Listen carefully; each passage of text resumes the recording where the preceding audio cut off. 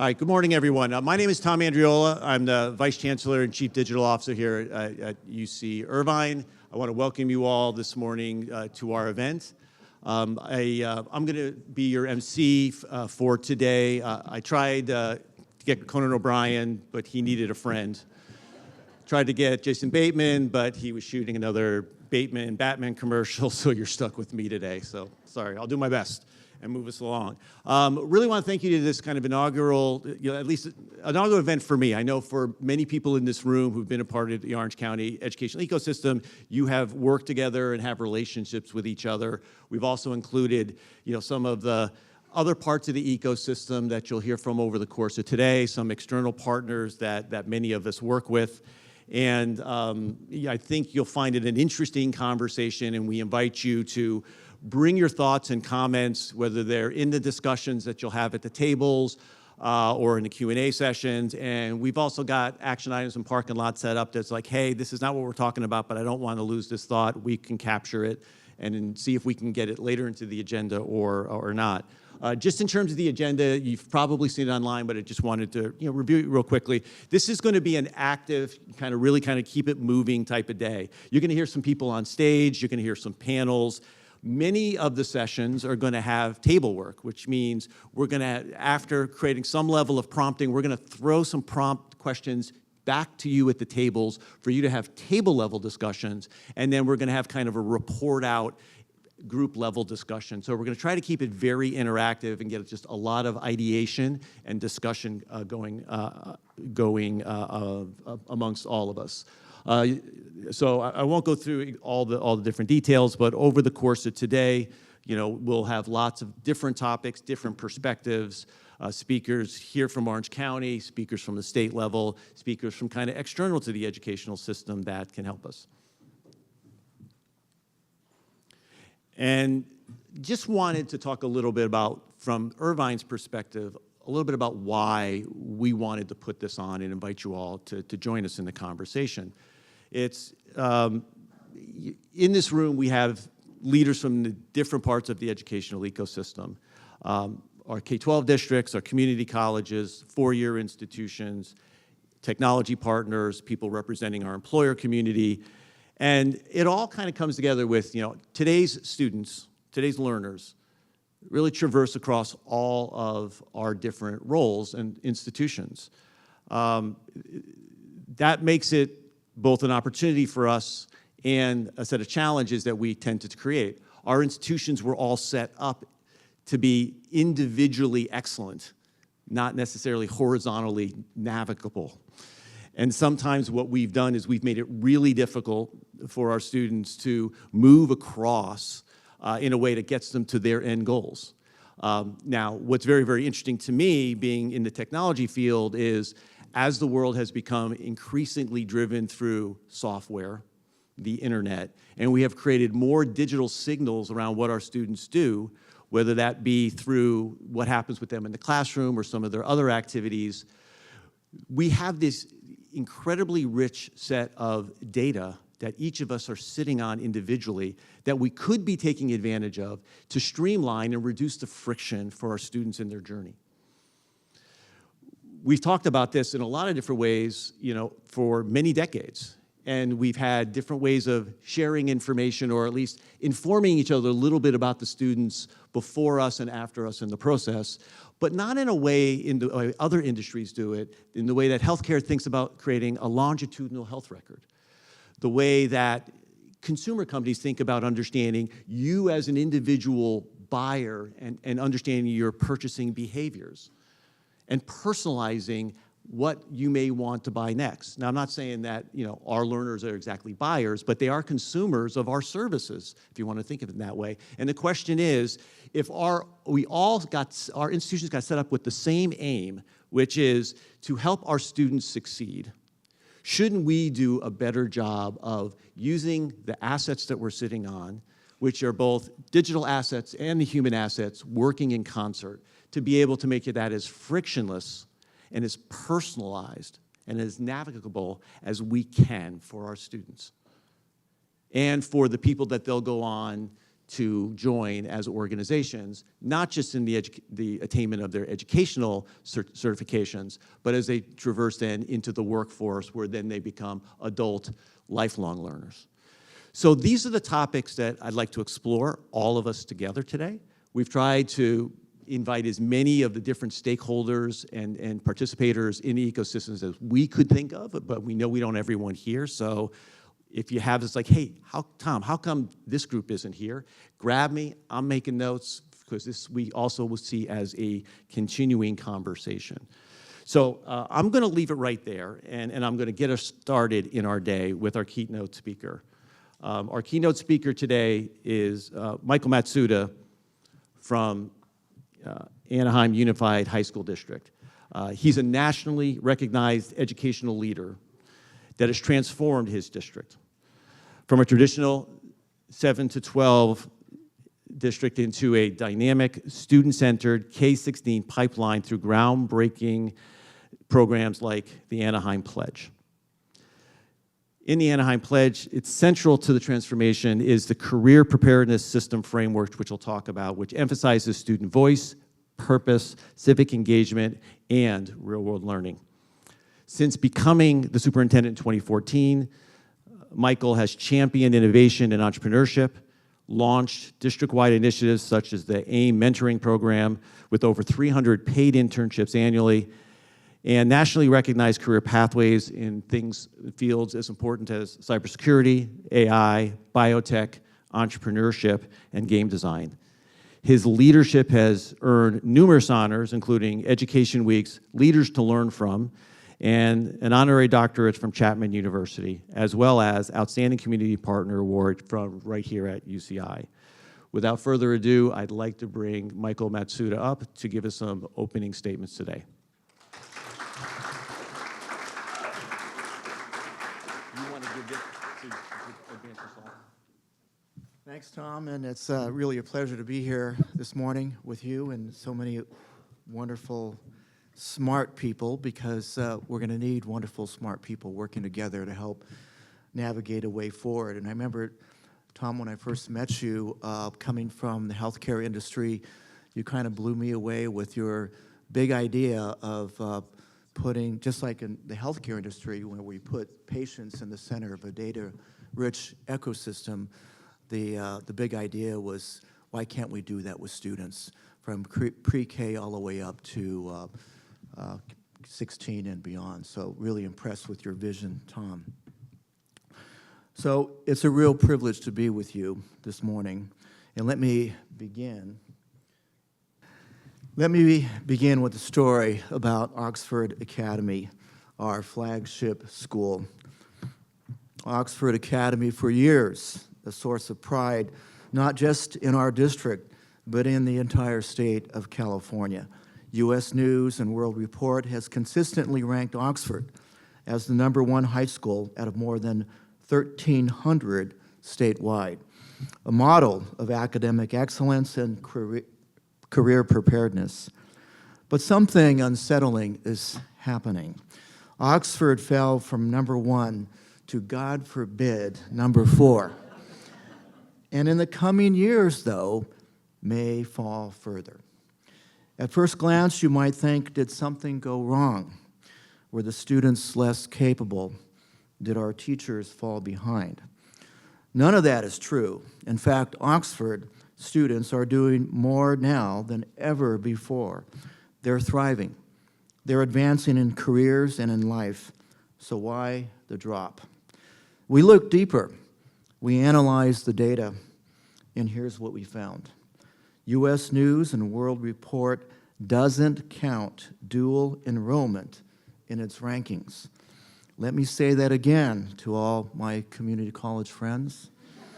Despite dual enrollment being one of the most meaningful indicators of college and career readiness and available in 47 states, it counts for nothing in one of the nation's most trusted school ranking systems. At Oxford, 100% of our students graduate having completed at least one dual enrollment course, and nearly half complete at least 2 college-level courses through dual enrollment. The school currently ranked #1 in the state, a school in a neighboring district outside of Orange County.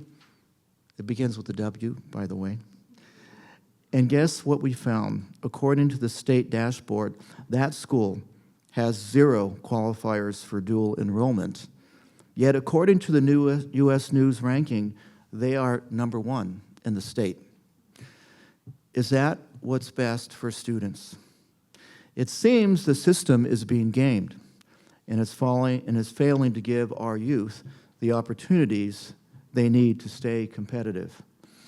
Oxford's experience highlights a critical flaw in how we currently assess school success, a flaw that becomes increasingly inadequate in the face of rapid technological change, especially the rise of artificial intelligence. And that brings us to the central question of today's talk. Are we measuring what we truly value, or simply valuing what we know how to measure? Because in this age of exponential data, in this age of massive shifts in careers, in this age of artificial general intelligence, that question has never been more urgent. With AI, machine learning, and digital platforms, we are now collecting more data on students than at any point in human history. We can track everything: logins, attendance, keystrokes, assessment results, even engagement patterns. But more data does not mean better understanding. Perhaps we should instead value what makes a difference for kids' lives. Too often, we reduce human potential to narrow indicators: standardized test scores, GPAs, number of AP courses taken. These, while important, are all lagging indicators. We equate academic rigor with a number on a spreadsheet. At AUHSD, our success in improving traditional metrics stems from a deliberate commitment to something different, a laser focus on student-centered leading indicators. We haven't aimed to directly alter the lagging indicators. Their improvement is a result, though, of this fundamental shift. In the age of AI, we recognize that we are no longer limited by lagging indicators. Our focus now is on harnessing AI's potential to cultivate leading indicators that are inherently personalized, nuanced, and truly reflective of each student's unique development and talent. And how do we bring this student-centered, AI-enhanced vision to life in our district? Through our Anaheim pledge, we've built a new kind of ecosystem, one that values real-world readiness and whole child development as much as academic content. Data drives our instruction at its core, shaping the experience of every student, every period, every day, not as surveillance, but as illumination. Our proactive approach involves leveraging leading indicators within our daily instructional practices. Think student engagement, authentic performance tasks that are meaningful and purposeful demonstrations of what we call the 5 C's: collaboration, communication, critical thinking, creativity, and compassion, and real-time formative assessments. These early signals provide insight into the learning journey as it progresses beyond just the final result. When students are engaged in designing solutions to real-world problems, when they show growth in collaboration, communication, and critical thinking, we capture that, not just anecdotally, but systemically. This is data we collect in ways that respect the learner and inform the educator. It's human-centered, actionable, and timely. The key insight here is that by actively nurturing these leading indicators, we are in turn fostering the lagging ones. These indicators represent the building blocks of the student qualities we value: persistence, pro-social behavior, content mastery, reflective capacity, student voice, student potential, and many more. Chronic absenteeism, A through G completion, high school graduation, and English learner progress, all of these are trending upward. But they are the result of a deeper shift in how we teach, support, and measure learning. We don't wait for the end of the semester to diagnose what went wrong. We intervene early because we've redefined what progress looks like. This is not theory, it's practice in the AUHSD. We've coordinated dual enrollment, college readiness indicators, and whole child assessments across our district. Not just random college classes, but strategic pathways through CTE partners, ROP programs, and community colleges. We're offering high school students exposure in fields like cybersecurity, biotechnology, public health and medical careers, game design, and of course, artificial intelligence. These pathways could not exist without robust, integrated, cross-content work with all of you. Ultimately, they build confidence, capacity, and purpose, and they instill hope across our pre-K through 16 institutions. And we haven't done it alone. We formed the Anaheim Collaborative, a pioneering partnership that includes Cypress College, Fullerton College, Cal State Fullerton, UC Irvine, and our feeder elementary districts, as well as the city of Anaheim. With signed MOUs and data sharing agreements, we're able to track our students' performance and success beyond high school. Let me say that again. It's really, there's a lot of folks that talk about collaboratives and their partnerships with higher ed, but the bottom line is access to the data sharing agreements. And you're going to hear more about that in the following panels.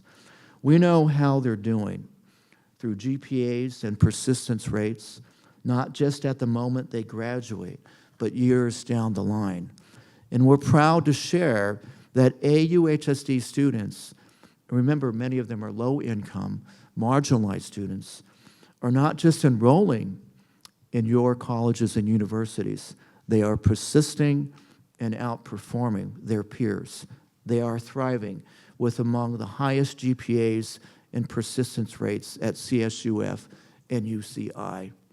This is what happens when systems align, when we take the long view, when we stop measuring learning as a series of disconnected moments and start seeing it as a journey, pre-K through 16 and beyond. But even as we celebrate that progress, we must recognize a deeper truth. We are living through a pivotal moment in history. Mustafa Suleyman, co-founder of DeepMind and author of The Coming Wave, reminds us of this in powerful terms. He writes, "The coming wave is a supercluster, an evolutionary burst like the Cambrian explosion, the most intense eruption of new species in the Earth's history, with many thousands of potential new applications." You know, I had to look up Cambrian explosion. And when you do, you're fine. It's mind-blowing what happened. This is what AI is doing. It's just exploding in so many different intended and unintended ways. The technologies now emerging, especially artificial intelligence and genetic engineering amplified by AI, will bring both unprecedented promise and unprecedented disruption. Suleiman describes a world where invention feeds on itself, where technology evolves not in a straight line, but in exponential leaps, colliding with other innovations, mutating and accelerating. It's what he calls a virtuous feedback loop, where breakthroughs become building blocks for even bigger breakthroughs. You've seen it yourself. Just take out your cell phones. Cell phones swallowed everything from cameras and GPS to facial recognition and banking. What was once 5 separate devices is now a single object in our pocket. But history shows us something else. Technology always comes with unintended consequences. Edison invented the phonograph to help the blind. Instead, he sparked the modern music industry. Alfred Nobel created explosives for mining. Instead, he revolutionized warfare. Gutenberg designed a machine to mass print Bibles. Instead, he catalyzed the scientific revolution and Reformation and redefined the power of Europe. These are what Suleiman calls revenge effects, where tools designed to solve problems end up creating new ones we never anticipated. And today, we're seeing the early signs again. AI models that once focused on specific tasks like translating languages or recognizing images have rapidly evolved into powerful, versatile collaborators.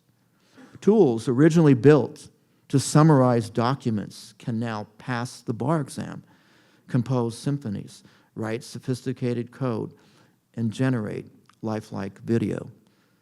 They're accelerating medical breakthroughs, democratizing education, and unlocking new forms of artistic expression. Far from replacing human potential, these systems are expanding it, freeing people from repetitive tasks and enabling creativity, innovation, and problem solving at unprecedented levels. The possibilities ahead are not just staggering, they're inspiring. And yet, our schools are still being measured by outdated metrics. We are preparing students for yesterday's world, even as tomorrow's world hurtles toward us. So what do? We must pivot. We must embrace a new vision, one rooted in human potential, not standardized conformity. And here's where history gives us a clue. In 1666, at just 24 years old, Isaac Newton invented calculus, laying the foundation for modern science. Centuries later, Albert Einstein published 4 groundbreaking physics papers by age 26. John Keats, who died at age 25, was perhaps the greatest poet in English language history. And of course, John Lennon and Paul McCartney, still in their 20s. I think John was 27 and McCartney was 29 when the Beatles disbanded. Can you imagine that? They were in their 20s when the Beatles disbanded. So the point is that genius often announces itself early and dramatically. But how many Newtons, how many John Keats, how many John Lennons do we never discover? How many brilliant minds in our schools are overlooked, not because they lack talent, but because they don't fit the mold?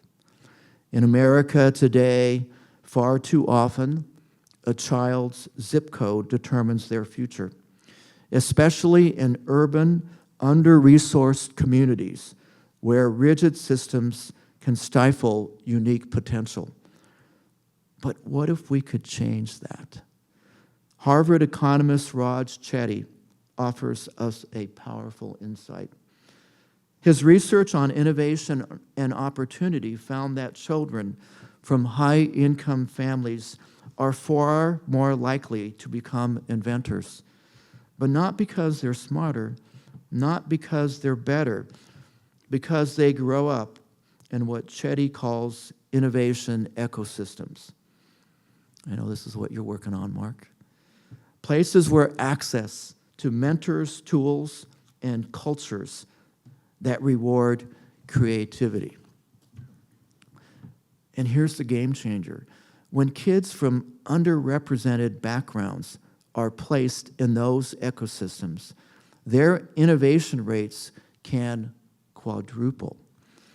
Let that sink in. Quadruple. That is the Cambrian explosion. This is the real equity work. Not just raising test scores, but uncovering talent. Not just teaching standards, but unlocking genius. Not just sending kids to college, but helping them invent the future.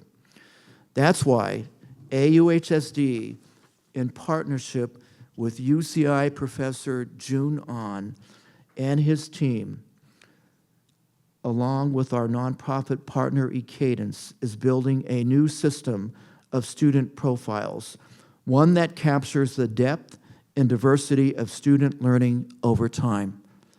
These profiles go beyond grades. They reveal the 5 C's. Capacities like creativity, collaboration, critical thinking, and compassion, skills that employers want and the future demands. And here's the vision. Imagine a world where higher ed doesn't just look at a test score, but a living profile, a holistic, data-rich story of each learner, where professors and advisors can surgically support students based on their real strengths and needs. That's the kind of system we're building, a pre-K through 16 continuum where no one falls through the cracks. Not because we added more surveillance or standardized every experience, but because we choose to see students more fully, more humanly. This is the future of education. This is how we ride the coming wave, not with fear, but with our collective courage, because the wave is coming fast. Our only choice is how we respond. Do we cling to legacy systems built for a different era, or do we lead with urgency, vision, and humanity? Let us choose to lead. Let us design schools not just to sort talent, but to discover it. Not just to measure compliance, but to cultivate creativity. Not just to prepare students for the next test, but for the next 100 years. The next Newton is sitting in a classroom right now. She is raising her hand. Thank you.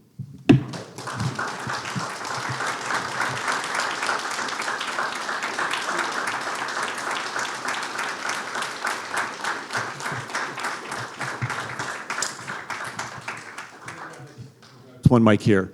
We do have time for a couple of questions. If people from the audience have questions for Michael.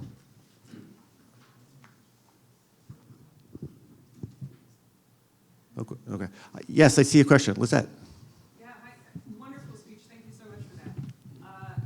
Navigating the ability to share data, and I think this is one of the conversations we were having in the pre-start, was how do you get to the point where people are open to the MOU discussion and being able to have access to and share that data? What if you were to say you have a recommendation for how to navigate that, what would be your insight for that? I think that's one of the big questions for the group, right? We, as Tom mentioned, I mean, this is the beginning. We would hope that we had more stakeholders here, but I think it's important for this group to really wrestle with that question, you know, and ensure that the data is goes both ways, right, between the district and the universities. There's obviously the big privacy issue. There's obviously the amount of trust that's needed because no one likes to expose their weaknesses, and I think that's the problem right now. because we've got to be real and transparent. People are afraid to somehow be judged. And it's that is really, I think, the core of what we have to address this afternoon, today. I'm just looking around to see other questions. First, the UCI people are always very full of questions. Richard, did you have a question? I do. Okay. Superintendent Matsuda, really inspiring as always. My question is if you could speak a little bit about how you overcome resistance from the institutions themselves, the educators within them, to adopting change. I was going to give you a data point. So at UCI, we've measured student use of ChatGPT and instructor encouragement. In March 2023, 12% of students are using it. Instructors are discouraging it. Mm-hmm. 2 years later, 60% or more are now using ChatGPT in their classes. Instructors, more discouraging than ever. How do you talk to educators that are, with the best of intentions, want to do what they've always done? Mm-hmm. How do you talk to them to help them think about a different way of doing their work? Well, as you know, Richard, the relationships between institutions always begin with relationships between individuals, right? And you're a leader here. Many of you are leaders here that we have developed relationships with, and these types of spaces are so vital to how we frame the change for our own people. We have a very powerful teachers union that there's a constant tension there. Universities have faculty senates and community colleges as well. There's a lot of reluctance to change. I think the opponent here is always the status quo. It's always easier to especially in times of uncertainty, to go back to what you know.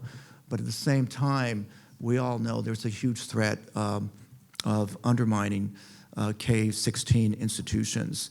And I think for us in Anaheim, that's sort of this common threat that's uniting us, actually, to move more teachers who were reluctant to embrace the technology, who are now coming on board because we've been working with our union leaders to acknowledge the threat. And I think we have to learn how to frame the change in a way that our people at the K-12 as well as the universities they see it, and that they understand that we are facing an existential threat here to our very foundation of education in the United States. And I would imagine that faculty here would understand that. Despite being tenured and protected by that, there is a higher calling to all of us here, and we have a lot of power and influence with our young people from in the pre-K through 16 system and their families. And I think this is a very, very critical juncture for our country. And I think if we frame it that way, we're going to get more people to come aboard. And I just want to say that this afternoon we actually have a session talking about dealing with resistance and change management. We've got a change management expert who will be joining a panel of, as Superintendent Matsuda is a practitioner, because change is something you have to work top to bottom in the organization. So we're going to talk about that. That'll be part of an afternoon session. Please, another round of applause for Superintendent Matsuda for his comments today and kicking off the day. Now, if our panelists would start to make their way up, I'll try a minute of transition. So I didn't grow up in Orange County. I've been here, a transplant, about 5 years ago, and I've heard this particular comment to one effect or another several times, which is, we have so much to work with here in Orange County. It's like an ingredient-rich kitchen, but we just haven't figured out the formula to bake the immaculate cake. We have vision. This is going to be interesting. People like Michael. We have incredible educational assets. we have organizations that, kind of push the needles. And this next session is called Building on Strengths, because it's not as though this conversation is starting from zero. It actually is based on a long history of relationship building, of working together across the ecosystem, but that has come with both successes and challenges and limitations, and we thought it would be great to make sure people understand that there's a lot to build upon, but we have to think exponentially, as Michael said. So I'm going to turn it over to Amanda Balboa to basically introduce and kick off our next panel. Thank you, Amanda. Great, thank you. Hi, everyone. I'm Amanda Valbuena. I'm the Director of Research and Evaluation for the Office of Educational and Community Partnerships here at UCI, and I'm really excited to moderate this panel today of a bunch of amazing colleagues that I get the opportunity to work with. And we've got some great representation across the boards. We've got some K-12, community college, CSU, and of course UCI. So hoping to offer a lot of perspectives and just share these successes and hopefully offer some building blocks for you as you go back and try to implement some of this. So I want to just start by giving each of the panelists a couple minutes to introduce themselves and their institution. Dr. Estuccio, why don't we start with you, and then we'll just move down the panel. Sure. Good morning, everybody. Thanks for coming.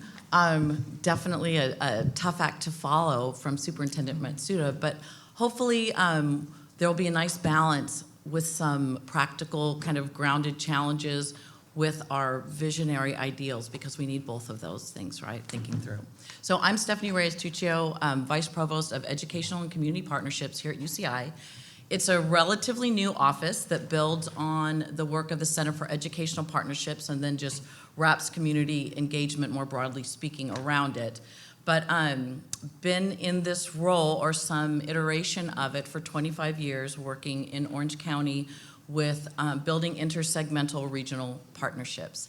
And the work, we wanted to talk about our institutions too? Or Yeah, I think our just student body. So I think one of the things that's really unique about UCI is the very tight partnership between our admissions and our educational partnership work, which is academic preparation, outreach, and most importantly, this regional intersegmental partnership. We've been able to build a really, truly amazing student body that's unique in the system. We're one of the most desired campuses. Some seasons we're the #1 choice of California residents or the #1 choice in the system for Latino students, et cetera. So we're highly desired, one of the most selective campuses, and also one of the most diverse. So, just under 40% first generation and Pell eligible students, just under 30% URM students. And we've been able to do this really through the kind of work that we're talking about here today. So really excited to be part of this conversation. Hello, everybody. Good morning. My name is Emily Wolk. I'm the Executive Director of Research and Evaluation for the Santa Ana Unified School District. And it's exciting being here with all my data friends all in one room, because you know how it is. You're like the one voice sitting with everybody else. So it's great having our friends here together. And all data come pretty much through our office. So we're responsible for the assessments, evaluation, analysis of all state, local, federal assessments that come through in our system. We also do a lot of work around not just assessing and evaluating.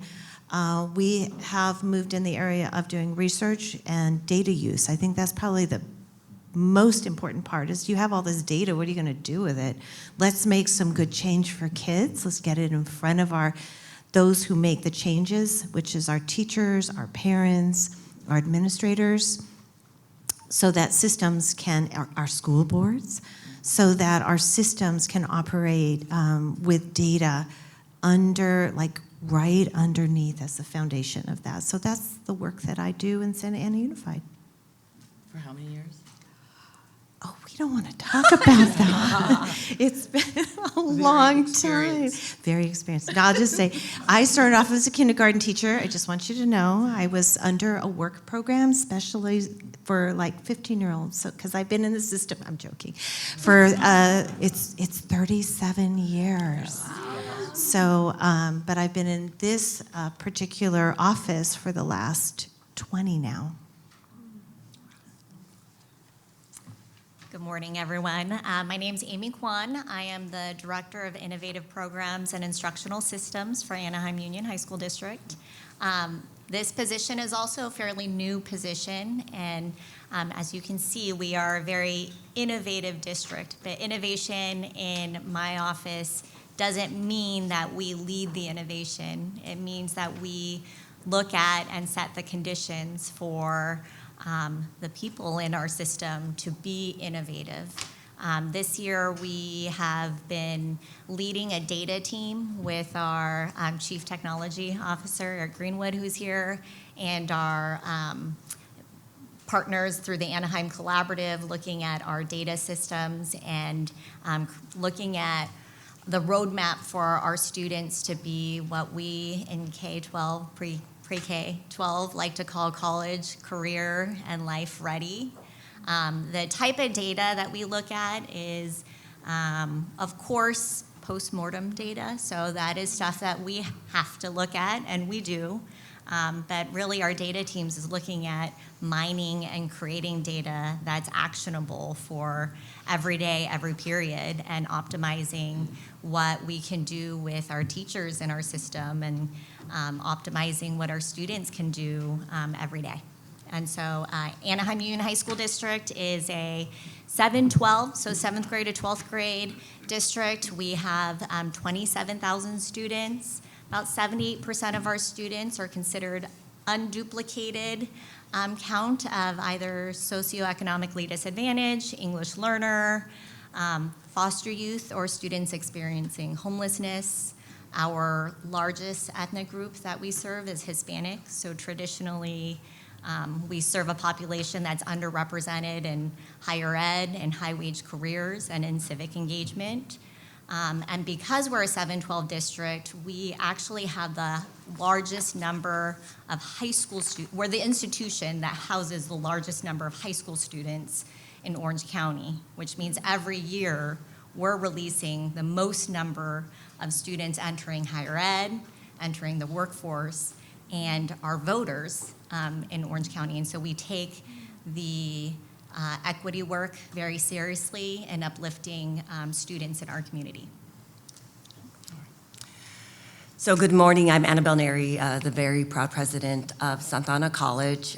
Before I speak about Santa Ana College, I've had 27 years of experience in higher education. I started with the Cal States and UCs, and then ended up with the most years in the California community colleges. You're probably asking, why is the president here at a data research or innovation conference? My PhD is in sociology. I taught upper division and lower division graduate studies, statistics, for both UC Riverside, Cal State Fullerton, and Cal State Long Beach. And ever since I was in administration, because I value, of course, research and innovations, I've always had the Department of Institutional Effectiveness and Institutional Research report to me as an executive dean, all the way as a vice president of student services, as a vice president of academic affairs, and now as the president, I have that office directly report to me. Santa Ana College, we serve, believe it or not, over 77,000 unduplicated headcount. Even though the community colleges, you probably heard over and over again, especially during COVID, that they can't grow, and they can't grow, and there's fiscal issues. For most every district in the California community college, that is in fact true. But Santa Ana College is the fastest growing college in the state and grew by double digits for 14 terms in a row when everybody said it was impossible to do so. Not only did we have unprecedented growth in over a 100-year-old system, we've had the largest growth in the shortest amount of time, securing the largest state apportionment ever in the history of the California Community College. A lot of it is driven by data, but I'm also known as one of the most innovative CEOs in the system. So instead of being reactive, which our system historically has been, We tend to be very proactive based on data research or trying practices that nobody has ever tried in our system. And not only did we grow in double digits for 14 terms in a row, we are now the second largest community college out of 116 community colleges. And Santa Ana College, when I arrived, wasn't even in the top 10 or 20. We're now #1 in online education in the entire higher education system in the state of California. We're also #1 for continuing education with the largest free workforce training in the state. We are also #1 in the academies, which includes the firefighter academies, first responders, and train. If you see law enforcement, first responder, or firefighters in Orange County, 99% of them were probably trained by us. And in addition to that, we offer the most baccalaureate degrees in the system. And bachelor's degrees with us are typically in the trades, so we don't compete with the UCs and the Cal States. A bachelor's degree with us is about $10,000, and typically the first 2 years are free, so it's about $5,000. And all the bachelor's degrees that we have chosen have starting salaries of $80,000 to $120,000, with only a cost of $5,000 to $10,000. So just to give you an idea, but we are now #1 in multiple areas in the state and nationwide. Good morning, everybody. Can you hear me? Yay. Good morning, buenos dias. My name is, I go by Liz, Liz Zavala Sevis. I'm the Associate Vice President of Student Affairs for the College Access and Career Pathways portfolio, if you will, at Cal State University Fullerton. I like to tell the story. I'm homegrown from the Anaheim Unified School District. I'm an alum from CSUF. I really feel like this is family. So part of the introduction, I just want to say that beyond the data that we're going to talk about and the collaborations, this is family. It feels like family to me.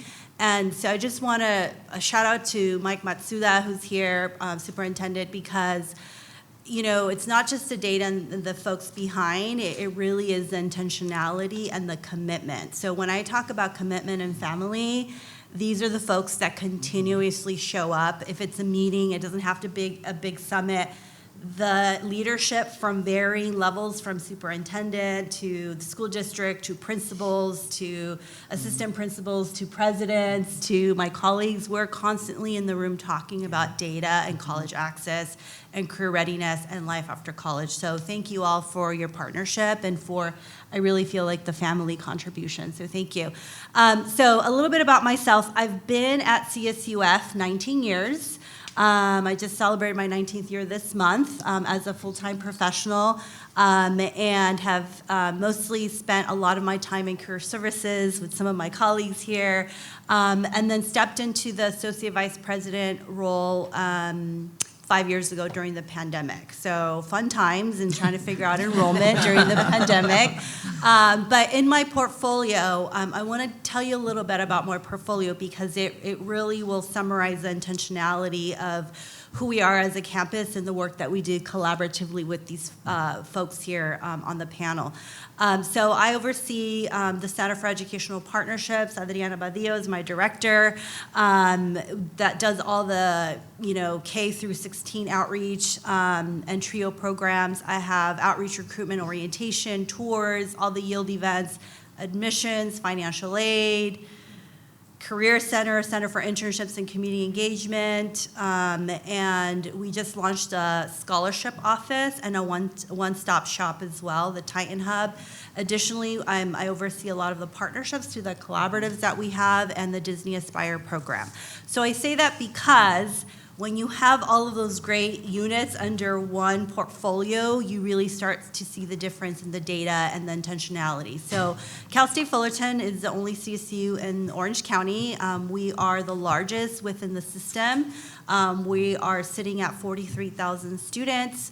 We're a Hispanic serving institution, and at PC, we've received the Seal of Excelencia and the recertification for the Seal of Excelencia that is provided by a nonprofit organization that is not just willy-nilly given. You really have to go through a very rigorous process. And I say that because it's not just about the enrollment piece, it's about the serving piece. And a lot of what we're going to talk about really talks about serving our communities through the partnerships. And a lot of the reasons why our enrollment is where it is because of these collaboratives and the partnerships and the data sharing. A lot of our partnerships were examples of excellencia that we put forward for the application of recertification as well. So it really talks about the intentionality behind the work that we do. And so I'm excited to be here among family, like I said, and so thank you for the opportunity for allowing me to be on this panel. Thank you all. So I just want to share with you the question that we kind of came up with in terms of framing this panel and what we wanted to know. And that is, as institutional leaders, we'd love to hear how you have used data to drive collective action, to benefit students, and further institutional goals. So as we started thinking about kind of success stories that we could share, that's where we started. So Amy, I would love to ask you to start. So kind of bridging off of Superintendent Matsuda's talk this morning, we know that Anaheim is known for using multiple sources of data and multiple types and levels of data. So I would love to just hear you say a little bit about that. Okay, you might have to give me a time limit. Let me know how much time we have. You know, we have data people in the room, so we love talking about our data. But AUHSD's data story really starts when Superintendent Matsuda becomes superintendent about 2014. And the first thing he really did was take a hard stance that our instruction is not going to be driven by test scores. And so when we think about data and driving what it does in our system, the test scores are narrow, it's limited. You get it at the end of the year in the summer when the students aren't even in the class with the teacher that was there for them. So building a system around that, we just took the hard stance that it's not good for students. And so what that means is not just in words, but we eliminated the use of interim assessments to prepare for the test and took a hard focus on whole child. We're going to focus on a whole child approach.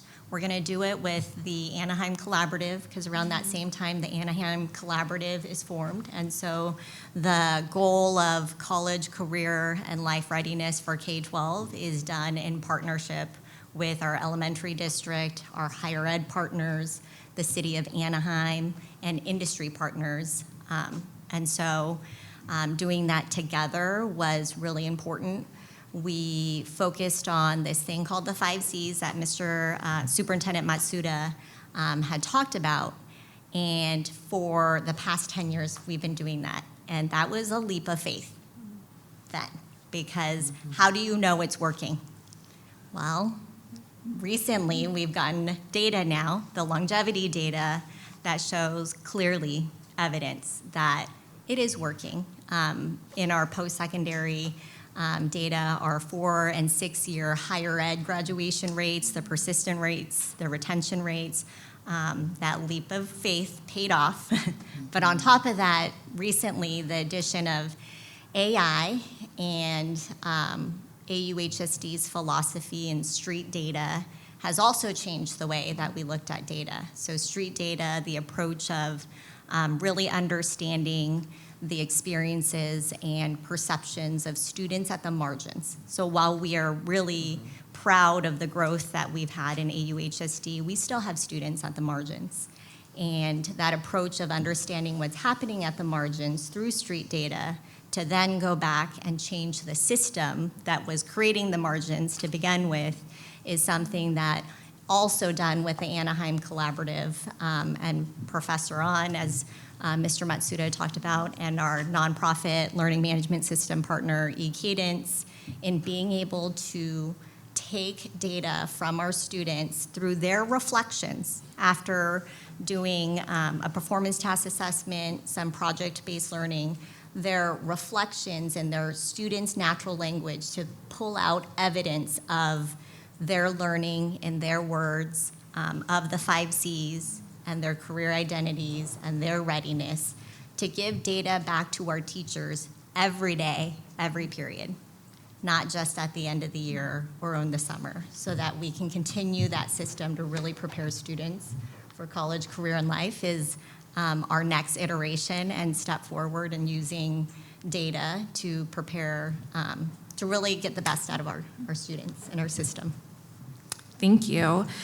So you mentioned a little bit about getting data from the higher ed partners, and you've been working recently on forming an intersegmental data team, kind of getting off the ground. Could you tell us a little bit about that, maybe who's involved and how that's going? Yes, so the Anaheim Collaborative, we got Cal State Fullerton here. We have our North Orange County Community College representatives, Carlos Ion and Gabriel, I think I see you over there. UCI, of course, and our team.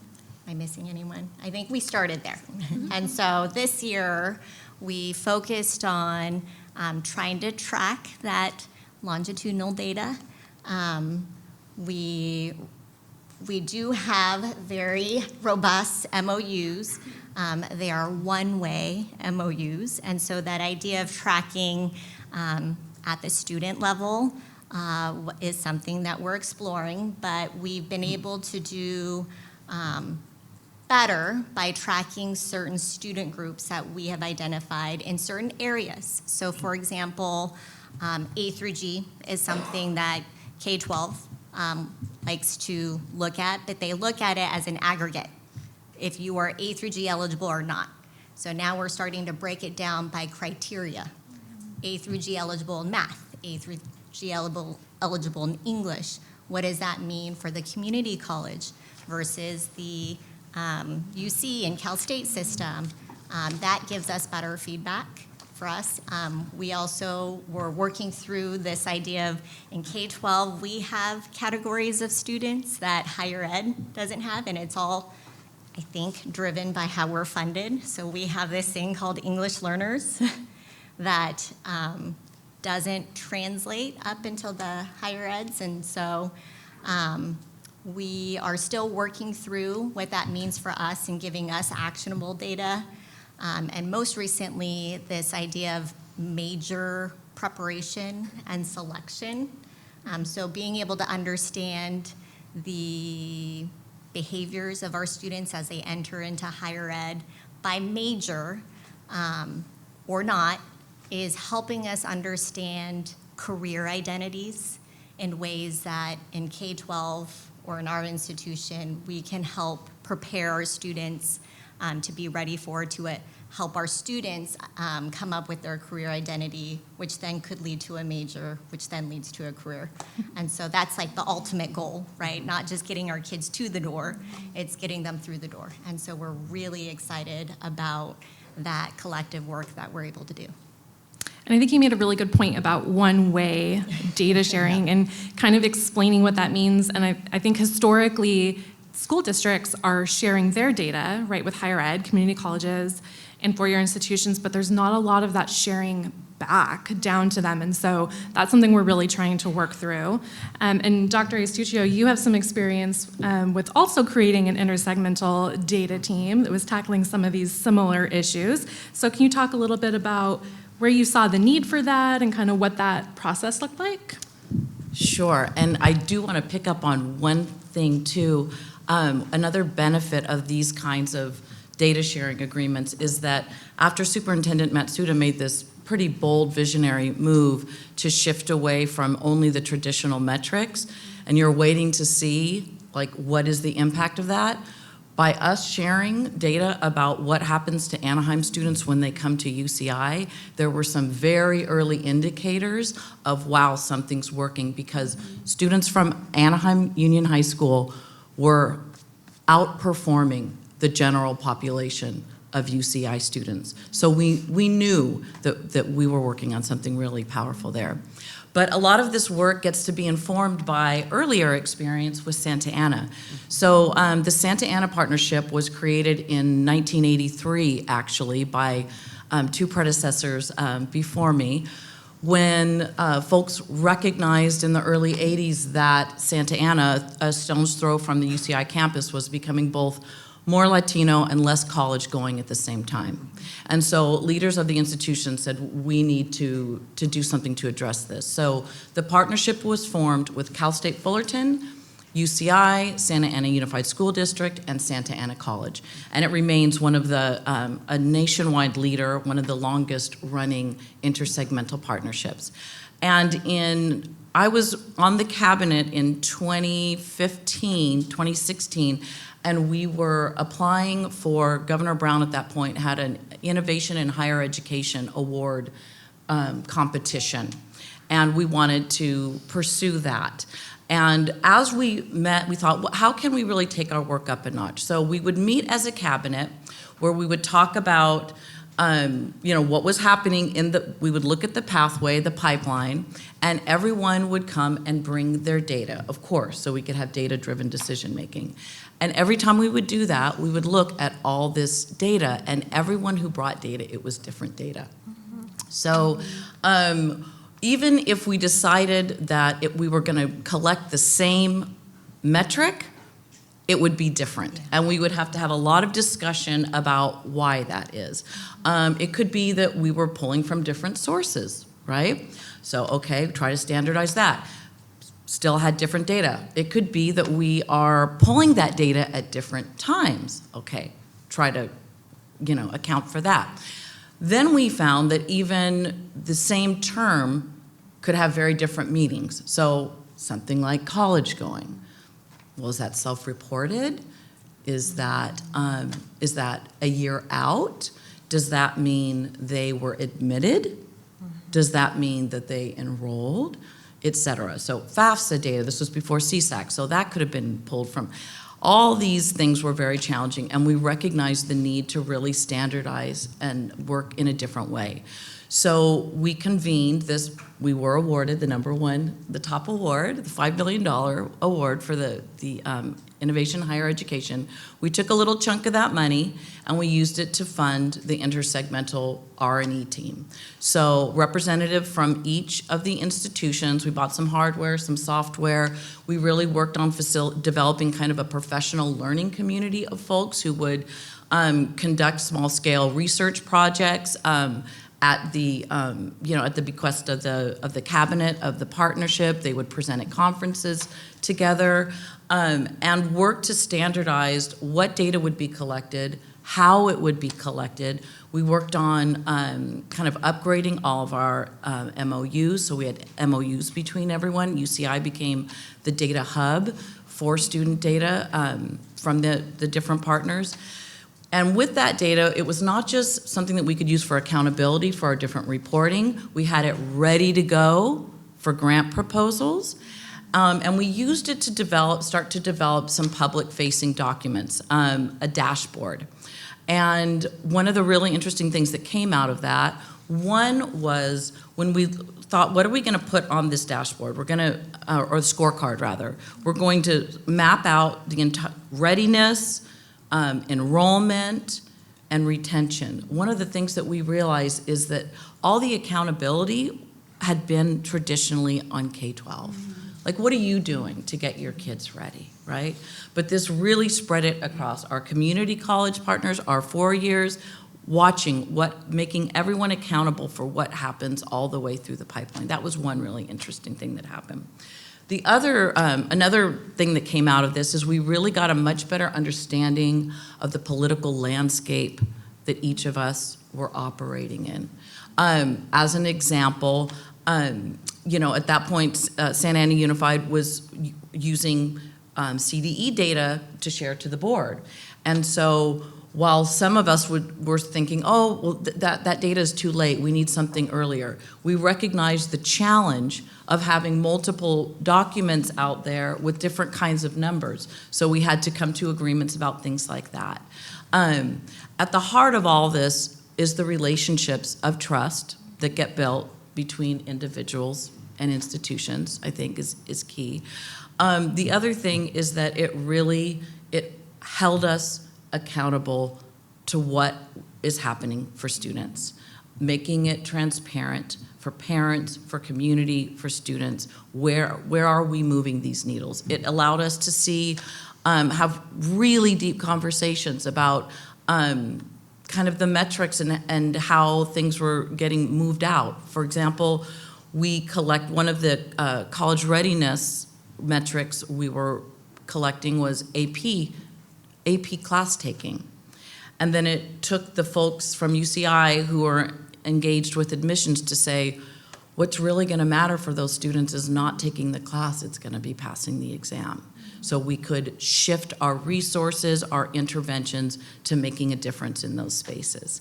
And we were able to see really, truly move needles around A through G, completion, college going, et cetera. So I'll stop there because like Amy, I could go on all day. Oh, thank you. So, Emily, I'm going to pass the baton to you because you're actually part of that intersegmental data team. In fact, a leader in that intersegmental data team. So I would love for you to share your experience in that a little bit, as well as maybe a little bit on the research study that we were able to do with that data. Yeah, so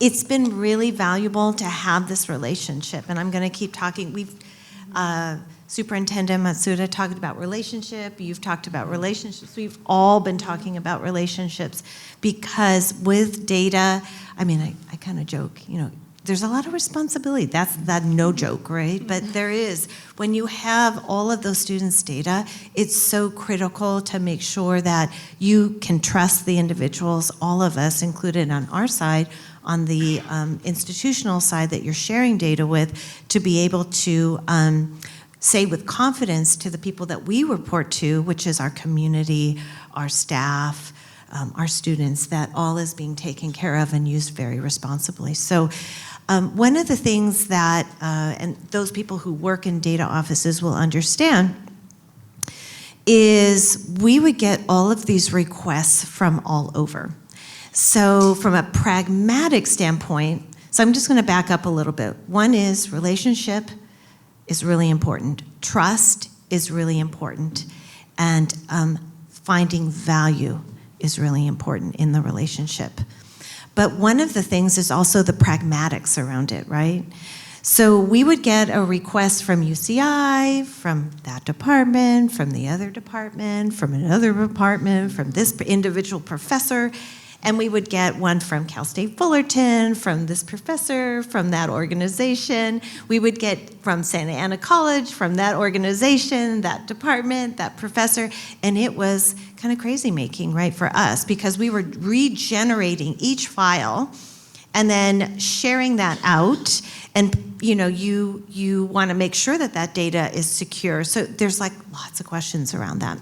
So when we started this relationship, having, and Amanda was a critical individual alongside all of us, working with us, is that having one location was actually very game-changing. So the data sharing, the way that we have it is we share with UCI, UCI shares with us, so we have that mutual relationship. But then all of our other institutions, Santa Ana College, Cal State Fullerton, they operate with them. So now it's like a one-stop shop. We share with UCI, and then UCI has their individual data sharings with other people. So now you have a hub. And that has been a game changer for us as far as data is concerned. So just put that little seed in there as a value added for those who are looking for data and for those who are sharing data. And then the other thing is it's kind of this bi-directional value, and it almost sounds like an exchange, but you have this trust with individuals because like Amanda will call, she'll text me, she'll call me, we have each other's cell phones. Hey, Em, I need that, you know, this file because we got this going on. Okay, no problem, done. It's sent to them and it's uploaded. And also too, with different professors, we have opportunities to come to UCI, and I call it like dating, like we have power dating, where you'll have the university professors and they're looking to do different studies, and maybe we could work things out and we talk, and you know, then we date, and maybe we get engaged, and then we get married, you know. So, and then we do a study together. It's awesome. So so that absolutely does happen. And one of the professors, Dr. Hanselman, Paul Hanselman in particular, was one of the early kind of come to Santa Ana, and it worked out that he had a grad student, and this was part of our relationship. And I'm a huge person in co-constructing the study because, I mean, I get it. We can absolutely share the data with you, and as an institution, and we understand that there's parameters around some of the grants that you have, and so we understand that. But we're trying to also find value obviously for our students, right? So that we take the data, learn from the data, make changes with the data that's provided, and benefit from that, and have it benefit everybody, right? You as an institution, us as an institution, and obviously the kids are the winners. This one in particular started setting the expectation and stage for that, where he had a graduate student. Her name was Michaela Santos. I think it's important to say that because she did work really, really hard, and under the tutelage of Dr. Hanselman. And what they did was they came to Santa Ana and they said, hey, she needs a thesis. And we're like, yay, we could use a graduate student. This is awesome. And this is the problem that we have. So we started with that problem, and then from the problem came the question, from the question came the structure, the setup, the methodology, right? And the data sharing of the data. And it was around Santa Ana College, actually, and how Santa Ana students in the unified system, how they fared when they went to Santa Ana College, and what were the greatest predictors. And we kind of looked at it and we went, when she did the analysis, it was, typical stuff, GPA, right? You're like, that makes sense. And then it was around, how they did in their AP test. Oh, okay, that makes sense too. But the thing that we didn't expect was that chronic absenteeism. Now remember, this was prior to the pandemic. Chronic absenteeism was one of the significant and surprising indicators. In retrospect, you kind of go, yeah, that makes sense. But at the time, I was like, oh, that's interesting. And then the social networks that they have in after-school programs. So we thought, oh, wow, it makes a difference in the social network that they have, their camaraderie with their friends. So knowing those surprising findings, and this was before the pandemic, during the pandemic, which was like 2 years after the study was done, we kept reflecting on the study that was done, and we would resurrect it and say, remember the study that was done? We learned that chronic absenteeism was really a significant indicator of whether they'd be successful, meaning that they would finish their first term at SAC successfully. And so it made us change our minds around ensuring that students were consistently attending classes. In fact, it was even the week, like 0 to 5 days made a difference at their performance at Santa Ana College. So I think what I'm trying to say is the relationship is super important. The co-constructing is super important so that we're all win. And then ultimately, because of that relationship that was created and the data that was found out, the results that were discovered, was it fed into this importance of having this partnership and continuing that relationship. Great, thank you so much. All right, so Dr. Neary, I would love to hear from you in terms of your perspective as a community college president.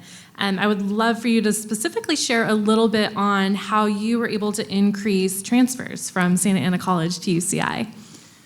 So, I was lucky enough, the partnership and the relationships were here, and I must admit, between Stephanie and Liz and Cal State Fullerton, UCI, it was just a big warm embrace. But I also saw sisters, right? We all had personal stories where we were the only women of color in the room. English maybe wasn't our first language. I was born to undocumented parents, and it was clear that we cared about our community and our students. So my peers and my system hate when I say this, but enrollments is the easy part. It's getting our students to stay and complete, because that's the real work and that's the hard work. And then it doesn't stop there. It's to get them into the workforce with living wages so we can change their lives and their families' lives exponentially, and the trajectory of their lives, right? And a few things. So once when we were on this kind of enrollment machine, we refocused and I announced a completion agenda. And then I had to share with my college that we had the worst transfer rate in Orange County. Yet we're an HSI and a PZ, and we are the most diverse, one of the most diverse California community colleges in the system and in Orange County. So I went to my partners and explained that, and I kept telling ourselves that and we had significant equity gaps as well. So one of our most atrocious transfer rates, believe it or not, was to UCI. And this is how committed we were. Me and Stephanie met. We were so committed, and our schedules are crazy. We met every 2 weeks with superstar teams, right? With Amanda, with my researcher, and so forth. And we realized, so I did a few studies that I'll explain at Santa Ana College, and that one we're working on. But to me, this was an easier one because of our data sharing agreements. So we figured out that a few things, 3 things, that even though we hand them, our students are ready to transfer at UCI, they needed a warm handoff. We needed more intervention from their families or opportunities for their families to be part of that experience, and we talked a lot about that. And the third part is, at the California community colleges, our class sizes average between 20 to 40, and they have really strong relationships with their counselors and faculty. And that if the faculty was part of their experience, that they wouldn't be as afraid, or we called it the warm handoff. So basically, we worked with UCI. They gave us the list of all the, we narrowed down the students, because the other mistake we do is we try to market to everyone when they're not necessarily all tag eligible or they're not eligible for transfer. So we narrowed our students who would be tag eligible, right? So now what seemed like thousands of students was easy to work with, like 200 to 300 or 400 students. We actually worked with UCI, and they met at Santa Ana College where they were comfortable. We had their faculty or family members join them for tag workshops here, right? And they were part of the entire experience. Then they came back again with their counselors, their faculty, on the bus from Santa Ana College to complete their UCI application. So we realized by having their faculty share, or their family members or their parents, some of them were volunteers that share that experience, UCI didn't look so scary. We found out from the data, we increased SAC transfer applications and tag admissions by 35%. And we actually did some follow-up work with UCI, and I had my folks, you're gonna be okay, let's walk the campus and do some extra activities. And then by the time we were done, the admissions increased by 19%, unheard of in less than a year of work, right? And normalized like this experience, right? So we shared that with Cal State Fullerton, but Cal State Fullerton had a different ask. We already worked pretty tightly anyways, and Cal State Fullerton gives us how successful our SAC transfers are regularly, and just recently in a convening with their new president. And then what we learned is our SAC transfers that go to Cal State Fullerton, they have, I believe it's a 2-year window. They finish their baccalaureate degree at 60%. In a 3 to 4 year window, they finish at 85%. So we already knew we had successes, but what our partnership was a little different. Our partnership was to help them with the freshman class, because they know if they come to SAC and we hand them back, that they will have an 85% chance of completing their baccalaureate. So what we now are doing with Cal State Fullerton, we're taking all their freshman students who didn't even start their first class, and we are, again, hi, we're Santa Ana College, we have a partnership. We tried an orientation at Cal State Fullerton.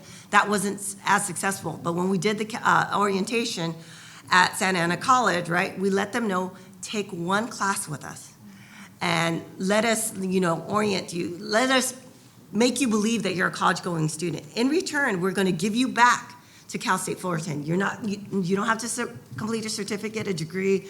We're going to give you back, and we're going to give you our endowed scholarship that we have with Cal State Fullerton. So you'll get a $500 scholarship. All you have to do is take one class. And what we're going to do with those students, we're going to treat them like a college student. You are meant to go back to Cal State Fullerton, and we're going to help you get there and give you the tools, right, with our resources. And so we're working on that. Now we're starting with a handful of students, but we expect that to grow because they already know that once we give them one of our ADT, Associate's Degrees for Transfers, one of our, any SAC transfer, that they're going to finish at 85% and so forth. And then they've even offered to teach classes at Santa Ana College, or we teach classes at online with their Cal State Fullerton if it's because they need small class sizes. And we're working with their transfer program that they have there for community college transfer students. And then the last thing is part of the completion agenda. To tell you the truth, Santa Ana College was so large when we grew. I'm used to home growing a very innovative program and scaling and replicating, but I wasn't sure why we had the lowest transfer rates or the lowest, one of the lowest degree or certificate when we have one of the largest student body. So we did two things. That's why I knew I had to speak to both of them. We did two things. Just like Amazon and Google knows how you like to shop, we created a student profile about student behavior. And I gave them a score for interlocking privileges and interlocking privileges and interlocking oppressions, so that I can tell why are we. So I had to start from the basics, which I normally do. So I had to do a fall to spring persistence, find the group with my largest disproportional impact, which was men of color between the ages of 22 and 44, two different groups. And I gave them a score, a profile, based on what I call interlocking privilege or interlocking profession while controlling for demographics. So with this group in particular, for the ones who succeed despite being the most significantly disproportionate impacted, we are now having focus groups and interviews with them to say what caused you to move on. Then for the ones who didn't, we're actually conducting the surveys and focus groups to find out why did you leave and what could we have done to make you stay while working with my transfer partners. So that is occurring now as we speak, because if I can close the fall to spring persistence gap, then I can start working with first year completion, college level completion. But it's a profile score of anywhere from 0 to 10. And I can share more about that later. But part of that is we're using regression to predict the student behavior and get them their interventions earlier in a seamless way. But most community colleges don't function that way. That's why I knew how to turn to my partners, and they already had the data, and we're already at the table willing to help. Thank you so much. So you shared that great success in the first year for transfer, and as admissions for this year is kind of rolling out, I'm really happy to say that there was another 20% increase this year. So keeping up that momentum, it's really great to see. As somebody that primarily focuses on data that you hope will get used, right? If you're in this kind of seat, you know what I mean. So to sit in these bi-weekly meetings and just see roadblock after roadblock be knocked down because of the data is so exciting. So, I mean, Dr. Neri was just like, well, yeah, we're gonna bring them, we're gonna feed them. And I'm gonna find those students and we're gonna meet with them and we're gonna take them to UCI and we're gonna make it all happen for them. So that was really exciting to be a part of. Dr. Zavala. Hello.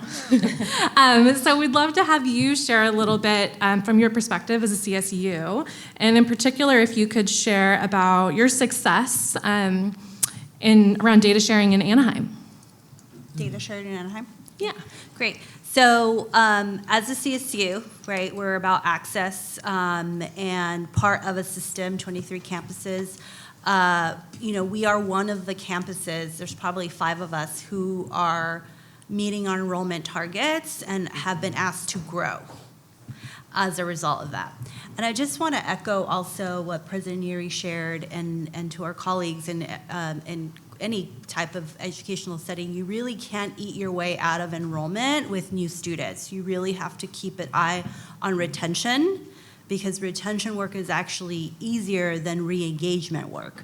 Once students are either not persisting or re-enrolling or on academic notice and are disqualified, it is much more challenging to try to get them back, which is why some of these partnerships that President Neary is talking about are so important, because we're really trying to think about,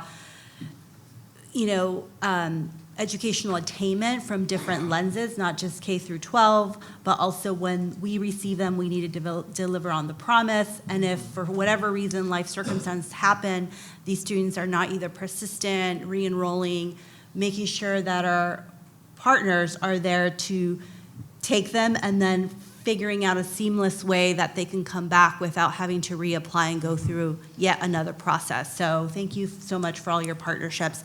In regards to the Anaheim Collaborative, right, we're also part of the Santa Ana partnership. There's a lot of success stories, and in regards to data, definitely utilizing the data for the various goals that your institution has and that the partnerships have. We've been really fortunate to work with the collaborative and showcasing a snapshot or a scorecard, right, to talk about what is happening as part of the Anaheim Collaborative within the school districts and what is happening to students once we receive them at Cal State Fullerton, how they're persisting. So that data has been instrumental in really shifting gears and also allowing us to work with our partners to think about the interventions, right? Because it's one thing to look at the data and not do anything about it, but when you're seeing A through G completions and then disaggregating that data further, like Superintendent Matsuda talked about the English A through G, right? We need to intervene quicker as opposed to the 12th grade. And so that has really been instrumental in how we shift the interventions that we have through our TRIO programs and the collaborative and as an institution to ensure that we meet the pledge goals, but also our institutional goals, which is making sure that we enroll our local students, that we provide college access, college readiness, career readiness. The financial component is huge.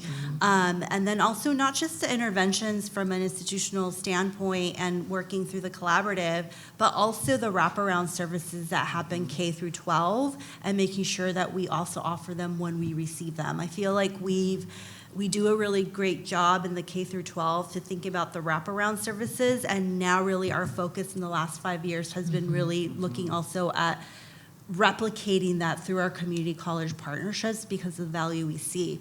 And similar to what my colleague Stephanie mentioned, through the data that we receive and the profiles and the snapshots, we are also seeing how the impact of this collaborative, right? And so it's by no surprise that for fall 24, we had the largest amount of applications, admits, and students who actually enrolled at census from AUHSD, right? That doesn't happen just kind of sitting back and hoping that they come. It's all the intentionality of the data and how we utilize it.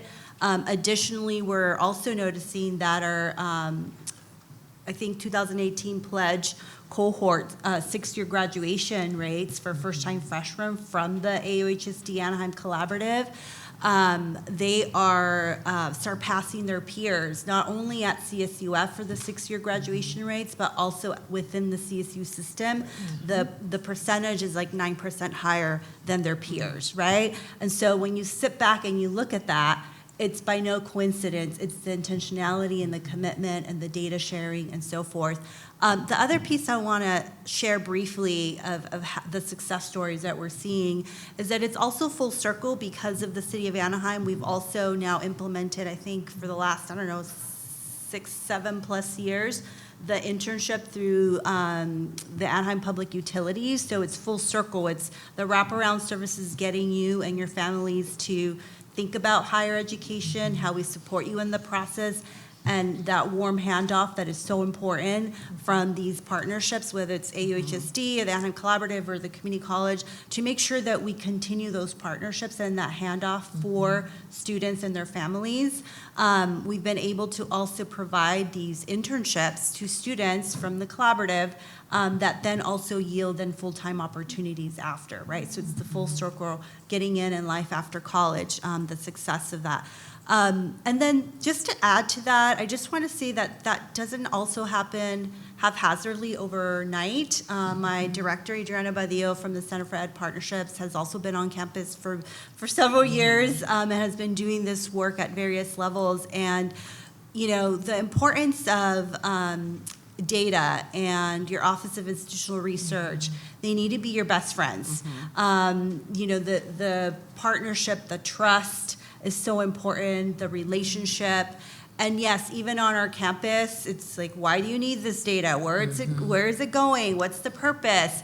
And so I think my director was either very persistent or very influential in finally getting our Office of Institutional Data to create us a Tableau dashboard where now we don't have to make those requests. All of that data is there from our partner schools that we can then identify how many of the students are applying, how many were admitted, how many of them have not yet committed, and then we create interventions around that, right? And so, and then being able to provide that aggregate data to our partners from either a scorecard of, you know, how many of your students from which schools are applying, how many are being admitted, demographic data, financial aid data, and then when they're here, how are they persistent from year to year over time. I think that we're talking about like future asks, but definitely I think that the other picture of that would be looking at career outcomes data. I think that's still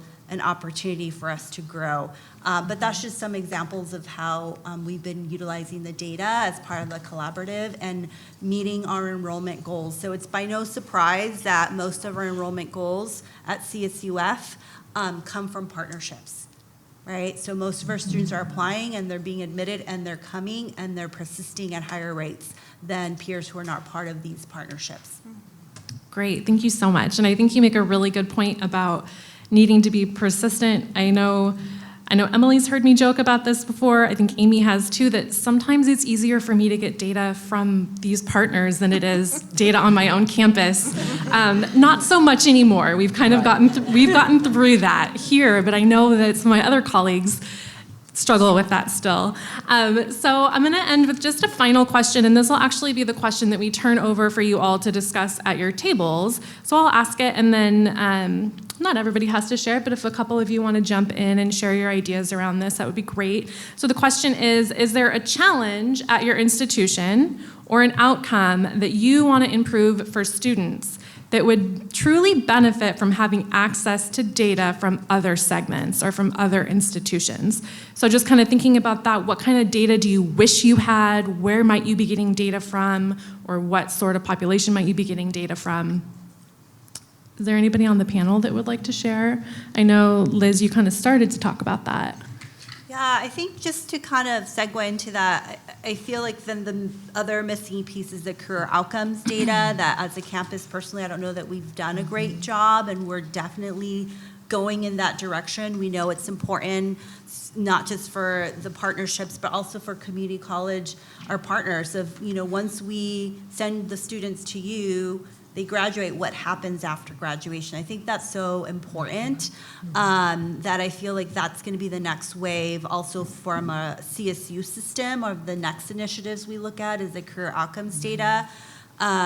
More timely data would be great, I think, for our purposes of, you know, identifying from our partners before the 12th grade. I think we've done a good job, but also from a community college, like who's eligible to transfer, and or even at the K through 12, if students may not be perhaps meeting A through G, you know, our goal here really is college access and reaching higher education, and we have so many partnerships that we can utilize that data to steer them in so many directions, right? So we have guaranteed admissions with these schools. We have, from a CSU perspective, we have the transfer success pathway that guarantees a pathway back if they go to one of the community colleges. In addition to our very tailored MOUs that we have with like Santa Ana and our North Orange County Community College, et cetera. There's just so many possibilities that I think if we have the data sooner, there's more interventions and outreach that we can steer that family towards. So I do have good news. In my previous institution, we were 1 out of 2 California community colleges selected to partner with Equifax for a career. And that's how, in our previous institution, me and my director there, who actually now is at Santa Ana College with me, were able to show and demonstrate how we moved, by completing with us, they moved by 1 income quartile, and how many moved from the bottom to the top. And the bottom to the top was interesting because that's who I went to ask for money. But we just landed the Equifax contract again, and because of our partnership, my hope is we can get all the alumni in our pathways, and we can find out. We're going about 10 years back, so we can align it and work together, and you can work with Dr. Martinez on it. But we landed the Equifax contract. We're getting the Equifax data this summer, so we will have the career outcomes for our pathway. So I think that's going to be really interesting to look at. And we can also go there and ask them for money. Yes. That's amazing. Fantastic. For my foundation. Fantastic. I know there's others in the room that would be interested in that data too, so that'll be great to have those conversations. Absolutely. Anybody else on the panel that would like to jump in? I'll just share, this is a big interest for us at UCI too. Part of the reason for the redesign of the office and broadening community engagement would be to build relationships with industry partners so that we can help students go all the way through college to career. And we recently have a couple new designations demonstrating high access and on the one end and high earnings on the other end through both the Carnegie Foundation and the College Futures Foundations, who've just named UCI one of the top in the country. So that's a big focus for us, and we're continuing those conversations and want more of that labor force data. I'd say the other thing from a college access point of view that I would love is to better understand the undermatching. So one of the things that we learn at every system-wide convening is that there are still way too many students in the state of California who are UC eligible but choose not to apply to a UC. Not to say that everybody should go to a UC. There are good reasons to choose other institutions, for a particular program or whatever. But the challenge is that the majority of these students who are doing that are underrepresented, first gen, and low income. So I have a very strong suspicion it's more than just making informed choices. And we want to make sure that every student who is eligible and for whom UC would be the best choice, that they are making that choice to apply. So I would love more data about those students who are eligible, so from K-12, who are eligible and yet choose not to, and then doing some focus groups to get some qualitative data around student decision making. And as you've heard on this panel, we start with the data. It leads to a discussion about intervention, right? So then how can we really be strategic in which students we're targeting and what do we have to address? Is it their fear of unknowing about financial aid, or is it that they think that they're not academically prepared, or what is it? So anyway, that's what I would love. I think more data is always good data, but it's really about what you do with that data. And so there's really 2 systems that we're hoping to disrupt right now. And the first one is the system of teaching and learning, how data drives the K-12 sector and how that data is used every day, every period, and moving away from this is something you're supposed to know, you don't know it, we're going to teach you to do it, and then mastering it, versus toward a more whole child data approach. AI, more now than ever, is giving us access to understand our students, the way they talk about themselves, and nurturing their identity and their purpose and meaning for college, career, and life. We believe that that will help. The traditional metrics will show for itself in choosing to go or deciding or staying, however we want to define that. And the second part is the as Mr. Matsuda talked about, that dynamic of selecting and sorting. When we talk about higher education and hiring and top percentages of students by a very narrow metric, shifting that system toward best matches and helping give employers, higher ed, anyone, students themselves, better data for them to understand what would be a best match for them, because we believe when that happens, really everyone wins. I think for us in Santa Ana, we're TK all the way through grade 12. Actually, we start in preschool. So we, I think our holy grail right now is we just completed a graduate profile. What do we want our students to be able to know and do upon graduation? And it's not your traditional measures, right? So A through G is certainly one of them, but then, you know, how do you measure critical thinking? How do you measure being an architect of learning? You know, a competent communicator. So all of those things. So we're looking at alternative measures that we can create that will demonstrate what students are able to do, and not waiting until the exit portfolio at grade 12, for example, which are occurring now. But how might we look at that in middle school, in elementary school, and even with our littles at the very beginning of their educational journey. So that's kind of where we are too. Great. Thank you all so much. We really appreciate your time and all of your expertise that you were able to share here today. And I hope that if you have questions in the audience or you resonated with something up here, that we'll get a chance to talk to you more about each of these projects. Thank you.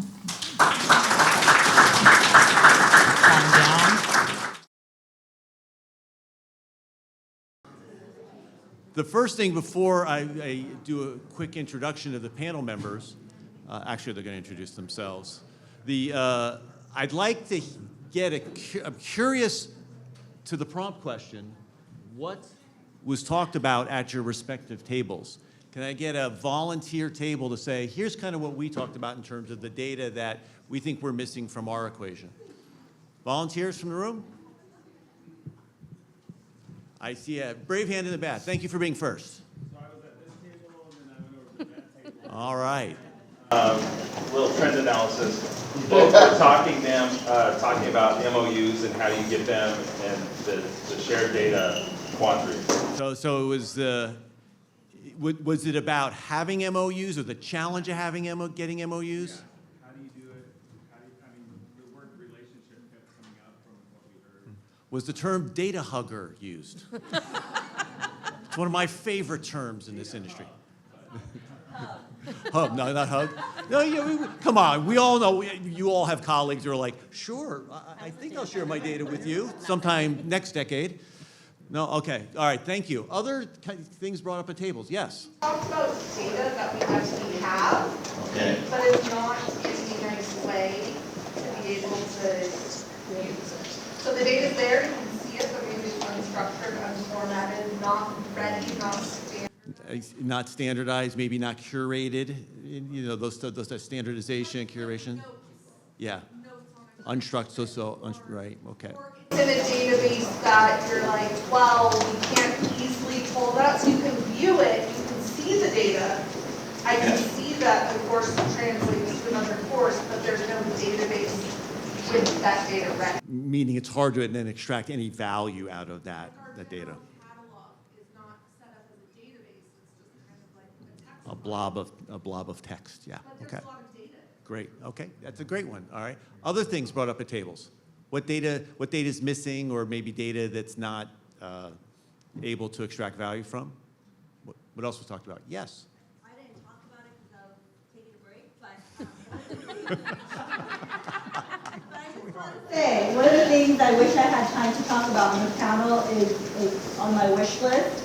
I think once you get past the relationship of data, people storing data, and they get the institutional trust of like, oh, this is going to be a really good thing, the next big hurdle I find, at least on my campus and some other campuses, is there's the willingness, but then there's the IT infrastructure data security piece and risk management, contracts and procurement.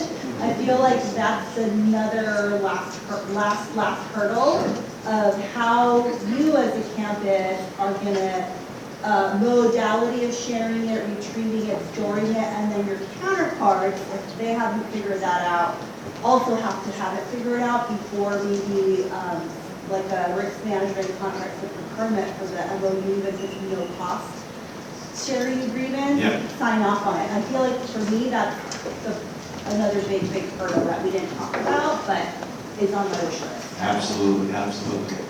Yes. Yeah, so Elizabeth in the former panel brought up the difference between enrollment and engagement. And I think that affects all of us. So, I mean, we have the luxury of sitting next to Annabelle from Santa Ana College, and with this data, now we can look at dual enrollment, right?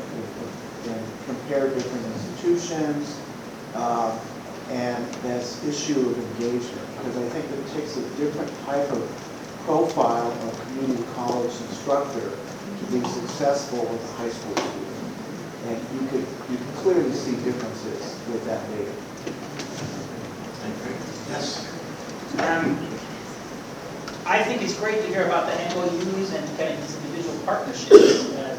Part of our discussion was, it seems like a little bit of a Band-Aid solution. Very much personality dependent, and then it falls apart because there is change in leadership. Why can't we just do it at the system level? Like, why can't we have publicly funded institutions, K through 16s, let's just share everything. I know Critical Career is going to talk to us about, but that's been an idea for many years. We know other states have it. Many of us have access to National Student Clearinghouse, so we already can upload and get back that immediately that transition. So to me, kind of that legal argument is there, but it's not there. So why can't we just fix it for everybody? What is missing? What needs to happen there for us not to be so dependent on these individual MOUs? Yeah, I think our panelists are going to have something to say about that, and certainly when Mary Ann Bates is here, she'll talk about how they've overcome some of those hurdles within the California context. Great. Other conversations at your tables? Yes. So I bring different perspectives from the data developer or a data team perspective. I see data day in and day out. I'm just worried that who is the right audience for this data? How can I bring it out and make it visible to the campus community so that somebody can benefit from that data? There are some political and there are some other paths that I have to cross through, but how can I reach out to all those people? Good. Others? Other comments? Topics? Okay, great. So we're going to go to a panel. We've got an esteemed panelist here. I'll ask you all just very briefly introduce yourselves and your roles with the organizations. But you know, one of the things being in the technology field for my career, and it's been also in multiple industries, is you have vision, like we heard this morning. You have current state, and then you have this gap in between. And technology has played a role in innovating, from current state to future state, being a disruptive, right? And sometimes I'll talk about technologies, like the internet's a technology. Google is the tool that ran on the technology that turned information that you used to have to go physically to a place called a library to get, to then it being accessible everywhere all at once, and current, not just what was in the latest periodical that sat on the shelf, right? That was the tool. And so technology has always played that role. In today's world, we talk about technology as being what generates the data and the value coming out of the data, which is why we spend so much time talking about data. And as one of my colleagues coming from a different industry, and I want you to try to put this in a perspective for us, right? Which is, look, here's how I think about data, Tom. Data is about what we use to make a better decision today than we did yesterday, to more consistently make better decisions, to increasingly make them with greater speed. I'm going to replace that with timeliness, that was mentioned earlier, and at greater scale, meaning not just one or two institutions can do it, but we can do it everywhere. And I think if you put that frame around the fluidity at which data moves so that we can make good decisions more consistently, in a more timely fashion, and that we can make those decisions everywhere, not just in select places where maybe they have resources, that is the type of environment, if we have the right data, that Superintendent Matsuda's vision would entail. So what we thought to do, and one of the things that when we work with our technology partners, is we talk about the art of the possible. We talk about where we are, but we also talk about what could be, and we use their brains and their experiences working with lots of types of organizations to stretch our thinking. And so this is going to be about stretching our thinking as we move into further discussions. So with that, I want to thank our panelists. And I'm actually going to start with really setting the stage with the first question, which they'll do their introduction as well, which is, when we talk about educational institutions, why has sharing data been so difficult? Christy. So thank you again for having us. My name is Christy Wellington-Baker. I serve as the AWS Higher Ed Strategy Lead focused on all things student lifecycle innovation. I came out of a 25-year career in higher education, was in community colleges for the entirety of my career, including some research at Stanford and Columbia around contemporary working learners. So I'm super excited about this. And I'm grateful to be here on the panel. I think the reason it's hard is actually obviously not simple. I think there are cultural contexts that matter, where there's been a lot of fear. Data has been wielded for a very long time to not support higher education or education writ large. And so thinking about cultural impacts of people's fear around sharing data is important, really important, both internally with faculty, staff, others, and externally with partners in your ecosystem. I think the other thing that's real, and my colleagues will talk a little more about this, is that it hasn't been simple to share data. You know, when I was on a community college campus, my ability to share my data back to my K-12 partners was limited by Excel spreadsheets. I know, I'm 100 years old. And like the ability to be able to send that information physically or electronically in a secure way to the point over here. So data security is really important, and that has been amplified in the current environment. So I'll let my colleagues share their thoughts about that. Sure. Yeah. So hello everyone, Craig Jordan, Principal Solutions Architect at AWS for Education. So my focus is AI, ML, and data analytics, and I get to work with institutions and colleagues like yourself across the country, which is a blast. So it's really fun to be here and hear all the cool things that you're doing with data. My background is in data warehousing architecture for the last 25 years, and then the transition into cloud. So I think data sharing is hard because it's just all over the place. And people have the perspective that because it's all over the place, it's just really hard to get at, or there aren't tools to get at it. You mentioned Excel spreadsheets, which both love and hate with Excel spreadsheets. But there's documents, there's paper forms, there's presentations, and there's individual expertise that comes in the form of people talking about what the data means. And all of that is what you need to share. It's not just the contents in a database. So I think that's a large reason why it's hard. Good afternoon. It's such a pleasure to be here as a product of California's community college system from Sierra College up north, as a product of the UC system, having now been an Aggie up in Davis, and I crossed over to the dark side for grad school and went to USC. So it is such a pleasure to be here with all of you. It feels like home. Someone said it feels like family. And having moved back, just moved back from Southern California, to Southern California from Baltimore, it definitely feels like home last month. So I'm so excited to be here with all of you. And I think Mr. Matsuda mentioned something that really caught my attention, was that idea of courage. And I think when we're working with all of our customers, I think we can, the paperwork, the data sharing, MOU stuff, we can take care of that. It takes courage to have a vision, and takes courage to implement that vision. And I would love to start with that in terms of, what are the key ways that we're gonna overcome that? Yeah, so first of all, thank you also for being here for our audience. One of the reasons why we reached out to all of you is not just because you work with us, but you also have this national and sometimes even international perspective on this. When you listen to our conversation this morning about kind of what we've been doing, and then you compare that to some of the parts of the country and the world that you've been out working with, what's the art of the possible, if I could use that term today? I mean, what would be the place where we need to think to stretch ourselves to? Randy, I'm going to start at your end and work this way. Appreciate that. So, yeah. I was so excited that I forgot my intro, but this is the perfect lead into this. So, my name is Randy Tan. I work for a global consulting company called Slalom, where Slalom helps advance strategy and technology initiatives for customers around the world. These customers, everyone, is across all industry areas. So, retail and consumer goods, energy, financial services, et cetera. And so the conversation we are having right now, your executive peers across all these industries are having the exact same conversation, right? So what we are doing the last couple of years and what we're going to be doing for the next 3 to 5 is going to transform not only higher education, but all industries across the globe on how we do things, how we're new every day.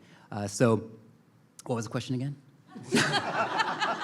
Art of the possible. Art of the possible. So it struck me, listening to the panel this morning around data sharing, is how about the data sharing across industries, right? Look how much data our commercial friends have on me as a Aggie alumni, right? And so the data sharing across industries beyond higher education is art of the possible. And now with our friends at AWS, and other technology platforms, we have access to all that data, right? And how can we better leverage that data for the betterment of not only our customers, in this case students, but also the staff that serve them as well? Yeah, I like to say that, I spent roughly 10 years in the healthcare industry, really trying to bring the mentality around data out of the 1990s into the 2010s with respect to things like longitudinal health record, sharing of information. The technology industry played a huge part in terms of reducing the friction for information so that, for example, my health information can go and be seen by different types of doctors. When I go see a specialist, they know a lot about my history and my panels, et cetera. Now working with higher education for roughly the last 3 years on a very similar topic, I feel like it's the same. We have a 1990s mentality about how technology can support this challenge, and we need to bring it to 2025. And I think what's different about bringing it to current is the current is running away from us at an increasingly accelerating pace thanks to this thing called AI tools, right? So, with that backdrop, Craig, no pressure. No pressure. What's the art of the possible for us? Oh, wow. So the art of the possible, I think, foundationally rests on the fact that knowledge can be represented in so many different ways at scale today, where it could not be even 2 years ago. So we used to think about representing knowledge as text that you would read that had structure, or as tables of facts and figures, and maybe visuals over top of those facts and figures. But at the core, generative AI represents knowledge as a spot in a space of so many dimensions you can't imagine it. And so then the fact that this spot is close to this spot means that they're semantically similar. That's the drive behind being able to find content out of these knowledge bases and answer questions that you wouldn't expect it to be able to find. That all that amounts to is a new way to represent knowledge. Another one that's a little bit more easy to picture is we think about students having relationships to certain things. They're in a course, in a section at a time of day with a faculty member. They're in a program of study. They're from a particular high school, a particular location. If we represent those as actual graph, here are the relationships they have, the students they're also friends with or close to, you get a different perspective on what that student is like, who is similar to them, who might be near them and be able to influence their success, than if you just have a list of their transcript. So like that graph database, which is a technology, could not have been done at the scale that we're seeing it done even 5 or 6 years ago. It would have been very, very hard to do. And now it's very possible to do. I'm seeing customers like yourselves experimenting with it. So show me, how this student is different from the handful of cohort that's similar to her, that might be academically similar, it might be demographically similar. It's a really interesting transition. I think to Craig's point, it allows us to be more dynamic in understanding the context of the learner. And I think from a workforce perspective, I think Randy mentioned the same issues are occurring across sectors of industry. I think one of the things that I would call all of our educator friends into is the idea that they're all doing the same kind of work you're doing, but they have resources to do it differently, right? So at the end of the day, I'm not going to minimize that. But the reality is you are preparing learners to go into that marketplace. And so thinking about what it looks like to be able to prepare them because you have shared data so that they get the best possible learner experience and that your administrators have the best chance of understanding what's happening. I think that's a really crucial thing to think about. The other thing, so from the global perspective, I was in Dublin last week at a meeting with lots of global education leaders. And one of the things that I found really interesting is there is a cohort of institutions who are now creating a commitment to their learners of 20 years because they recognize we've all talked about lifelong learning and it's more about pottery than it was really about really upskilling. And so thinking about what does it look like to create a cycle of learning that is not as finite as we oftentimes have seen it. And it's definitely not as linear as we have described it. And so really thinking about learning in an ecosystem of constant learning is likely going to be the thing that we can do at scale. And data sharing is going to be a really important part of that. I'm kind of curious with that group that you just talked about, was that through a lens of a bunch of corporations who are thinking about having the workforce they need to drive their companies forward, or is it about economic regions really thinking about vital communities and having good industry and work opportunities for people to want to live in those communities? Like, how are they thinking? Like, what kind of audience was that was talking about those 20-year commitments? Great question. So the audience was executive leaders from educational institutions from around the world. And they were really thinking about what does economic development look like. In the US, we talk a lot about region. A lot of countries are smaller than us, so they think about it as a country. But really thinking about the workforce development as a mechanism of business drivers. So thinking about how does it look to commit to upskilling constantly as needed versus like they've completed their educational experience, they may be doing some kind of learning along the way. But really thinking about it as an economic driver. Yeah, because I know that most of our institutions are engaged in that in some level here, right? Yep. That's a very vibrant conversation here. We all have a role to play about creating the right foundations of kind of skills and competencies for contribution into the workforce, which quite honestly usually leads to being very good civic citizens as well. But that's going to evolve and that we need to work collectively. We just finished up here we just had Tech Innovation Week here for Orange County, which was a week-long, I think 6 days went into Saturday, just getting together talking about how do we create opportunity here, right? Not just for entrepreneurs, but really just innovation, moving things forward. And of course, all the educational institutions, all the companies were involved, all the funders, right? People, trying to create returns on investment to those who are philanthropically driven, we're all together. If I ask you to say, okay, share some examples for other areas of the country that you are or have been working with, and especially around this issue and challenge of how do we take friction out of the data sharing? We certainly have more data to share. We're trying to unlock some of the, kind of blobs of data and create value out of it. But we have a fundamental challenge that we still have a 1990s mentality for how we think about sharing data between organizations. What could we be doing that you're seeing others doing that we've not yet started to talk about? So I think, I'll jump in on that one.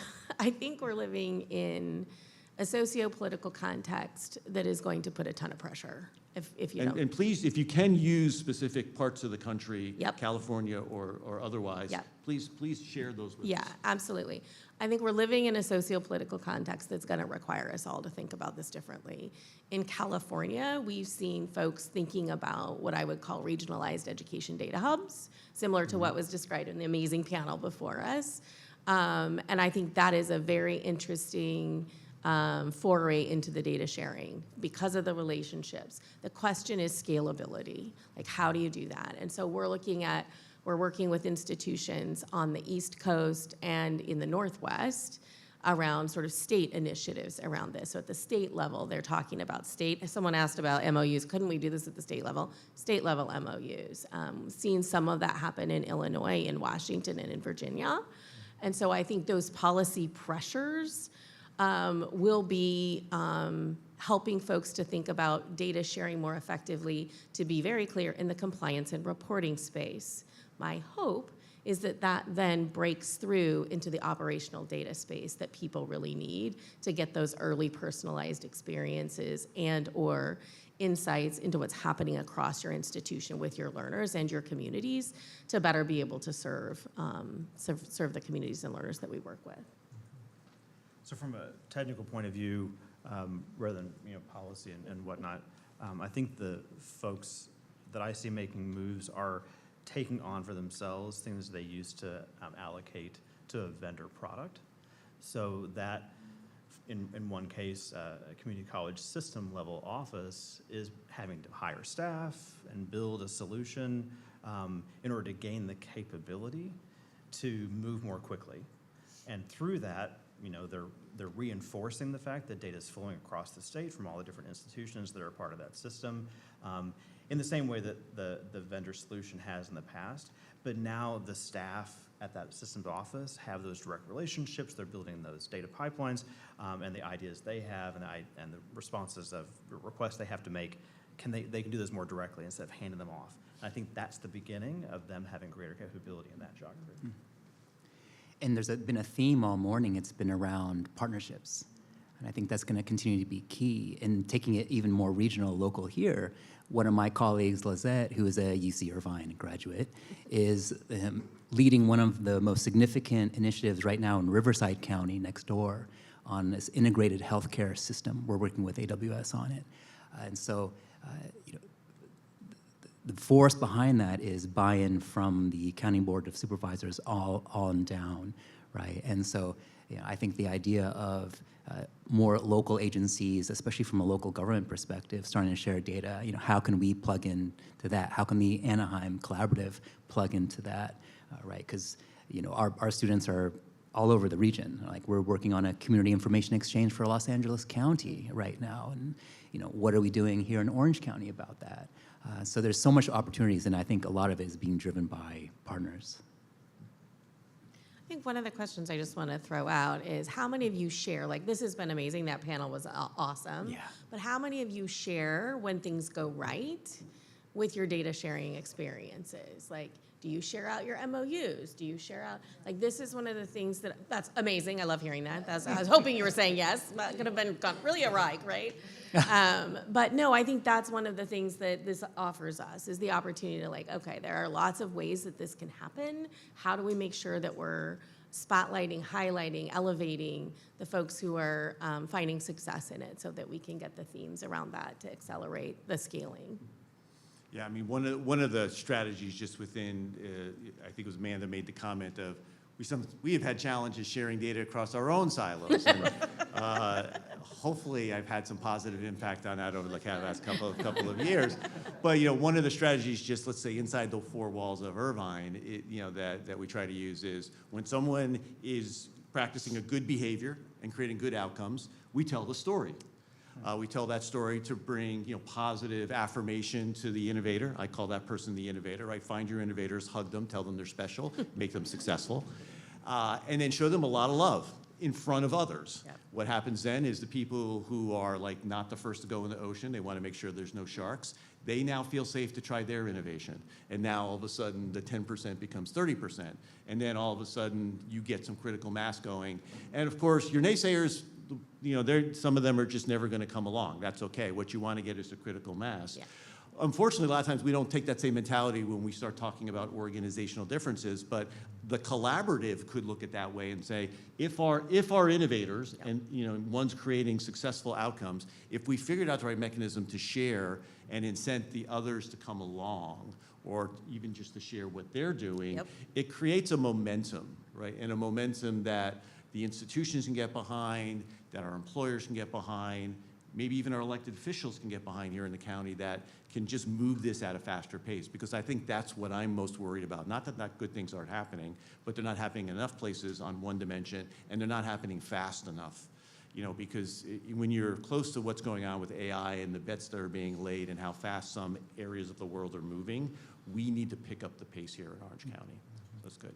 When, So along those yeah, lines, please. one thing I would add, I think it is easier to share data when you are trying to enable a specific operational process, like a dual enrollment. It's more obvious what you have to share, what you shouldn't share, what you don't need to share, all that sort of stuff becomes very obvious. It's hard to share data when you're trying to be opportunistic. We think there's a problem we can solve here, but we don't know what data applies. So I need a bigger haystack to look for my needle. I need greater trust among the partners who share that haystack of data. I need greater ability to destroy it when it's done, right? So all those sorts of things. So I feel like that's an inhibitor to speed, is that ability to sort of like quickly build that stack for analytics, for analysis in the space of trying to create pilots or explain, like issues and challenges you're facing. And then once you're operational, you can streamline it, you can MOU it more easily, and move So forward. pick your measures of success. Is that what you're saying? I think it's more pick your place where you're going to build the laboratory of data that has all of the ingredients, and then build the agreements for how you're going to allow people into that to collaborate. Much like you would build a library of resources, and you let people come in and browse the shelves and check things out and put them together. They don't own any of that, and they have a responsibility to return it. We need that kind of behavior when it comes to data for the purpose of experimentation, innovation, and speed. Yeah. You want that? Good. You're good? Okay. All right. So then, why don't we just, actually, I want to turn it over to questions that you have for our panelists before we give you your prompts to work at the tables. What questions might, based on things that you heard from them, you might have a question for them? Yes, I see a hand here first. I have one question. So especially from a technology solution. So typically, one big shark is, either data breach or potentially either a unitary level accessibility. So if you create this K-12 based system, the typical reaction is that only one person or two people have access to it. So nobody else has access to it. If you have too many people access to it, then it can be coming out. So from a technology, Amazon's now, is there kind of an intermediary solution that you create that system, but people do not get, the unitary access? You can query it, but you always get summarized data. The problem is, if you only have like one or two people access to it, then they disaggregate by the two categories they think it's important. I might have a different category that I want to know. So I want to clear the data without unitary availability, but I get the results, and you can set, 10, 20, 50, whatever sample size you want as a limit. So what kind of, are there discussion solutions, technology possibilities that could potentially eliminate that shark that people are always afraid of? Yeah, so there are solutions along those lines. One of them is called clean rooms, which allows you to specify those restrictions, like what's the smallest sample size. I think it's also, though, a matter of deciding what is the largest portion of the data that can be generally accessible. So it's been odd to me, the kinds of things that have been chosen to be held back that I would think would be just generally available, like courses that are offered when they are offered, the syllabus and curriculum contents and things like that. Obviously, there's the potential IP. But I think in terms of, instead of thinking like most data has to be held private, think the reverse and try to put a larger group of data into that initial space. And then you have to have those controls you talk about, so that you roll things up, people have certain access to unitary data for particular operational purposes, but typically not for analytical purposes. Astra, saw your hand next. Yes. Yeah, I wanted to ask about across other industries, what are they doing to build safe spaces for innovation? In education, of course, we have silos of data, of people, of departments and organizations. How are other industries doing better at that, at creating those safe spaces? I think it is the innovation labs. I think it's having a space and the time to invest in doing these collaborative, innovative things. So if you have the support of your school to be participating in these types of labs, I think that's a great space to do it. Yeah. I think, to your point, I think the innovation lab only occurs if people have capacity to engage in it. And so figuring out, I think you said this earlier in the day, intentionality around creating space and environments that exist for that purpose. And I think technically the environments are very available. I mean, that's not, I don't think that's usually the barrier. I think the barrier is oftentimes the risk management around it. So I think one other thing that comes with that is like project organization, so that it's not one big room that everybody comes into, but it's one big container that can be drawn from, and then projects get allocated. That allows for oversight, for governance, to say like, yes, in your project room you can have this data, this data, this data. You can ask for other data. So I think that's another sort of control that allows for innovation and then allows you to tear things down when you're done. Yeah. So yes. This question is for Christine. I'm wondering what the expression looked like around the commitment to learners for 20 years. I know, it's long, right? Like what, can you give me some examples of what concrete things these leaders are doing to really get that message out to the alumni base? So this particular set of leaders is in the EU, and they are really trying to think about how they can build research capacity. Given our current context, that's important, right? Research capacity. The second was around the alumni engagement, right? Like it was a different mechanism of engaging alumni. That's important. But really they were saying, we know that the workforce of the future, we don't even know what that labor market's gonna look like. And so our commitment to you is to continue to prepare you for that labor market. They are leveraging that as a recruitment strategy to build their pipeline. Yeah. I've seen similar things where universities here in the States are talking about a X for life type arrangement where it's not just about coming back, get your MBA with us. It's really about come back and learn this new skill based on this new technology that's changing the way your industry is working, and being a lot more kind of drink as you need mentality. And again, I think the institutions who are seeing the future are trying to pivot that way. I think there was a question over here.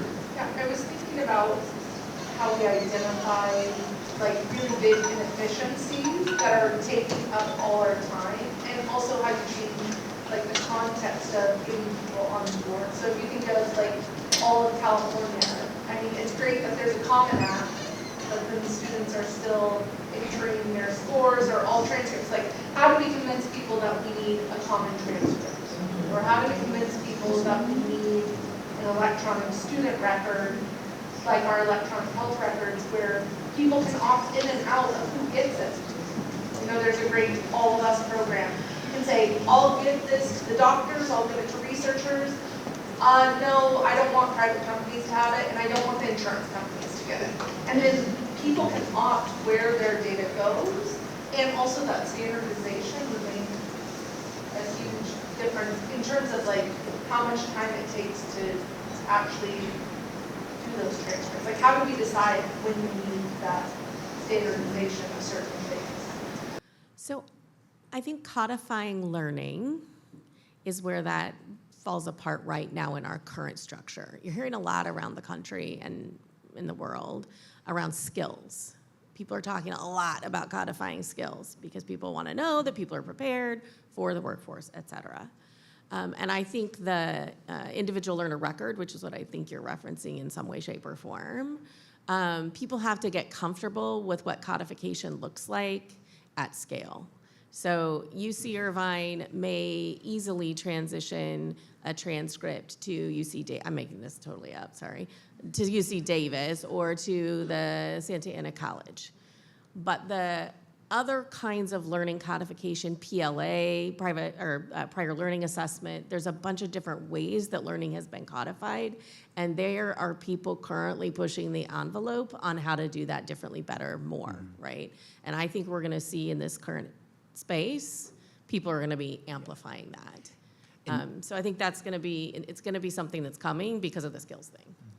And we've chatted a lot around, other industries and reframing this to what is the best for our customer, in this case, student. What is most efficient and effective for our students and their families to reduce friction and to access our services, right? And so we're doing in other industries, it's, customer 360, it's that personalization, it's how do we treat our students like customers, right? From recruitment all the way through lifelong engagement.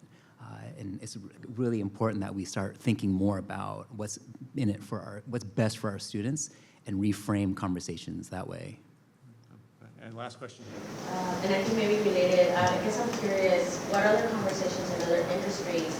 Because I mean, pragmatically for me, the data isn't, I can probably work in like 12 different dashboards on for any report that they might ask. So what are the conversations across industries to, I don't know if I want to say centralized, but maybe for efficiency or, I don't know, like how to synthesize this better? Because we have so many systems and you might know one system to get the data but not the other. And I think for someone like at the ground level trying to do this, that's one of the most frustrating pieces about the accessing data piece. I mean, as we all know, as you all know in this room, there's so much data. You and I were chatting about this earlier. One of the interesting ways to start looking at data is lumping it up into use case areas, right? Starting to understand what types of data do you want to prioritize to start analyzing. A big way of doing that is the voice of the customer, or in this case, the student. And so one thing I didn't share is for about 10 years now, I've been teaching as an adjunct faculty. And so it's especially why I love higher ed and love being with you all now. And last few years, you know better than I do, is all the different student engagement scores, satisfaction scores, et cetera, have been suffering, right? And I say this with complete humility. So I walked out of my last class, University of Baltimore last year. One of the students came up to me, and it's an amazing student. She said, Professor Tan, Mr. Tan, this is my last class at University of Baltimore. You were the best professor I've ever had. Part of me was, this is wonderful. I'm really happy I can be that. And honestly, everyone, it pissed me off too.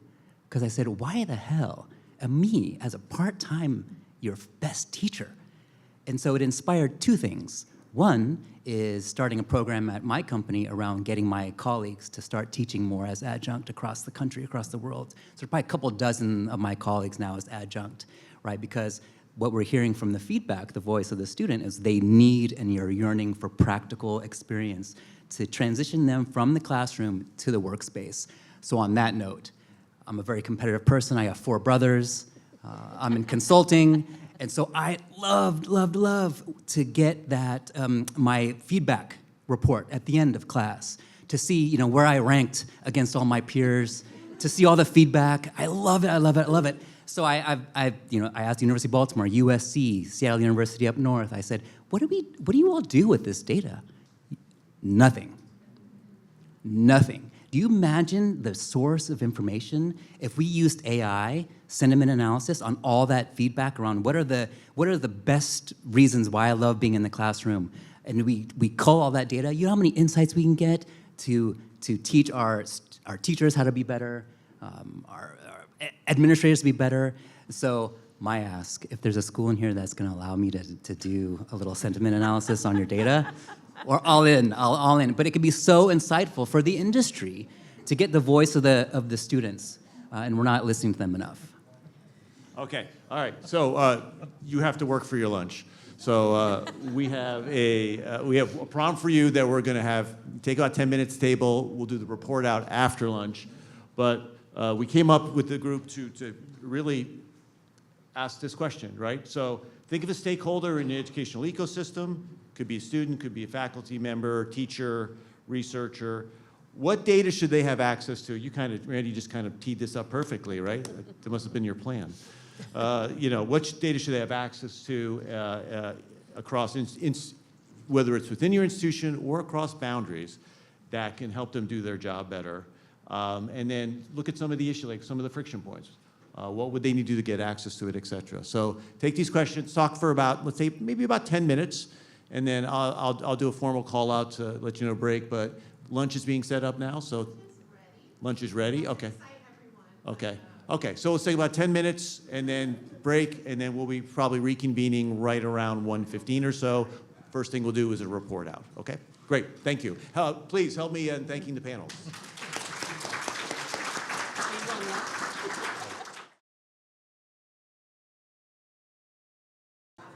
Okay.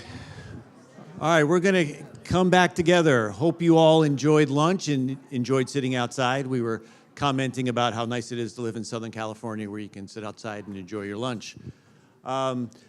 We're going to go back to the prompt question that you had just before you went off to lunch, if you can remember the conversation. Just in terms of, if you think about your system, what data should they have access to do their jobs better? What would they gain from accessing, et cetera? Curious what the conversations around the table were. And we've got microphones this time so that we can capture it to the recording. What did you talk about at your tables? Brave first soul. Want to go first? Don't remember. Lunch was too good. I know you all talked about it. I heard you all gabbing away. What was talked about? Nobody needs any data. Yes. I can share what I share with my Opal partner. So my thought is, in our district, Anaheim Union, we're developing a dashboard, with our goals and thinking about our teachers having access to that same dashboard with the data at their classroom level. What they would gain by having access to that is it would be a reflective tool for them where they would be able to see any disproportionalities or just be able to see their data. What kind of data is in it then? So the focus right now that we're working on is attendance. It is credit accumulation, including grade distribution and grades, and A through G and graduation readiness. And what might worry them is, the fact that administration is already going to have it is potentially the concern of top-down micromanagement or that perception of, but being able to have access, going back to the first bullet point, they could use it in PLCs when they're talking with their colleagues in their department. They could reflect on their own data. Is there another comment from the table? Yeah, absolutely. Here. So Eric Greenwood, our Chief Technology Officers, our project is aligning both the lagging and leading indicators, so having the satellite, what we call the satellite data of attendance, grade accumulation, and college readiness as measured by lots of other things, but what drives our instruction is the needs, assets, and aspirations of our students in a dashboard way, and if we're doing it right, that we teach around those drivers every day, every period, and we're going to see the outcome in our lagging data that Mr. Greenwood talked about. And so it's maybe having a way to have both of those pieces of data at the fingertips of our teachers who are at the front lines of teaching our students. Just a follow-up question for you. So in terms of filling in the data for the leading indicators, how much of it was data you already had versus data you had to start collecting? Well, one piece of data that already exists that I think our district would say should be part of the California dashboard is the state seal of civic engagement. That is something we're really proud of, that we lead the state in. That's data that already exists. And some of the data that we are collecting is our shared understanding of the 5 Cs and having the tool that we're creating with eCadence and UCI around dashboarding and providing indicators of those Cs in the way our students reflect.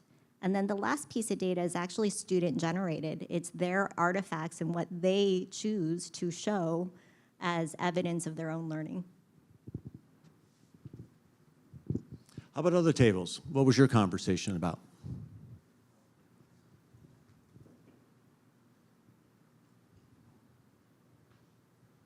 Anybody? Was this not the right question? Sometimes it's not the right question.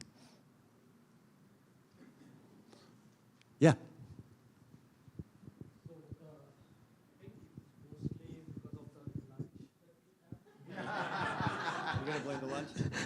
It's so good that we had a nap and we forgot everything that we talked.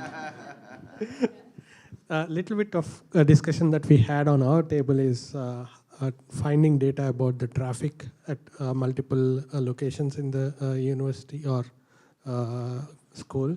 Library is one of the data point that we discussed, and how we can get access to that data and make better use of it. And also another thought of mine is what is the is there a standard metrics for leading attributes and the lagging attributes across that we can maintain and look in at as a standard practice across the board? Good. Yeah, Michael. Yeah, the modified question, Tom, is really what is the purpose of gathering this data? And there are a handful of states that are ahead of California. Surprisingly, Kentucky is one of them that are doing the work of what, like for example, what is the profile of a high school graduate? What would the people of the state of Kentucky, what do they want? And I think we need to ask ourselves, what is the end result of gathering all this data? For what purpose? And what, if California is going to continue to lead the world as the 4th largest economy, what type of citizens and students do we need to help us do that, to help us position for that? Other thoughts, maybe building on that?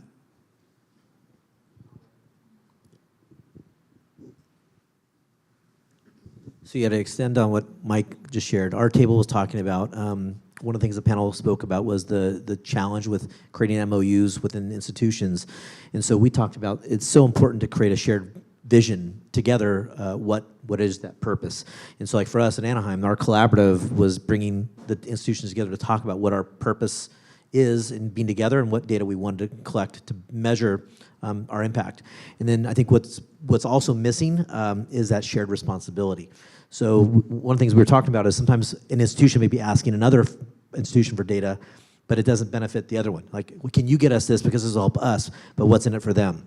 And when you create that shared vision and then you create a shared responsibility to support and uphold that vision, now there's a healthy tension on both institutions to not only support that vision, but to look at the data as institutions, both independently and then collectively, on what we can do together to move that needle. I think that's what's often missing, is it's very self-centered in terms of what you can do for us versus the collective responsibility. I'm going to have a follow-up question, and then I'm going to actually probably let other people comment on this. So if we talk about a shared vision, at what level should we be talking about a vision for, in your mind, or anyone from your table?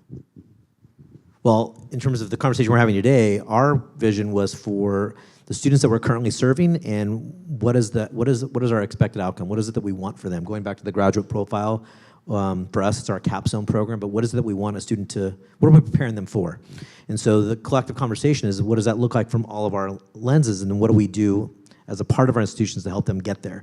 And so then that vision that becomes what we're working towards, and then, well, what data do we need to collect to then let us know how we're doing? And then what accountability do we put on ourselves to make sure we're doing it? And that's what's beautiful about our partnership, is we can be vulnerable with each other and say, hey, we're not doing real well in this area, and the brainstorming is in how do we be better. But that doesn't happen if you're not looking at the data, right? But that's the vulnerability that happens when you build community within that partnership.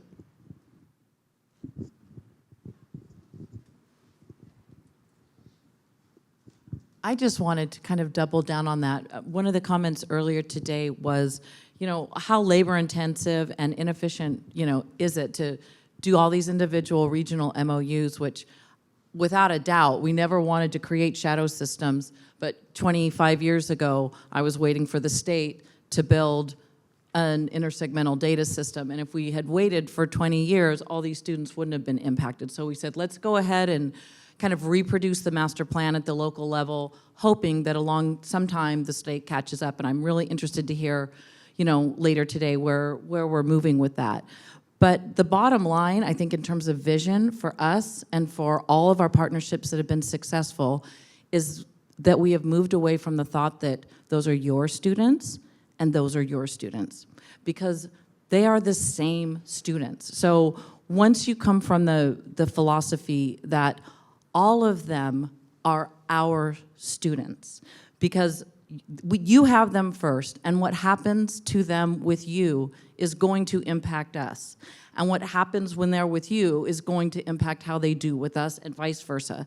So knowing and believing that every student in the state of California, in the public educational systems, we all have a common responsibility for them is kind of the foundation of all of this, ideally. Other comments?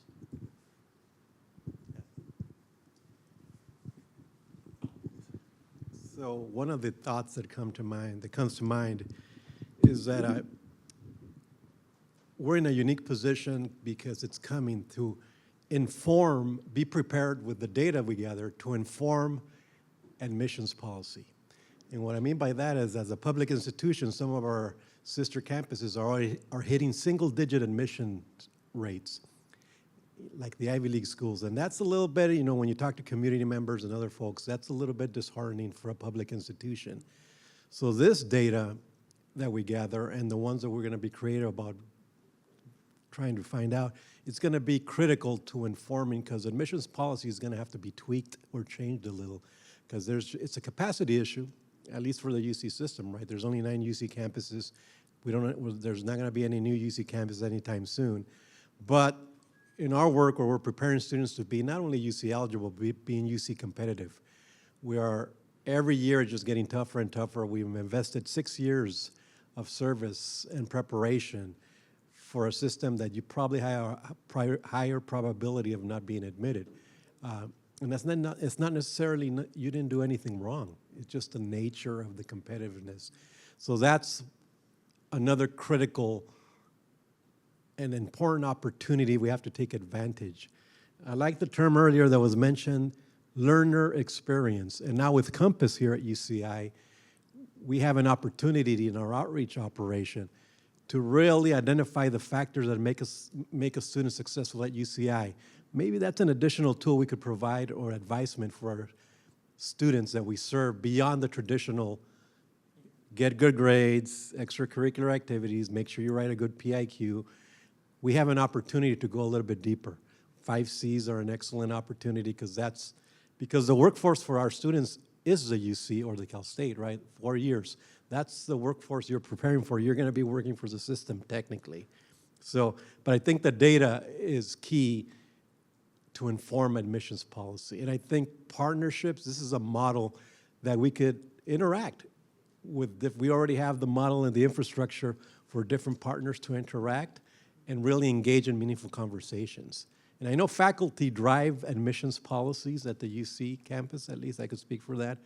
But I think we're heading to that time that something has to be changed because we are doing our job of making students more eligible and competitive. There's just not enough room, and that has to change for a public institution. Other thoughts or comments? Okay.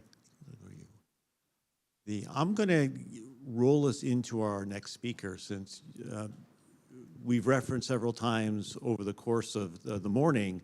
Very interested to hear, what's going on at the state level, and so I'd like to bring up. I'm going to read her introduction here. Just give me a second to find my notes.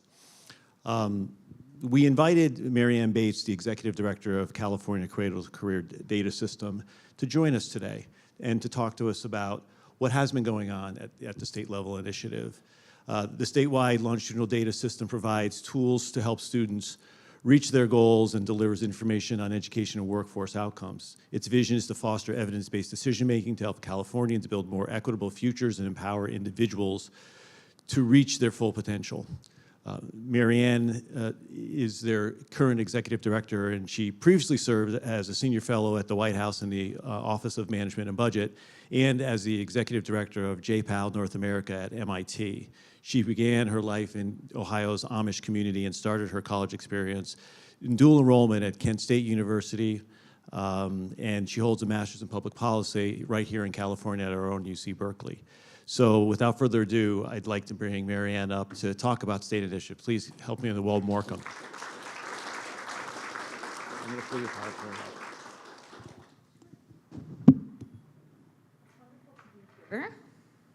It's wonderful to be here with all of you, and great to hear some of the questions and comments around when can the state build a data system that can be useful for you here in your region. So I'm happy to share with you the journey that I've been on with my team over the last little over 3 years in building the cradle-to-career data system for the state of California. So thank you. Start by telling you a bit about the purpose and how the data system was built. And then I'm going to tell a bit of the story of how governance and decision-making works for the data system, because I think that's one of the crucial ingredients in how this story came about. So the purpose of the data system is to foster evidence-based decision-making to help Californians build more equitable futures and empower individuals to reach their full potential. This is our vision. This is language that is in the legislation that started our office, and that's a grounding path for us moving forward.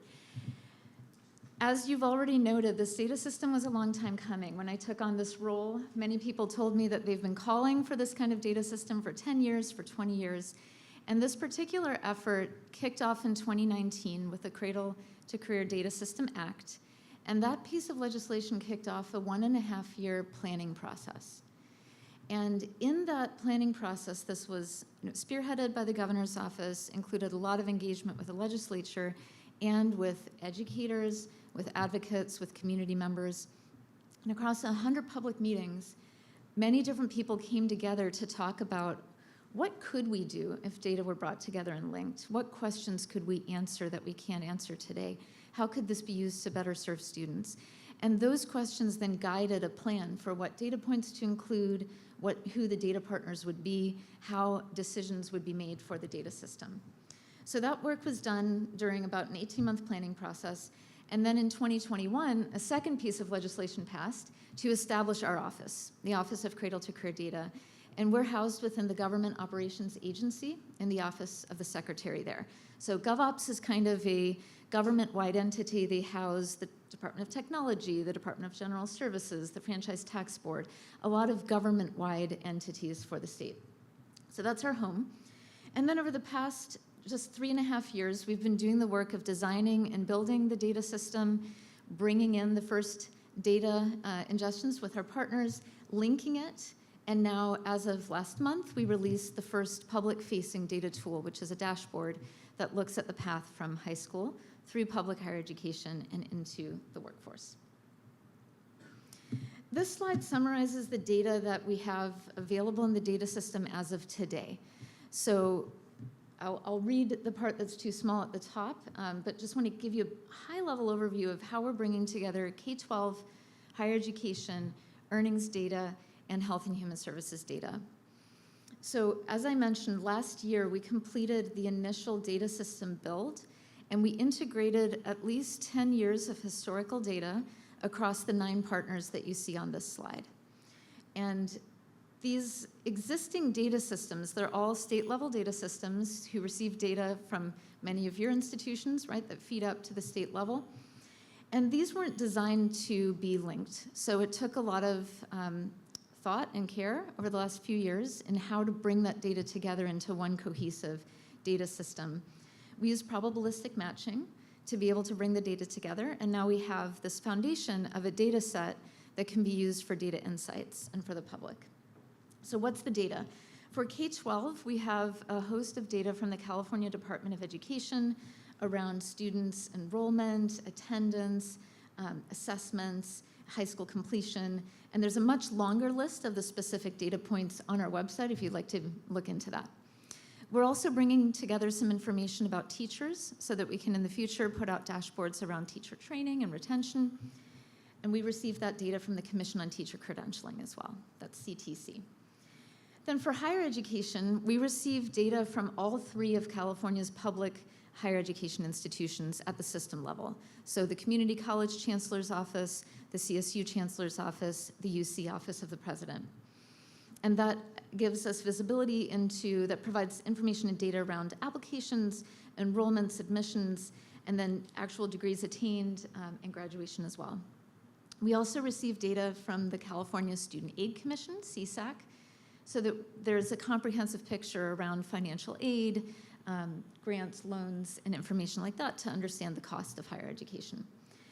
For earnings data, so this is the career and cradle to career, a lot of the two final visuals in the dashboard we just released are anchored by the earnings data from the Employment Development Department. So what does that mean? It's the UI-based wage file, for those of you who are into labor research. This means it's essentially the earnings that people who receive a W-2 report. So if you have the kind of job where you are paid and you get a W-2, that's the data we have visibility into. And I want to highlight that because there's things we don't have visibility into. So for example, if you're an entrepreneur, you work in the gig economy and you have earnings that show up on a 1099 when you file your taxes, that isn't reported in the same mechanism to EDD. So we have a partial view, but for many people, the majority of people who are in the labor market, the earnings data from EDD is what we've got there. Then with our partners under the California Health and Human Services Agency, specifically Department of Social Services and Department of Healthcare Services, we have information on the take-up of social services like Medi-Cal and CalFresh. Those are the big picture 9 partners who have already sent data to the data system. Now, across all of those different partners, we're also able to integrate a host of information that lets people break down the data and see what does this look like for my community. So there's information around geography, right? Which school did a student attend? There's demographic information around gender, race, ethnicity. There's information about former foster youth or students who experienced homelessness in their K-12 experience. And so that information is brought in so that as we release the data and tools, people can filter it and drill down into the data and see what it looks like for their community.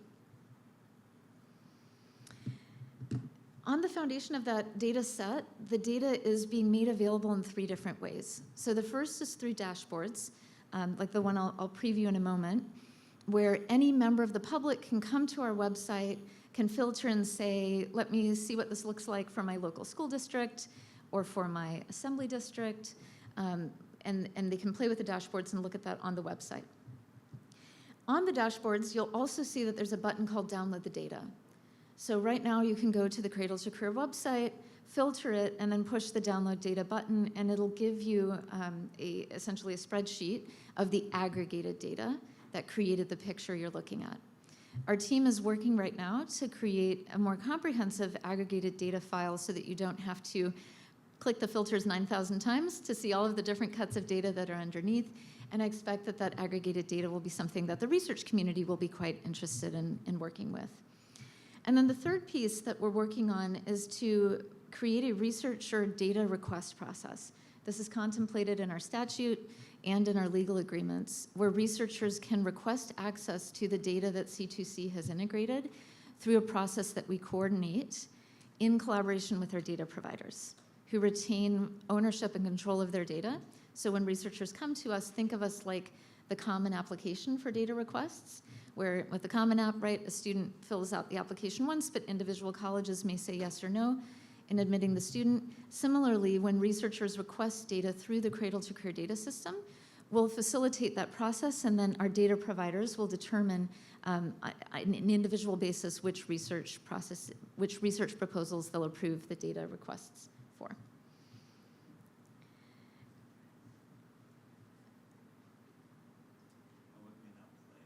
Let me see if, okay, so this is where, that's okay. I had a graphic here that previews the dashboard, and if we have time afterwards, I'd actually love to pull it up and we can zoom in a bit if you're able to. But the dashboard that we released last month is called the Student Pathways Dashboard, and it shows the path from students from high school graduation through public higher education and into the workforce. And it starts with the class of 2015 and then follows them for 8 years. So you can see, where did someone first enroll? Did they first enroll at a 2-year college? Did they first enroll at a 4-year college? How many of them got a degree within the next 8 years? And see the paths across that. The other questions it answers are things like, who's enrolling in college? Looking at demographics. What kinds of degrees are students getting across community college certificates and associate's degrees or 4-year degrees? And then it also looks at who's working while they're in college. So if you look at people who have earnings across, say, 3 out of 4 quarters of a year, so not just a summer job, but really working throughout the school year, what does that look like for community college students and for students at 4-year institutions as well? So, and then the final graphic shows what you, from the time that someone earned their higher education degree, what do earnings look like 1 year out, 2 years out, 3 years out, 4 years out? So this is what we were able to build with the 10 or so years of historical data that we've received so far from our partners. And as we are able to integrate more data over time, we expect that story to be able to expand in both directions, both starting earlier than high school graduation and being able to follow people for more years after they complete their post-secondary degrees as well. On this slide, you can see a snippet of a few of the reactions that we got when we released the dashboard last month. I want to zoom in on the one in the upper right-hand corner. Naomi Castro from the Career Ladders Project highlighted, we're facilitating a workshop with high school counselors today and rearranged our flows so we could highlight the Student Pathways data story. Thank you to everyone who made this amazing tool come to life. And part of what's been really heartening in seeing the reaction to the dashboard is to see the range of people who are interested in it, right? School counselors, students, families, and educators and practitioners and researchers in the education space as well. So I want to take a step back now and talk a little bit about how this work came about. We've had a lot of conversations about data sharing agreements and what data can be shared across institutions. And I want to zoom in on 3 specific what I think of as necessary ingredients for this. The first is governance, which I'm just defining as who gets to make decisions about what. The next is starting with the specific use cases and a learning agenda. So starting with the purpose of why are we doing this work. And then the third is a plug here for user-centered design and listening first and then building. So we'll zoom into each of these. On the governance, with the Cradle to Career data system, the combination of the legislation that established our office and the overarching legal agreements that we signed with all of our partners, those 2 things together provide a lot of clarity about who makes which decisions. So what authority does our office have? What authority does the governing board that I report to have? What authority remains with the data providers who are sharing the data with the data system? That's spelled out in a fair amount of detail in the statute and then also in the legal agreements that we shared.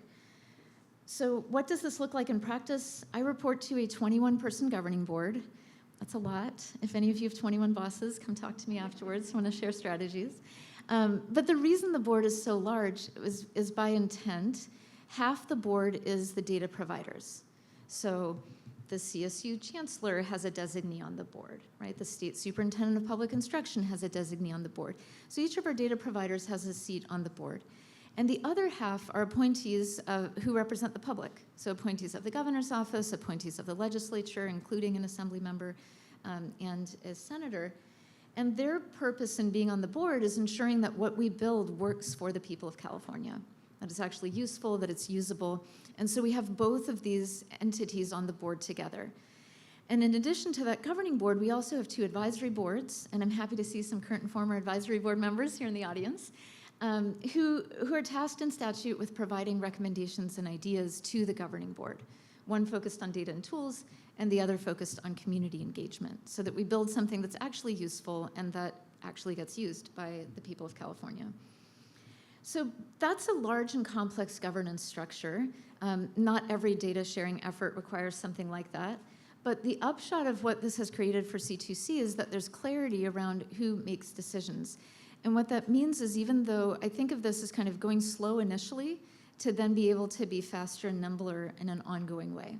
So that time spent in that 1.5-year long planning process provided a foundation when I joined to have the legal agreement signed within 4 months later. And that legal agreement doesn't have to be recirculated every time we have new partners join, right? So we have 18 signatures at the bottom of that legal agreement, 2 more are about to be added. And we don't have to recirculate it to the other 18 to do so. So it was kind of thoughtfully designed to intend to create a stable process for how data is shared that doesn't need to be renegotiated every year or every few years. The other piece of this is because we're subject to Bagley Keynote Open Meeting Acts, all of our meetings are public. We really see that transparency as a foundation for trust. People care a lot about how their information is used, that it's kept secure, that there are adequate data privacy protocols in place, and so the transparency of how we're doing this work in a bit of a fishbowl is also part of, by intention, how we're doing this work.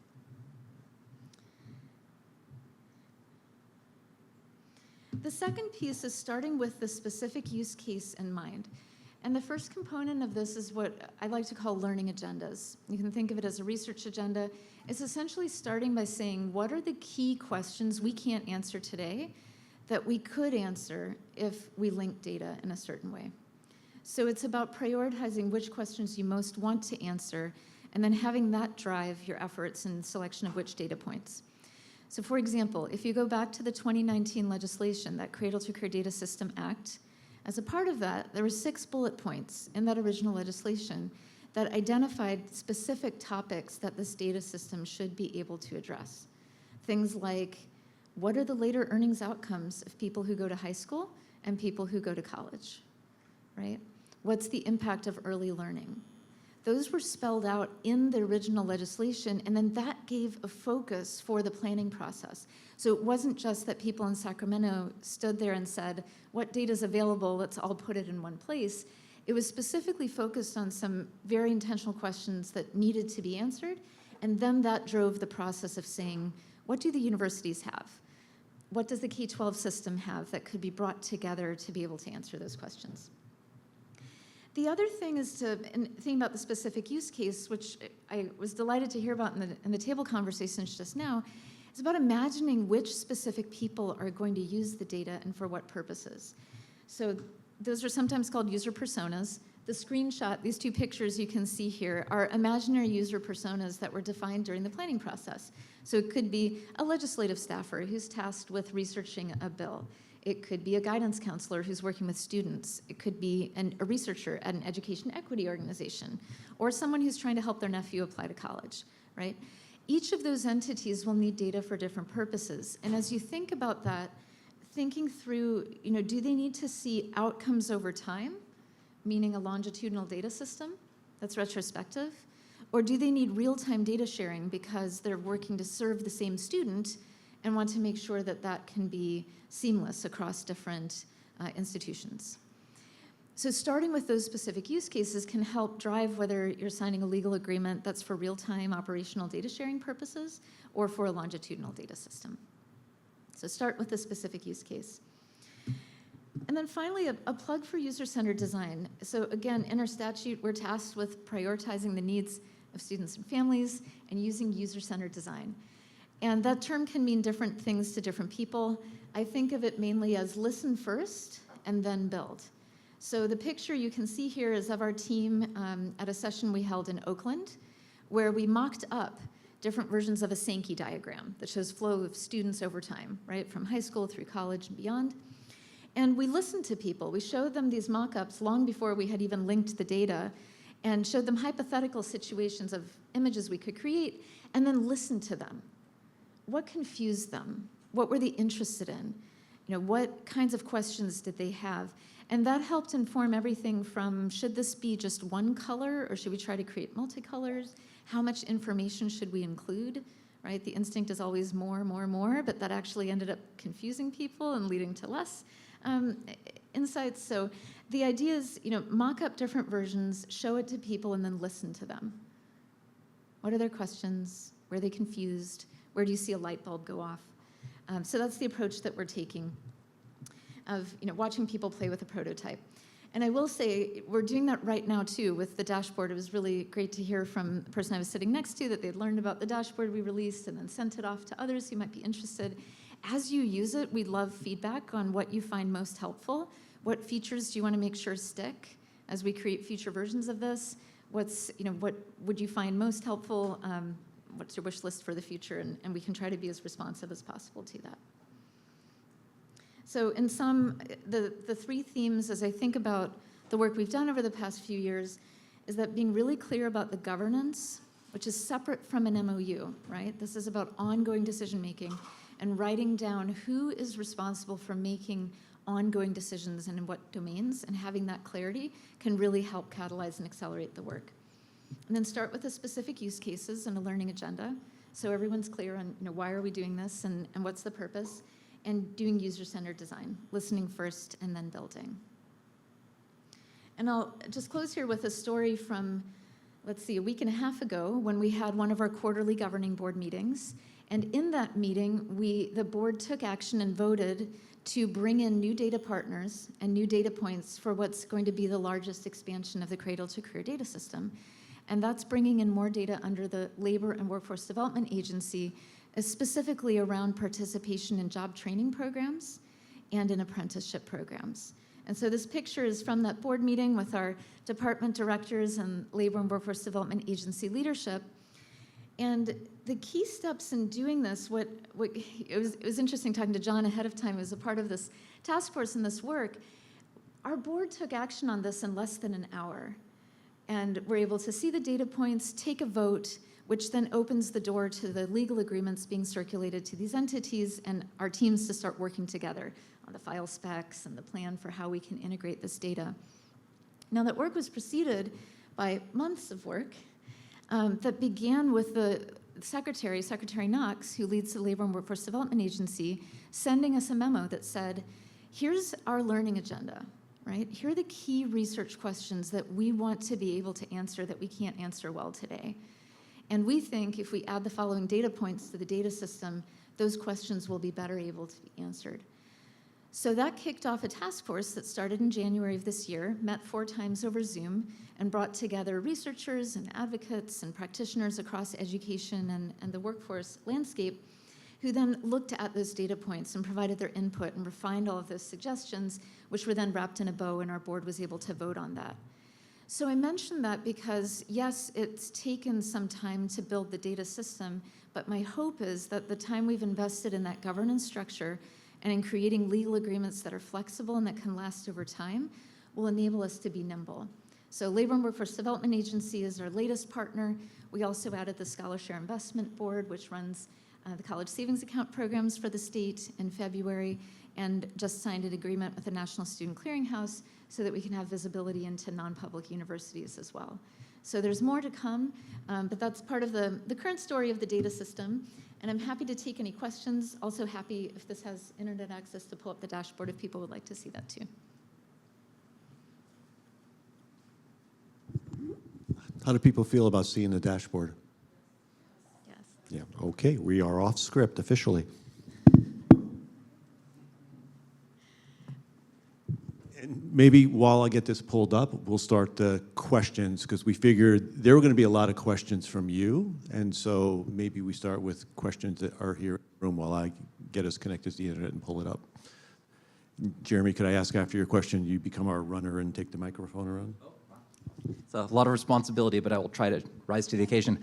Hi, I'm Jeremy Thacker from UC Irvine. So thank you so much for that talk. It's a really fascinating and exciting project. I appreciated the focus on user-centered design, which is near and dear. Those kinds of processes tend to be very iterative by nature, but you're also working with bureaucracy and stakeholders who like a lot of certainty and timelines and budgets. So I'm just wondering if you had any challenges or how you overcame reconciling the natural friction between an iterative design process and needs for approvals, bureaucracy, sign-offs, that sort of thing. Yes. I think to be more specific, what's particularly challenging is that we have a small team. So we're a small but mighty team of 26 people. And among those 26, that has to cover everything from operations to serving our boards. And the number of people on my team who actually work with the data is about 10. So it's a very small team, and that means that we leverage contractors to build the work. And the way this has typically worked within government is a waterfall approach, where you define years in advance through a very structured process. Here's the bridge I'm going to build, and here's the exact, there's the kind of concrete I'm going to use, here are the I-beams I'm going to use, here's exactly what's going to be built. We have all the specs, and now go and build it. And doing that iteratively is a challenge. And there was a point in time in the development of the dashboard where a team had to say, right, this is it. It could still be better. We could still iterate. It's not perfect. It's not everything we hope and dreamed for, but we have to draw the line so that our contractors can finalize this and create it and be ready for release. And the nature of a longitudinal data system is each year we get a new batch of data every spring for the prior academic year. And so my hope is that over time we will be able to continue to bring in the feedback we're getting and look at the analytics of how people are using the tools to continue to change it over time. But it's like you just sat in on a lot of my team's meetings over the last year. It's hard to combine the two. It really is. Hello, my name is Heather Cartagena, and I'm also from UC Irvine. So following up with Jeremy's question about the user-defined thing, how did we not end up with 300 versions of it based on multiple different stakeholders that we're trying to create a single data dashboard for? Because that's I think, being from a decentralized campus, I cannot create 30 versions of everything. Yeah, it's like trying to write a paper by committee, right? So part of what we were able to build on is that the planning process that preceded the launch of our office actually scoped out about half a dozen dashboards. And it was hypothetical, and it was before the data was actually linked. So, not everything that was written down in the planning process is in this first version. But this first picture you see of, class of 2015 and how many first enroll in a 2-year, I don't know how to change the zoom on this thing, and how many first enroll in a 4-year, actually came from a conversation in the planning process where one of the members said, it would be really great if we could just have one picture like a river where you can just see how the paths kind of move over time. And so there was consensus through that structured process of saying we could build 300 different dashboards, but what's the 6 we should start with first? And then as we iterated, sometimes there were trade-offs. So for example, if you look at the top, you can filter by school district. Maybe we can put in Irvine here, for example. Oh. Can I move this? You might see the limits of my technical capability here, and I just managed to turn it off, so I'll let you touch that. But there's a filter by school district, so all the school districts that have high school graduates show up in there. There's also a filter by legislative district. And that's not because we think that most students and families in the state wake up in the morning and say, I wonder what the outcomes are for Assembly District number thus and such, but because it's a way that lets you zoom out to a geographic region, so especially more rural areas of the state. Once you zoom in on one school district and then you say, show me this, but for foster youth, some of the data gets masked and we can't show it because it's too small a number of students. But if you zoom out to the Senate district, you can see that for the region. And it also provides a useful tool for decision making. So if you play with the tool, you can say, let's look at this, but just for Irvine, and then it shows you the same picture zoomed in for the students who originally graduated high school in this particular school district. This is what happens when I go off script. So we need another question while we let the internet here catch up. Yes. Hi, Cameron De Niro, UC Irvine. I was wondering about what you mentioned about researchers being able to request the data, but also further for opportunities like grant opportunities or things that the state of California might be looking at to leverage the cradle to career data set, but also in ways that might provide opportunities for that research to happen. So you guys are kind of this data hub, but for researchers, what opportunities do they have to use the cradle to career data set? So the opportunities are in a couple of different categories. I think the first and most accessible one is that the data tools we build and make available on the website and those aggregated data files, we're aiming for that to be used as broadly as possible by anyone because we're making them publicly available. The data request process would be if someone says, I have a study I'd like to do and I want to look at the impact of financial aid, say, and I'd like to request these data points from the Student Aid Commission and these data points from the higher education institutions, then that could work like the current existing processes that exist for people to ask for data from the state, propose the study, propose the research questions they want to answer with specific data points, and then that goes through a review and approval process. What we're working on right now, the next technical project for our team, will be to create a secure data enclave where people can do the analysis on the underlying linked de-identified data in a secure environment without having the data leave the data system. So that's what we're working on next, now that the dashboard has launched. So let me just take a moment and I'll just highlight, you can look at these pictures on your own time. It shows, median time to degree. You can look at for, some community college certificate, associate's degrees, different things. But I'll just highlight the last picture, which I think is quite interesting, where you can also see the median earnings 1 year out from a degree up to 4 years out, and what that looks like for different kinds of degrees. And again, you can filter here. I'll just highlight some of the choices. You can filter by race and ethnicity. You can say, what does this picture look like by gender, by foster status, by homelessness status, for example.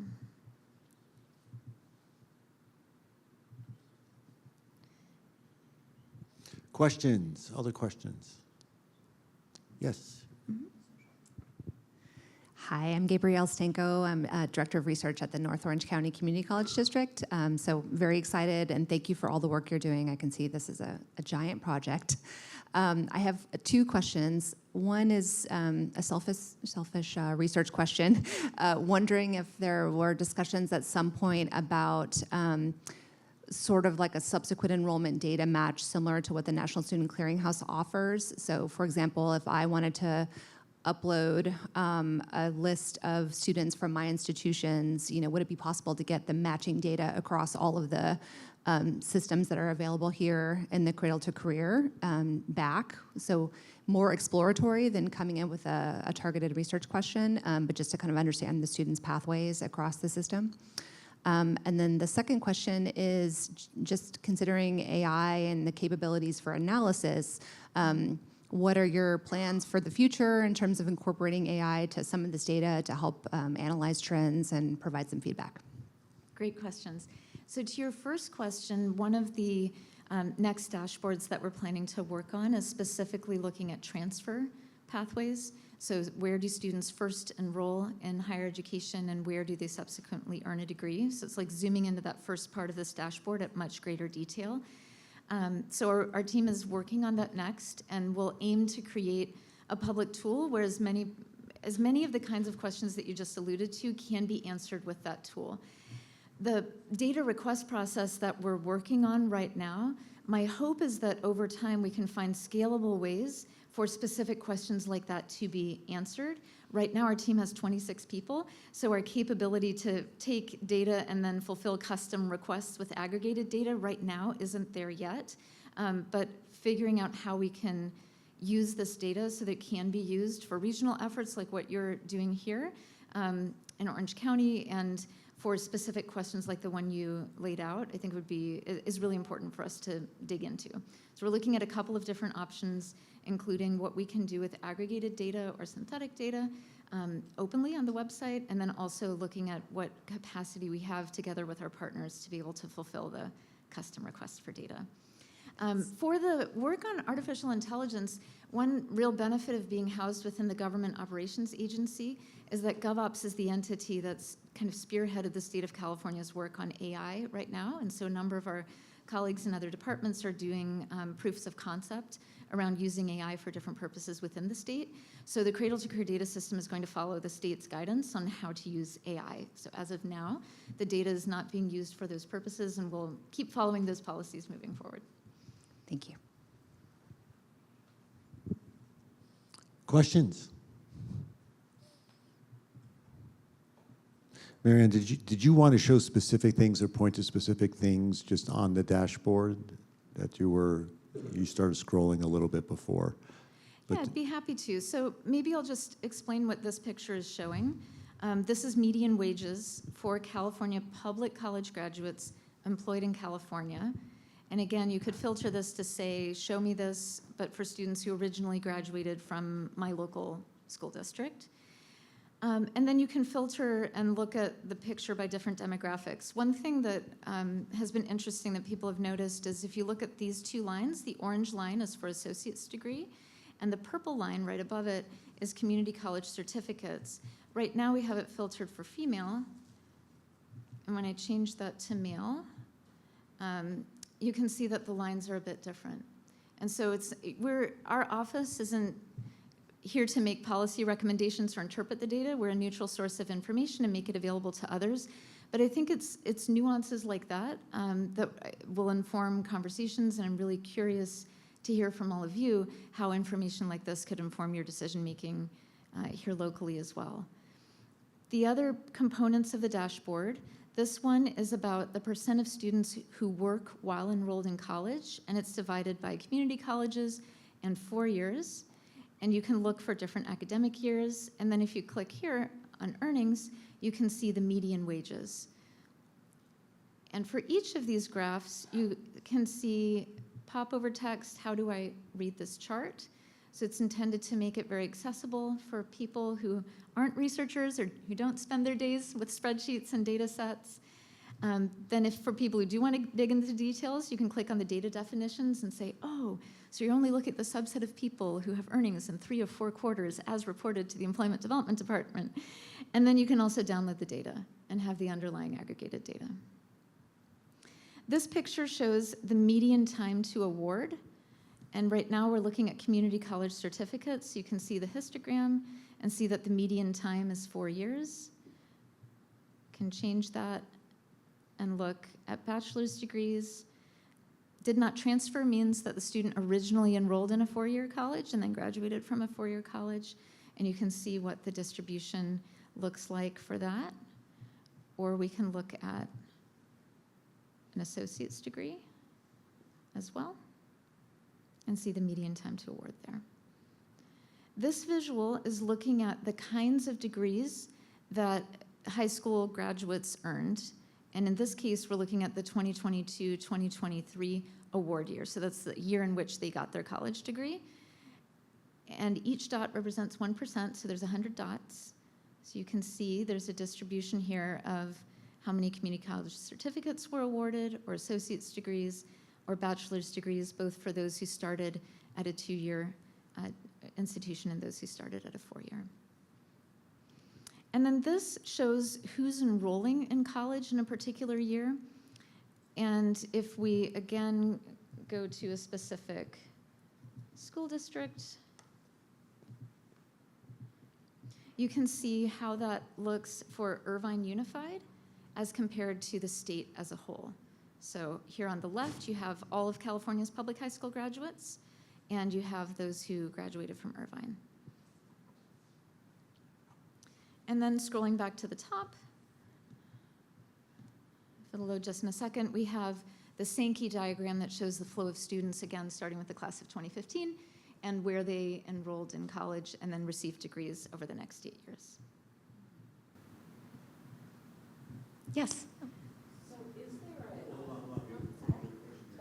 Sorry. Can I ask first? So I have 2 questions. It sounds like, thank you very much for this. This is really exciting, and thank you for going off script. First question is, it seems like the data is if the student was a high school graduate. Is there thinking about maybe tracking a student's career if they did not graduate from high school and are part of a graduating cohort, but maybe wasn't deemed a graduate in that year, but still went on to pursue college and career? Yes. That's our first question. And then our second question, we brought a high school principal with us today, and he had to step out, but we were wondering, are there plans to disaggregate the data down by school instead of school district? Thank you for both of those questions. So for the second one first, the underlying data that's in the data system does show which school a student is attending. For this particular dashboard, we decided to aggregate at the district level because for most areas of the state, LAUSD not included, as you can see even here, some of the data for Irvine is masked because the number of people who attended but did not complete college, community college certificates, and associate's degrees, these 2 categories had too few students, and then our data suppression calls mask that. And so our sense was that from a usability perspective, although people want to see everything at the school level, if the things they really care about end up being masked in the visualization, that would be too frustrating. So the short answer is, yes, it exists within the data set, and as we're able to make more aggregated data files available to researchers, that's the kind of thing that researchers could dig into. Now remind me what the first question was. High school graduates, yes. So again, going back to the question around user-centered design, we had to make some design choices to create a data story that was usable and understandable for people. Having the choice to filter by school district for high school graduates meant that people typically graduate from exactly one high school. And so you have a way of having that be the starting point. That's a clear cohort to start with. You follow them over time. The other piece is that we had about 10 years of historical data from each of our partners and wanted to be able to show not only the path to higher education, but through higher education and then multiple years in the workforce. And so with the years of data that we had, we made the choice to start with graduation to be able to show the full picture of give people 4 to 6 years to get that degree and then be in the workforce. A very different picture, but also a useful one, could have been to say start with 6th grade and look at what does the trajectory look like through high school. How many students who are enrolled here in 6th grade graduate from high school? What's the movement across schools and all of that? It would have been a different story. So as we're able to release more dashboards over time, especially looking at the picture of people who didn't graduate high school or didn't graduate in a typical way, will be incredibly important. One more point on this. When we do the transfers dashboard next, and the design of that is not yet complete, so we're making design choices, but I imagine that the starting cohort for that, as opposed to high school graduation, would be where someone first enrolls in a community college, for example. And so there we would have the full picture, including people who move here from out of state, or maybe someone who didn't graduate from a public high school. That would be the starting cohort for that. So yeah, I really appreciate the question because I think it illustrates the challenge of having 1,000 different things that we could build and so many important questions that could be answered and needing to start with just a few for what we put on the website. But it's also why I care so much about unlocking the potential for research data requests and also having aggregate data files online so that all of you can be digging into the data in ways that our team may not have capacity to do.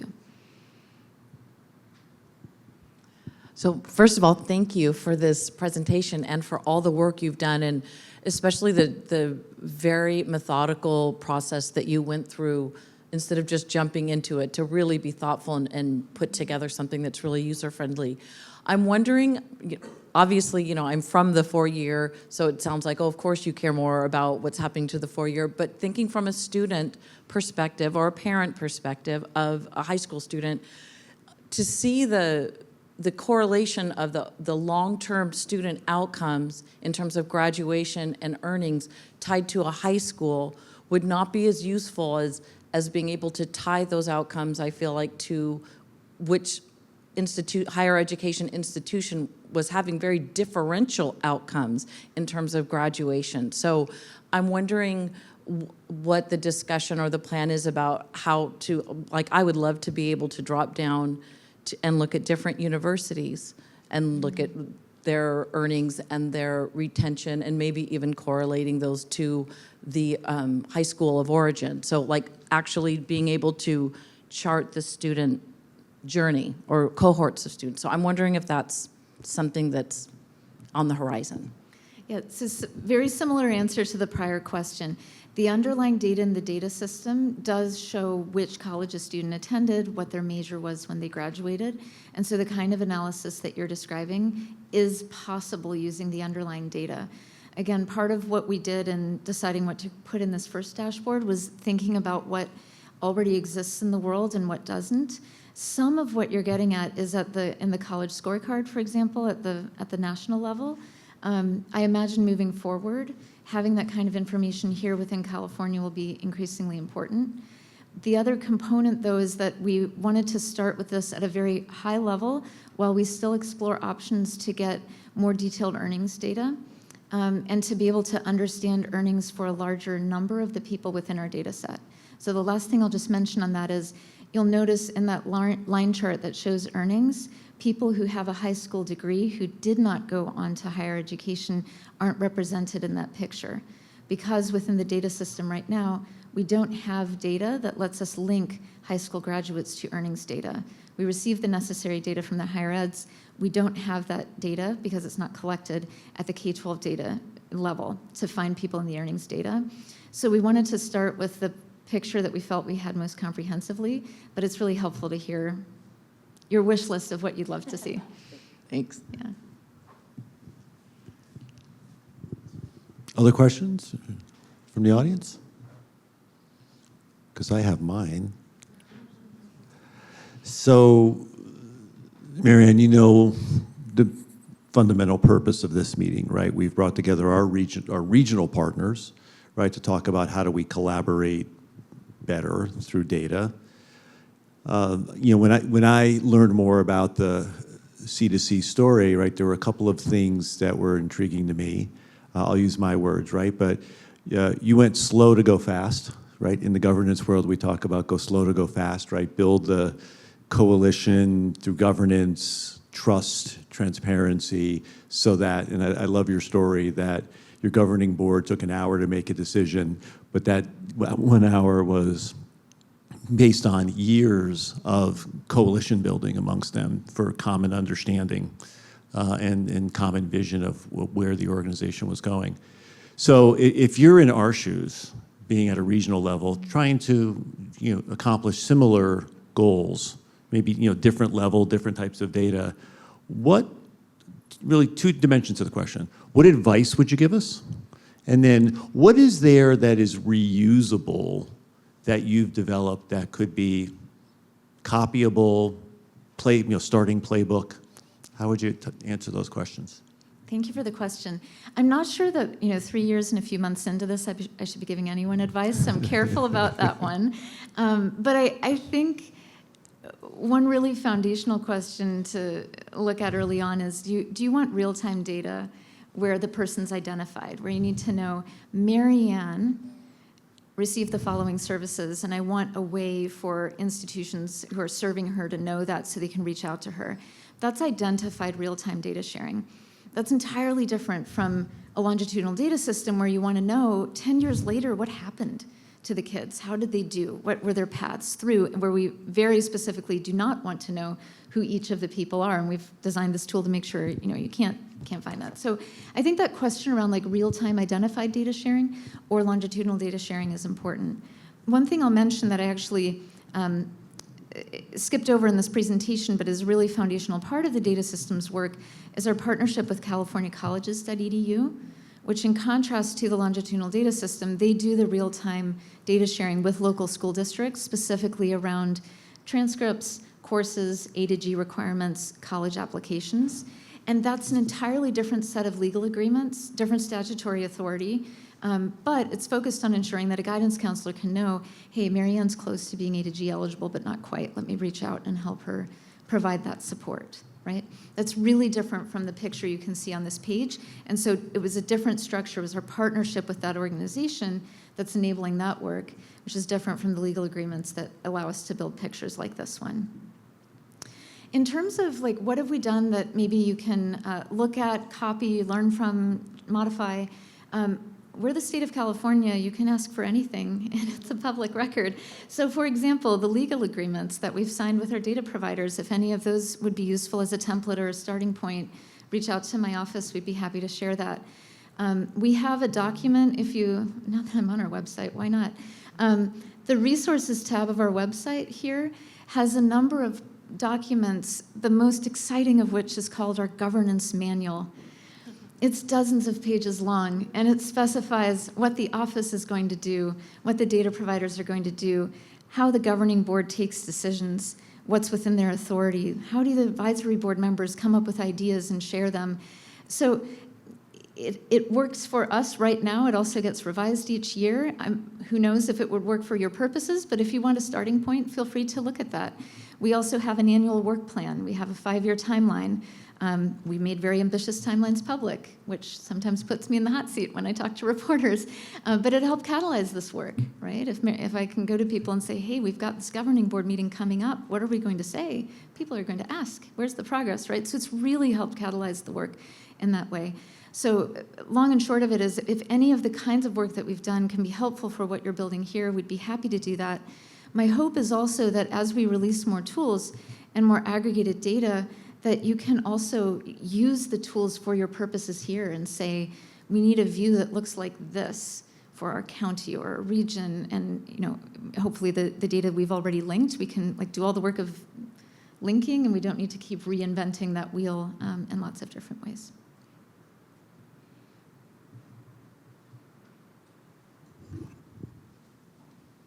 Other questions from the group?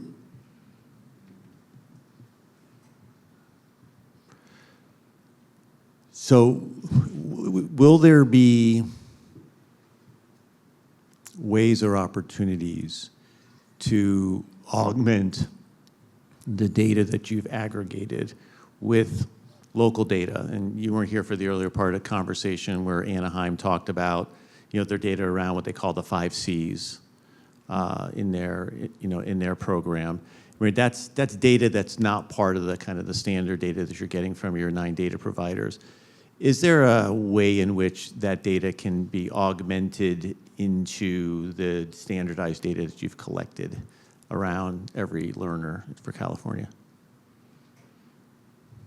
There might be different ways to think about that. So, literally linking it together at the individual level would require identified data, and that requires some complexities to think through. I think one really interesting way to approach this may be, what kinds of pictures, if you will, or data stories at the aggregated level can complement what you're looking at locally, where you collect this information, then you say, but what does the big picture look like? Or, across geography, what does it look like over time, either going back in time or forward in time? So there may be a way to think about the data that we've put together and the efforts that you're doing locally being complementary and working together. The other piece I'd mention, though, and especially the room today, what's wonderful to see here is the university partnerships that are at play here. The research data request process, right, could be used to say, we'd like to do a research study where we want to be able to look at these kinds of data for our region to bring it together with the data we have here locally. So that's future state, but I'm really curious to explore how what we've done at the state level can complement your work here locally. I imagine especially for students who maybe start here and then move out of the region where your data sharing agreements locally might not give you visibility into that the state level data might be helpful in particular. Yeah, I mean, I'm thinking, about the presentation from Anaheim this morning, and then some of the things that we're doing here at Irvine. Dr. Richard Aram will be coming back a little bit later. He really wanted the opportunity to meet you, but he's doing work through some of the common data that we've provided that's rolled up to you, but then also things through co-curricular programs, student life, experiential learning, and and also survey data that we're collecting around our patients around kind of their mental wellness. And he's looking and tracking patterns that are giving us insights into what are the characteristics of students who persist at greater rates than others, graduate at better rates, land in stronger workforce outcomes. That's not data that's not standardized across, certainly not all UCs, and it's not really ever going to get to your data set. But it would be interesting to have data like that to be able to that's why I say augment, append, or, we want some data in a data room, and then can we bring our data alongside of it and do some analysis? Is that type of scenario something you envision through the research request process, that you could also bring some of your own data as part of the research request, and you'd provide people their own kind of data room, analytics environment to play? The hope is to enable as much of that as possible. I'm going to be cautious about making very specific promises before we've built it. But I think that what you're getting at is not just looking at de-identified data, but being able to look at a certain subset and say, show me this, but just for this region. Let me play with that data within the secure environment. One other thing you mentioned, though, that I think is really powerful is the combination of quantitative data and qualitative data. So when we launched the dashboard, we also launched this resource hub. And some of it is videos on how to use it, but it also has this piece about exploring student journeys. And we worked with the Possibility Lab at UC Berkeley to collect stories from California students, and think of it as like amongst the many hundreds of thousands of people represented in these data pictures, we have just a few where students have told their story of starting at community college and transferring, or whatever the path may be. And I think those stories can really help people, can help bring the quantitative data to life as well. Other questions come to mind?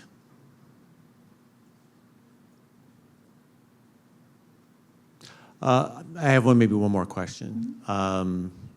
It's a fantastic story. You and I, when we were prepping for you to come down and talk to the group, you mentioned a little bit about, you were involved in national level conversations, you get involved in Washington a little bit. What are you seeing about our path in California, what we've done, where we're going, as compared to, today, Kentucky's been referenced a couple times, Indiana's been referenced. What are you seeing around the country as people start to really kind of understand the power of the data that's been generated when brought together in the right way? I'm really encouraged by what I see in other states. There are a number of states who are really pushing forward on creating state longitudinal data systems. KY Stats, the Kentucky example, has been a shining star for a long time. There are other states as well who are working to do this work. So I think that a couple of things, especially in this moment, I think it's a real moment for states to lead in having reliable data available and having it linked and useful for decision making. I think what we've been able to do in California, the piece that has been unique here and that people are really paying attention to, is how we've institutionalized this effort with legislation and with a focus on creating tools directly for students and families and the public, not just data sharing within Sacramento. So for example, I love KY Stats. I've talked to the people who originally built it and those who are currently running it.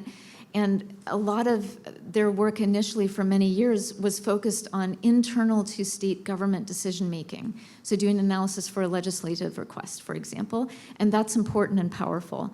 And having tools that are available to the public is hard to do, but really important for demonstrating the value of bringing data together in a way that people can touch and feel. The legislation that was passed, the Cradle to Career Data System Act, has actually served as a model for multiple other states who've either already passed legislation that's similar or where it's currently under consideration. So I think that this model of creating an institution where it's not just dependent on one or two leaders being in the seats that they're in for a certain moment in time to sign that MOU and then things can kind of fall apart in the future, but really institutionalizing something that can last is something that people are looking at. So it's been really exciting to be able to share that part of California's story as well. And just from my personal perspective, I'll just share, I mean, for most of my career, I was actually on the opposite side of the table from where I now sit, right? Working with researchers, building partnerships between academic researchers and government partners, and wishing that administrative data was available, requestable, linked, or even just knowing what data exists, right? It can be hard to see that from the outside. And so that's the reason why I joined the state to push this work forward, because I think it really has the potential, if we can land the plane on all that has been envisioned and promised, to really make it an order of magnitude more scalable and feasible to unlock the potential of administrative data to help us understand what's working and for whom and how. Does Cradle to Career have an advocacy platform at all? No, we do not. We are a neutral source of trusted information and do our best not to take policy positions or make policy recommendations. So our intent is to make the data available, and we expect that different entities will use that data to make the case for different policies, but that's not our role. Okay, final call for questions. Ryan. So just from a research university perspective, also, is there, for instance, it would be great to see if we could track the growth of underrepresented PhD students in STEM, for instance, over time. And so this is starting way at the high school, the K through 12 level and everything else. But on that other end of this, the side of the spectrum, when is something like that going to be available, or something that because one of our aspects is we're a Hispanic Serving Research University. We're trying to improve the number of STEM representation of Hispanic PhD graduate students. And so just showing growth and showing increased salaries and stuff like that over that period would be kind of a great win at some level. Yeah, thank you for that question. I do believe we receive data on graduate student admission and enrollment, not just undergraduate, from our UC partners in particular. So that would be an example of something that could either be a part of a research data request, or thinking about the institutions where you sit, right? The community colleges are a partner to Cradle to Career, CSU is, UC is, and our data partners have a separate process and legal agreements where they can share data with each other via Cradle to Career, in addition to what researchers from the outside can request as well. So again, all of that's still pending us being able to build a secure data enclave and working out how to create that at a scalable, in a scalable way. But the kinds of questions you're asking can be answered with the underlying data. We just need to build the infrastructure to enable it and have the right partnerships with our data providers to be able to do that. Are there data sources like, I think you said nine current data providers. Is there a 10th and 11th on the horizon? Can you talk about them or mention? Is there a wish list? Is there a Marianne wish list? Yes, so those are the 9. Let me see how many I can mention off the top of my head. The National Student Clearinghouse, we just signed a contract with them 2 weeks ago. So they'll be bringing in data that lets us see who graduated from a California high school, who attended a for-profit, nonprofit college here in California, or who went out of state. So that's the National Student Clearinghouse. The additional data from the Labor and Workforce Development Agency partners around apprenticeships. So we have the Division of Apprenticeship Standards and the Employment Training Panel and the Workforce Development Board, all of whom are going to contribute data on the job training and apprenticeship data. Last year, we also added the Department of Developmental Services, so we're just starting to get data from them, and they want to contribute data to the data system so that they can then see, among the students who received our services, how do they do later in school, in college, in the labor market. So that's the Department of Developmental Services. And then I mentioned CalKids. The Scholarship Investment Board has also joined as a data provider to be able to provide information on students who've claimed accounts, and so over time, that would enable research projects that look at the impact of that as well. Lots of people have made even longer wish lists of potential data partners for us, including the Task Force on Workforce Data. It talked about other potential sources of data that would be helpful to add to the data system, and so over time, it's just going to be about prioritizing within the constraints of our team's capacity to bring in more data and the partners who want to come to the table. Okay. Fantastic. Again, one more time, a hand for Marianne. Thank you so much for coming.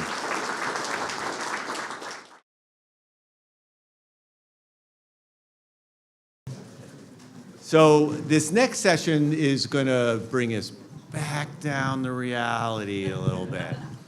And the concept of dealing with organizational change.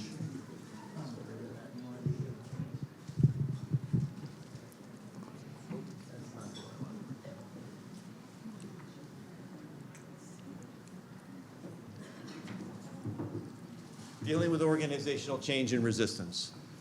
Clearly, there's lots of value to unlock in our organizations, and speaking from my own experience, most of the time it's the organizational antibodies that are the most challenging.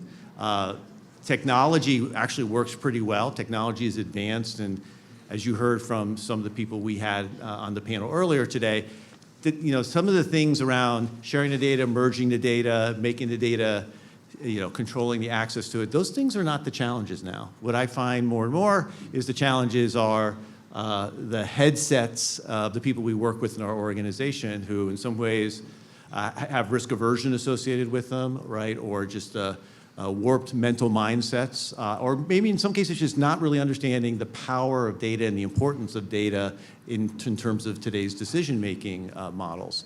So we thought what we would do is, you all, obviously, Michael and Marianne heard from them today. I'd like to introduce Bob Martin, who's here at UCI, and he's our organizational change management lead for the campus and the health system. So he works with different types of organizations and teams and organizations. He's usually dealing with things like, dysfunctional management teams, and thanks for all the help last week, Bob, and that type of thing. But also coming in and working with projects, in terms of projects that maybe are not going so well, or they're having a problem with is implementing a new system, and maybe the organizational changes are just not taking hold, or people are resisting, where we're going. And so he works with those teams. And, he is a great resource. Every organization should have someone like Bob and a team like that Bob leads, from the standpoint of being able to bring in to come into situations and talk about the process of change.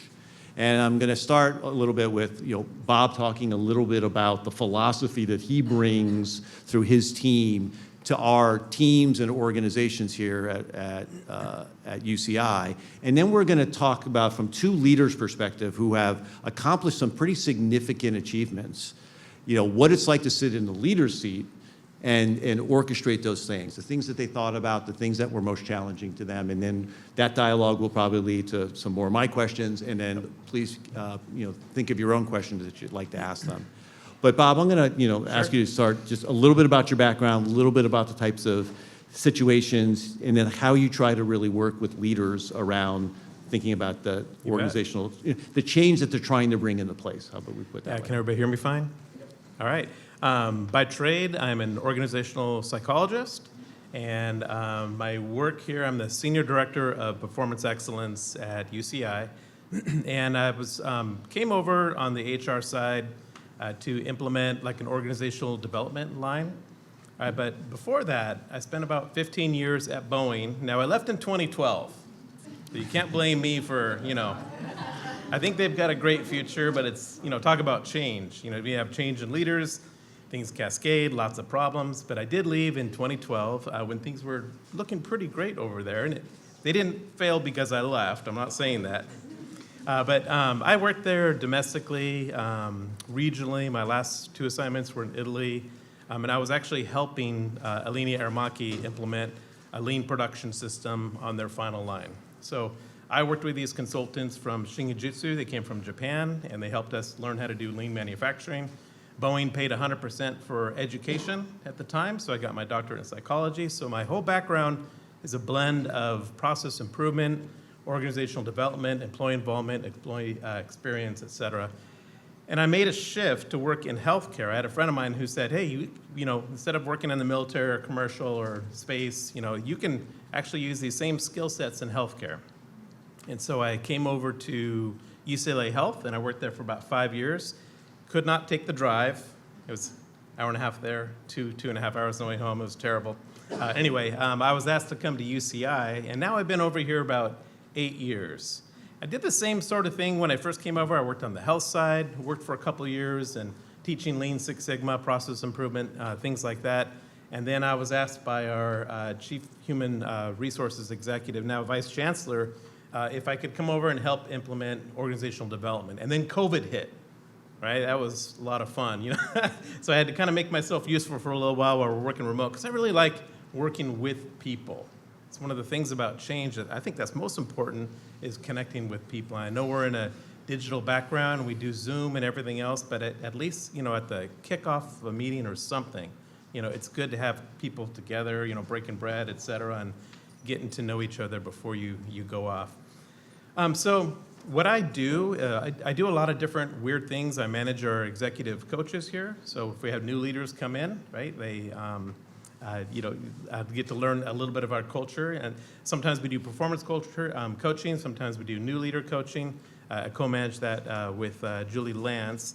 And then I do process improvement. I also teach Lean Six Sigma, yellow belt, green belt certifications, things like that, because I want other people to learn how to do change as well. And the reality is that those type of things, I'm sure most of you have probably heard about, Agile or Scrum or Lean manufacturing, those type of things. They're methods, but I would say 75 or 80% of them really are working with people, right? How do you connect for people? And one of the things I think, which is the most important experience I had working at Boeing, working with these Japanese Shingijutsu consultants, was respect for people. Right. Toyota has immense respect for people. So a lot of people were trying to copy and implement their production systems, and they would fail. but companies that had leaders that had respect for people, right, that were willing to listen to them, slow down and not just throw change on everybody, but involve them in the change, those companies tended to be able to do process improvement more effectively. So if you don't remember anything else, right, authentic respect for people is probably going to make you more successful than anything you ever do. So anyway, and that's what I do. I am often called in, I'm called in for proactive reasons, right? We want to make this change over here, or we need some help with strategy. I'm also called in to deal with projects which may have had failure. We had a big project that Tom and I have been working on lately. I won't say who they are, but they experienced a critical failure by transitioning from a legacy system to a commercial off-the-shelf system. And they didn't have a lot of change management, right? That was kind of brought into it. And one of my approaches, as an example, I'll let you guys talk in a moment, one of the most important things I could add as value was talking to the staff and talking to the leaders and trying to analyze what was going on. So, I sat with about 30 different people, one-on-one interviews, and just listened to them and kind of right? And I'm literally an organizational psychologist, and let them, get things off their chest. And once we got through all that, I helped a little bit with the project management. I said, maybe we should bolster these areas, and maybe we should, process these, like incentive compensation, Star Wars awards. Star Wars awards? Star Awards? I like Star Wars too. But anyway, it's looking at all these different gaps, because when people are busy, right, and they're overwhelmed, they tend to do just like the minimum. It becomes firefighting. And you forget things like wellness, you forget engagement, you forget respect for people. And when you do, really bad things happen, right? So our managers have to learn to be able to, talk. Well, I'm not saying that they don't talk to the people, but they have to learn how to sometimes slow down before you can speed up. So I guess I'll let you guys talk a little bit about it. So I'm going to kind of direct you with a question. Sure. Michael, first question for you. Yeah. So believe it or not, I actually listened over the course of today. There were two things said about kind of what you brought to Anaheim. And I want to kind of mention these phrases and then kind of tie it back to a question about how you think about bringing positive change to the organizations, right? Michael took a hard stance on some things when he joined us in 2014. And then there was also mention there was kind of some leaps of faith around things like the 5 Cs, right? Those are bold leadership positions to take. When you think about stepping into the chair that you did in 2014, how did you think about change? Because I think there are a lot of aspirations talked about in this room today, but ultimately it comes back to I got to go back, I got to talk to people, I got to get people open and receptive to new ideas. How do you think about that as a leader?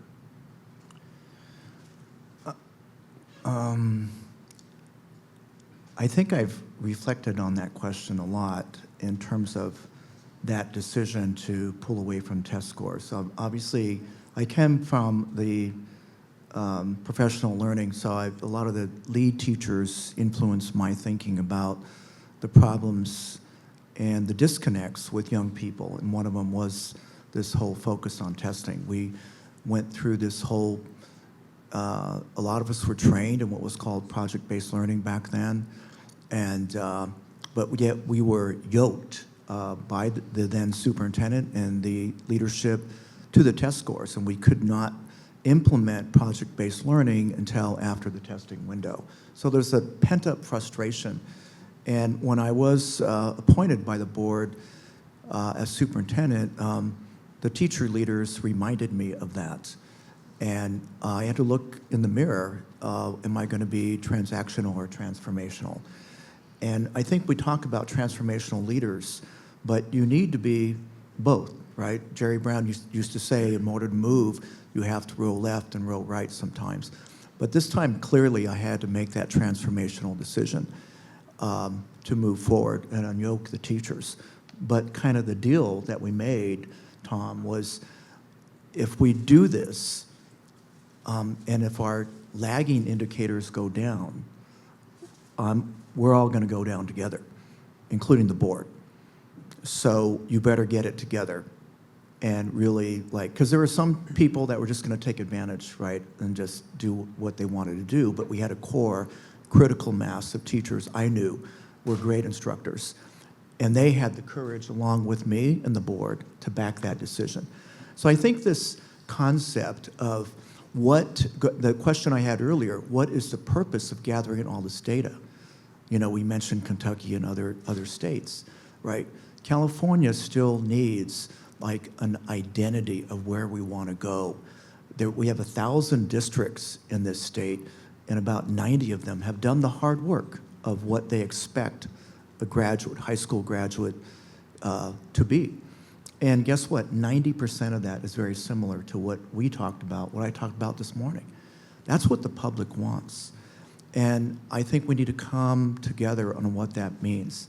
And that'll give us the courage underneath, whether it happens at the state level or at the local level. The power is with the people, the students, the parents, who will give you authority, political cover to move forward. Nobody in our district talks about a test score. And I'm really proud of that decision to this day.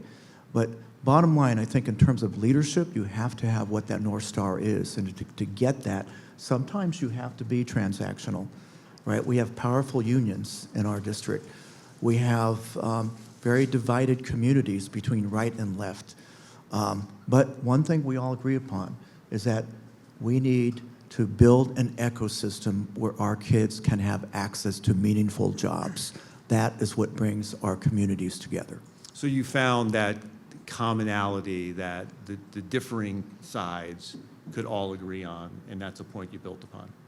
I think that's vital. I think this conversation this morning, too, about how do you contextualize the change. You have to know your people in order to come up with the terminology that's going to bring them together rather than to divide them. Because we know there's a lot of outside forces out there trying to divide our communities, and that weakens us. That weakens our commitment to our vision and our mission. And that's why we need to be clear on what that is for this state, definitely for the University of California. Yeah. So Marianne, now I'm gonna pick on you a little bit. I'm gonna bet there's a pretty strong possibility that there may have been statutes set in this state before that have ultimately gone nowhere. But this one is not that story. This one is a statute, and that provides you some level of, I like to call it air cover, but then you roll up your sleeves and you get to work. Your story is an interesting one to me because there's a lot of coalition building. You talked about transparency and trust being vitally important.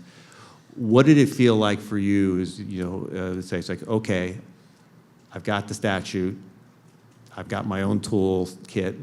Where did you start? That's a great question, and you're right. The statute enables the work. It doesn't magically make it happen, right? But it's crucially important. And so a couple of things. I'm trying to decide whether I should tell this story. One week before I started my job, just over 3 years ago, I was walking down my street, and one of my neighbors came up to me and said, "Hey, Marianne, I saw your name in the Davis Enterprise," which is the local newspaper that reprints CalMatters articles and things like that. And I said, "Did you?" And I go home and I pull out my copy. And it was an article about the cradle-to-career data system. And the vibe of it was basically, governor announces a new data project, another IT project, no chance it's going to launch while he's still governor. And there's this outsider who's come in to run it. And I read that and I thought, this is fantastic. Expectations are low. We can exceed those. So I was really delighted to read the article. And I think the big thing, though, coming in is when we started building the team at Cradle to Career, we developed some values together, organizational values. And some of them are what you would expect, like transparency and equity. And the one I come back to the most is curiosity. And some years ago, I read a book called Radical Candor by Kim Scott. And one of her quotes in that book is something along the lines of, "Don't get mad, get curious." And I mention that because when institutions or the people who are within them disagree or when it feels like someone's not coming to the table. It's like, why won't they just agree to this thing that I really need to have happen to get to the following destination? There's almost always a reason. And if we can approach that with curiosity and think, why is it that I just got this incredibly disrespectful email? Like, let me first, run up the flight of stairs and back down again. And then I'm going to be curious about it. I'm going to be curious about why is it that this person does not feel, or their institution isn't ready to take a step. And the more we can approach that work with curiosity, it can, in some cases, create enough psychological safety or trust for people to share, well, what I really need is for this one thing not to happen. Okay, so let's think about what we put in the legal agreement, or what we put in how we engage with each other, and what we put in that dozens pages long governance manual that will help you feel like you have what you need to be able to move ahead on this work. So I think that approach of curiosity can really help. I also think that having public meetings where the public comes and gives us public comment helps us all refocus our efforts on who are we doing this work for. And sometimes that perspective can help us all kind of break out of our individual silos where we sit. That's really interesting you bring up that example, because there's some people who would take that open public forum and go, oh my God, you're just asking to put myself with a bullseye on me for 100 targets. And you've chosen to internalize it differently, right? Is to use it as a moment where, yeah, some of those comments are going to be made, but we're going to bring it back to who are we really doing this for? Where did that come from? I mean, that in and of itself is, a decision point as a leader that you learn somewhere. You're modeling off of something you saw someone else do. Just curious. Well, I think it's all about looking at the constraints you're operating within and what's within your control and what isn't, right? So what I can control is how I lead the team, what values we're going to bring to the table. I can't control what other teams do. I can't control whether I'm subject to the Bagley Keene Open Meetings Act. That is not within my control. That's in statute. And if I want to take this job, I'm going to report to a governing board in public meetings about everything. And so that's a constraint that's there. So I can either say, wow, it's really hard to do this work in a fishbowl, or you can say, well, how can that advance the work? Right? So 3 years ago when we made the first work plan, I had a decision to make, which is, do I take these incredibly aggressive timelines that were cooked up during the planning process by people who were not going to have to build the work, and do I tear it up, or do we aim for that? And we kept really aggressive timelines. And people at the time were like, you're never going to make it. And I said, yeah, but even if we're a bit late compared to this, we'll still be so much faster than we would have otherwise, right? So it's about thinking, what's within my locus of control, and how can we turn things that it can be challenging to have. For the most part, we get wonderful public comment, actually, with people. It's kind of a very specific thing, like people who care about data systems and linked data sets usually really are into this and come and support it, and sometimes there are critical comments. That's okay. I work for the people of California, and they have every right to tell me that they don't like what we're doing, and then we glean from that, what's the information we can take forward. So I actually think our public meetings have been a great accelerator for success. Our first legal agreements were signed the week before the May 2022 board meeting. Our first data submission concluded, it was for the month of October, and the last of that wrapped up on October 31st, and on November 1st at 9 a.m. we had a board meeting that started. And at 9:15, the governor's press release came out, right? These are all opportunities to use the fact that we're doing this work in a fishbowl as a means of catalyzing the work, because people have been asking for this, so they deserve to see the progress, and that can help move along. The one other thing I'll just say, though, because I think this is important, is this work didn't advance because Marianne's leadership magically inspires all to curiosity. There's also real resources and legislation that backs it, right? So the state's investment in Cradle to Career doesn't stop with the budget that comes to my office. Our data providers, many of them received one or more ongoing funded positions to be able to prepare the data files that come to us. It was part of the negotiated compacts with UC and CSU and with the community colleges. All of those agreements. So I want to say that too, because I think that's an important part of the story. I don't want to paint a picture that this is all just about curiosity and effective leadership. You have to have the building blocks in place too of having champions having legislation if useful, and resources and funding as well. And I'll use the word incentives, right? It's the right Thank you. types of incentives. Bob, what do you think of these two stories? Oh, yeah, one of the most things I heard from Mike, right, establishing that true north. It is incredibly important for any organization. I mean, this is pretty basic stuff, right? But to be able to establish a true north. But a lot of organizations don't even realize what their purpose is. Over time, they've existed and they've responded to a lot of different, right, things that happen to them, right? And they make changes and they have infrastructure, administrative changes. But at some point, they kind of lose their purpose. They don't even know why they exist, and they just do stuff. And I see some of you nodding your heads because I think it's pretty familiar. So you have to really stop and ask, why do we exist? What is our purpose? And I always recommend to people, who are your customers, right? Are they students, right? Are they staff? Are they physicians? Whoever they are, that's the reason you exist. You should be trying to understand what they value and what they don't value. And you should do your best to try to align your products or legislation or whatever it is so that they can value it. And you're going to have resistance, right? You're going to have resistance on a state level. You're going to have resistance on your own team, in your own office. And that's okay. Resistance is completely normal. You probably heard of the Pareto principle, 20-80 rule. It came from an Italian, Wilfredo Pareto, who I believe he said that 20% of the landowners, this is like in the 1500s, 20% of landowners, or 20% of people owned 80% of the land, right? 20% of patients have 80% of the complexity. 20% of students cause 80% of the problems. I mean, this is, right? And then 20% of those students are the worst, and then 20% of those, right, are, the most challenging as well. So you're going to have resistance. Anything you come up with, no matter how good it is, no matter who you've listening to, and going on listening tours is incredibly important as well, because if you don't, right, now, when you have those listening tours, you're going to get people that are very, very passionate about it, and they're going to come in and complain. But that's what you want, right? Because you're going to have that 20% who are going to resist no matter what. You're also going to have 20% who are probably going to support you, right? So you have to understand who's going to resist, who's going to support, leverage the ones that are going to support.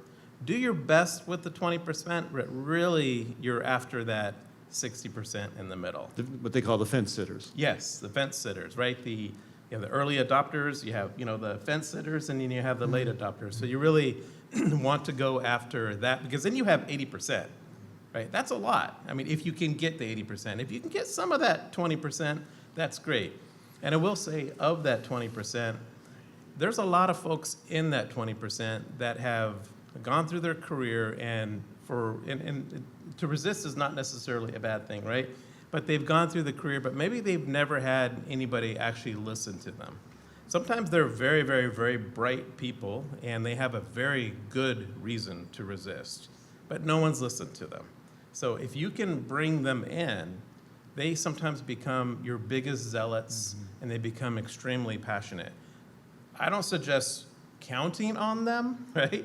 Like the 20%, like you can leverage them, but because no matter what, like I said, you're going to have resistance. 20% of the 20%, the 1 out of 1,000 are going to be the strongest resistors. And if they build a coalition, et cetera, it could be very, very difficult. But in short, that true north, we use these words like true north, right? Come up with a strategy and trying to get people in line. But and it may sound cliche, but it's actually true, right? This is what we need leaders. We need to be able to come up and here's a goal, here's a true north, and try to explain to everybody. But that true north goal still has to be based on what your customers, right? What your organizational purpose is. So anyway, it's understanding that purpose, understanding your purpose, right? And understanding what your clients want. And then, going after the people, not going after, but recognizing that no matter what, you're going to have resistance, and you're going to just try to leverage that. So one of the strategies I was taught, in driving change, because several of my roles in my career, I did that, was, they broke it down pretty simply, right? It's like, Tom, there's going to be 20% that are going to be with you when you lay out the vision, there's going to be 20% who are going to fight you no matter what you do, and there's a 60%, they call them the fence sitters. That's where I got that term from. It's like, look, here's the thing. You're never going to convince that 20% who are against the idea no matter what. So don't count on them, and don't base your strategy on them. Right. But go listen to them. And here's what I learned by going and listening to them. He said, go listen to them first. And I didn't ask why, but I just did it. By listening to the 20% who you know aren't coming with you, they give you all of the arguments, both rational and irrational, and it refines your ability to kind of deal with the middle, where there are people like, oh, actually, that's a pretty good point. Fall to my side of the fence. Oh, I don't really care that much about it. Fall to my side of the fence, right? So the naysayers, right, the resistors, the true resistors, sharpened my arguments that helped me with the fence sitters. That's what I learned, and like it's been just kind of a strategy, right, towards focusing on getting to that critical mass, because once your initiative, right, once your true north, your bold idea gets critical mass underneath it, then it has a momentum all of itself. Then you'll have other evangelists in the organization telling your story. So that was one of the strategies someone taught me early on that has really, really paid dividends each time I go into this. With listening also comes responsibility, because if you listen to people, you better be prepared to give them an answer, right? Because you're not going to be able to do what everybody wants. You just can't. But and that's okay. But you have to explain it to people as you're listening to them. We're collecting these ideas, right, et cetera. But you have to have that closed feedback loop with them eventually at some point to say, we listened to these different things and we're going to go with this direction. But we heard you. That's the most important thing. I've found, like when a program will have employee suggestion box, they put them out on a factory floor in different areas and they get stuffed and no one actually reads them. Well, good luck, because now you've had an organizational failure. And now people, they don't care. They're not even going to give you the input that you need. But if you do take that time to stop and to listen and go on those listening tours or whatever methodology that you use, it's okay if you don't do everything that they want to do. You just have to give them that feedback. That's the most important thing. So one of the things I've noticed in really, really effective change leaders is they identify and focus on early wins. Oh, yeah. Mm-hmm. Mary Ann, how do you identify and focus on your early wins? You talked a little bit about it in your comments today. I think especially when you're trying to build something that's going to take a long time until people can touch and feel a product, it's really important to define incremental milestones. So, for example, celebrating the signing of legal agreements, right? That's a first step, and actually celebrating that as a milestone. And then when we were working towards the first data ingestions, we actually created like a mini milestones dashboard, if you will, around have we met? We've got all, 9 data providers. Have the technical teams started meeting? Have we started working on the file upload specifications document, right? Has the file upload specification document gotten complete? Where are we with our security protocol review across all of them? And it created a way for a matrix, if you will, to gradually turn from red to orange to green as we moved along each of those steps. And so breaking down the long-term vision into something that can be celebrated sooner is really important for people to feel momentum. And it's like the metaphor of, right, if you're building a skyscraper, first you dig the basement and it takes a really long time before something emerges above the ground. Especially with work around data, that's really important because what you all can see on the inside if you're working with the data is how useful it is already or how useful it will be. But if you're talking to people on the outside, they're like, but what happened, right? How did people's lives change? And so again, that's why the partnership that I mentioned before with California Colleges.edu has been really helpful, because in tandem with us building this longitudinal data system, people could already today, from day one, right, when we started this effort, touch and feel how the real-time data sharing within a district helped guidance counselors accelerate students towards A to G completion and preparing for college applications. So incremental goals and then finding things, early wins that people can really touch and feel and imagine what's possible. Michael, how about you? How do you identify early wins? I'm sure when you got there in 2014, you didn't inherit a ready-to-go organization. I think the challenge is, we have 2,500 employees, and to ensure that going back to this, being able to listen authentically and to, I'm going to say have the Bob skills out in the field, right? You were talking about people with emotional intelligence are administrators, right? That go out with the intention of listening and building capacity, identifying the early adopters, and elevating the narrative within the system. So that narrative needs to come back up the food chain to us so that we can help elevate that and to create this culture of success as we move forward. But Bob, you also started off this conversation with reminding folks of who we serve. And I think that's the problem right now in public education. This is why we don't have 28 superintendents in here with their staff, is because many of us forgot that who we serve. We've gotten used to the notion that we have a monopoly on kids in K-12. We do not consider education as a product, right? And we have to elevate our product. And if we just, believe that the kids are automatically going to come in, regardless of what we serve them, that's going to be outdated, and we're going to be swept away. We will be the Sears Roebuck and the Blockbuster. So this is, I think,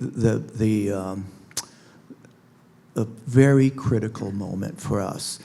But I want to go back to this ability of having leaders with and uplifting them who have emotional and relational intelligence that are aligned to the mission and vision so that we can be cohesive in getting that message out, and then finding and uplifting those people who are the early adopters so we can support them. Yeah, I want to kind of pivot right into my next question to you, right? So one of the things I've done for the last decade is work with technology leaders, who want to become that ultimate chief information officer role, and really kind of give them the skills, the tools, the competencies, the emotional intelligence to kind of have a chance to get into that role if they really, really want it. I send them the counseling first. I'm like, do you really want that? Okay, sure. Okay, then let's go through the academy. But one of the things that it's like this conversation, at least a dozen times, like, hey, Tom, that's really great. I buy all that. It's great when you have a vice chancellor title to be able to drive change. And I'm like, no, you don't get it. This mentality, this kind of way of thinking about moving the needle, we need it at every level of the organization. That's why I'm bringing it to you, to the academy members, because even though you're 3 levels below being the CIO is only successful when the entire organization has this growth mindset. How do we move the needle? Because it takes a collective effort. What's your reaction to that? Yes. So how do you create an environment for your 2,500 person organization where that can take root? I think in fact, we're working on that right now. There's going to be a teacher shortage, surprisingly. There's a lot of people retiring and moving out of the system. We are working with HR on defining what does it mean to be a teacher and an administrator in the age of AI as we move forward, in the age of the importance of aligning with career tech, and in the age of using these powerful AI tools. So we are in the process of defining that. And we call it the alignment between the mission of the organization, the we, all of us here, and the I. And if you can identify those I's, those individuals who are aligned, and then build the systems, the structures at the school site, because ultimately for education, it all happens in the classroom or not, right? So we have to empower the principals with some autonomy to create this culture of innovation and collective commitment to the company vision and mission. And that's how you innovate. And this is why we end up as the first district that offers a Minecraft elective at a junior high, right? The first one in America. We're also the first one in America to partner with Google, so our kids are now getting Google certificates upon graduation. That's the ground up. And that's kind of the franchise model of education that we are implementing. And I'm going to guess those 2 ideas weren't Michael ideas, right? They came from somewhere in the organization. That's right. Yeah. Marianne, how about you? How do you, to steal Michael's words, how do you create a culture of innovation? I think it's really important as a leader to make sure that people who report up to you feel comfortable telling you that they think you're wrong about a particular idea or a strategy. And the only way to do that is to demonstrate that from the beginning. So for example, when I hired someone as a communications director, and shortly afterwards I forget if I was giving a talk or a media interview, and afterwards she said, "Oh, that was really great." And I said, "Thank you. Next time, every single time that I do a talk or we do an interview together, I need you to tell me 3 things that I did wrong or that I could do better next time." And she was like 2 weeks into the job, and I could see her looking at me and being like, "Does she really mean that? I'm not sure." But she did. And so the next time I did an interview afterwards, I said, "Okay, what are the 3 things?" And she said, "Well, you looked up and to the right after question number 2, and that made you look like you weren't certain. And then you touched your left ear a total of 8 times, and that really reduced your credibility." And I was like, "Oh my God." Now I'm really self-conscious about movements. And so she did that, and then I turned around and shared that with the whole team. And I said, "Here's what she identified, and that's why this is important. And so when you all are practicing to give a talk, I want you to do it in front of each other and give each other critical feedback." You can't ask people to tell you bad news or to say, "Marianne, I think that's going to go sideways, and here's what we need to do instead," if you haven't established a foundation of trust and demonstrated that you can take that. So I think that's incredibly important. I think that's really hard to do within large bureaucracies. It's hard to do within government. It's really hard for bad news to flow upward. So the more that those of us who are in a form of leadership position, wherever that may be, and I love what you said about, like, you don't wait until you're the vice chancellor, right, to demonstrate that. I really see leadership as something that everyone on the team can do, including and especially entry-level positions, including and especially junior-level positions where people often have insights that are incredibly important if they only had the chance to share them and be heard.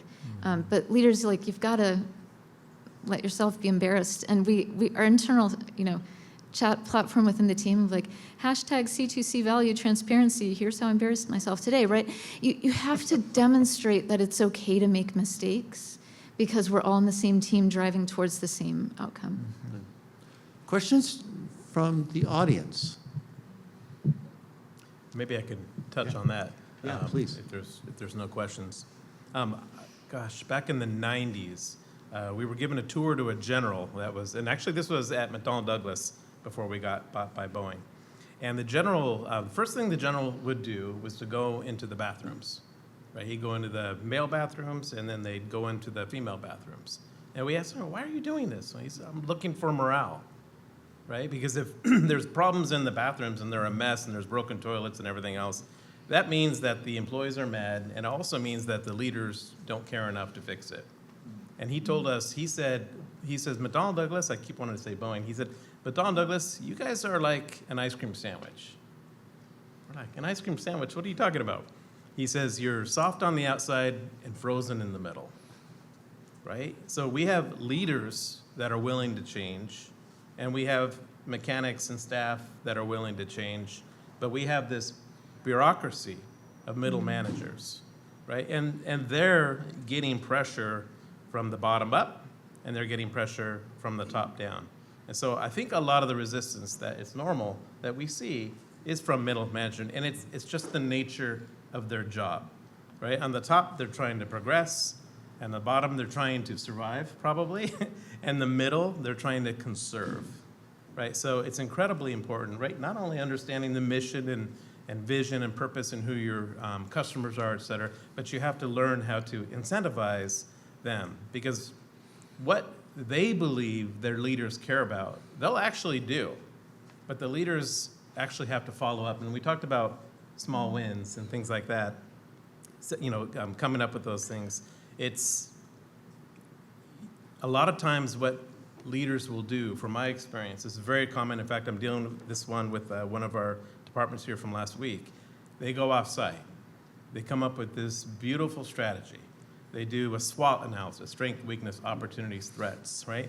And they come up with design principles and all these great things. And they build this implementation plan, but then they don't implement it. And you ask, well, 2 years later, what happened? And then they go back and they update it. Oh, we did this, we did that, but they actually didn't implement it because now they're back to, doing their normal work. Well, if it's not important to the leaders, right? If we don't have monthly action item reviews and we don't assign people to things and we don't have what's your estimated completion date, et cetera, and holding people accountable, well, guess what? Nothing gets done because your priorities are not really priorities. And I think that's one of the problems what you have with that frozen middle, with that middle management, because they're actually going to work on what they think that the organizational priorities are. And if the top is trying to change that culture, but they're not driving it either with, action plans where you're bringing people and talking about, where were you at, what are the barriers, et cetera, or we're not incentivizing it in some way, it's really not a priority, right? So it doesn't matter from the top or bottom if you don't do anything about it. I want to jump in on that too, please. because I think it's important to communicate expectations with the frozen middle. Yes. That when you're talking about transformative change, it's confusion is going to be part of where you need to be comfortable with, right, for a period of time. And I think that's what prevents people from wanting to change because it's very uncomfortable. We talk about AI and how difficult it has been to move people forward. And that's because they're very confused and they're uncomfortable with it. And as leaders, we need to, that should be expected, right? To be in this room of confusion for a while before we move forward. And I agree that frozen middle is the hardest group to unfreeze and to move. Your questions? Yes. When tasked with innovation, as all of you have been over the course of your careers, what do you do when folks come to you and say, well, this is how we've always done it? Like, what has been your most successful kind of response to team members who are really entrenched in that way of doing things? I mean, I have my answers, but I have my counts. I frame it as managing towards an outcome instead of a process. So, for example, early on, just like hiring the team and rewriting the org chart to create the kinds of positions I felt would be needed to be able to get the work done. There were numerous times where I would interact with people that I learned a great deal from about how things are typically done. And then I would try to reframe the conversation, not about like, is my process going to work or is your process going to work? But instead, what's the outcome that we need? Like the outcome is we need to have this kind of leadership in the organization to be able to get the work done. So if this process didn't work, let's try another one. We're going to try another one. And I'm going to keep coming back until we get to that outcome, right? So I think that focus on outcome can sometimes help people feel a comfort with the process. The other thing is that, especially as someone who worked in academia and outside of government for most of my career, coming into government, I try to have a great deal of humility about whether I actually know enough to say your process isn't going to work.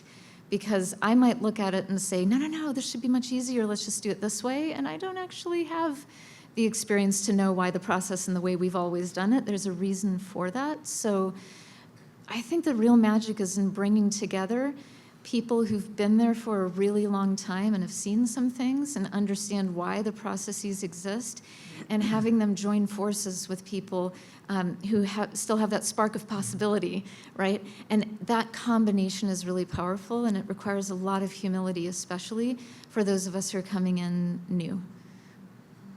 Yeah, I totally agree with what you were saying, and I think, and building on a little bit what you talked about, when you're curious, you're also humble, and you're also vulnerable, and that's really important. And when you hear things like that, well, we've always done it this way, I hear that all the time.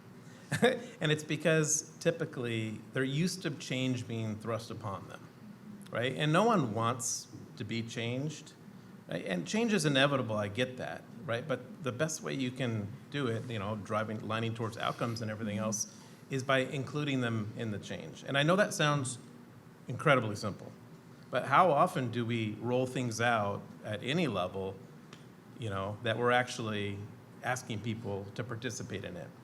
So I always explain to people when you do process improvement, super easy to do it. You know, you come up with a problem statement, you understand the current state, you come up with a goal, you look for the root causes, you identify solutions, and you can do that all by yourself, and it's so fast and it's so easy.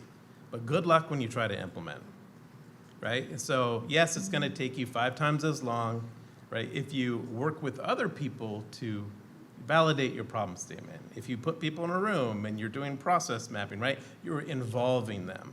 So those folks now, they have a little bit of control of their destiny, because no one wants a destiny thrust upon them, right? But if they know that we have to change, right? And maybe that's part of it. You have to convince them that we collectively, not you have to change, but we have to change. But anyway, that's what you're hearing. You know, I don't want to be changed.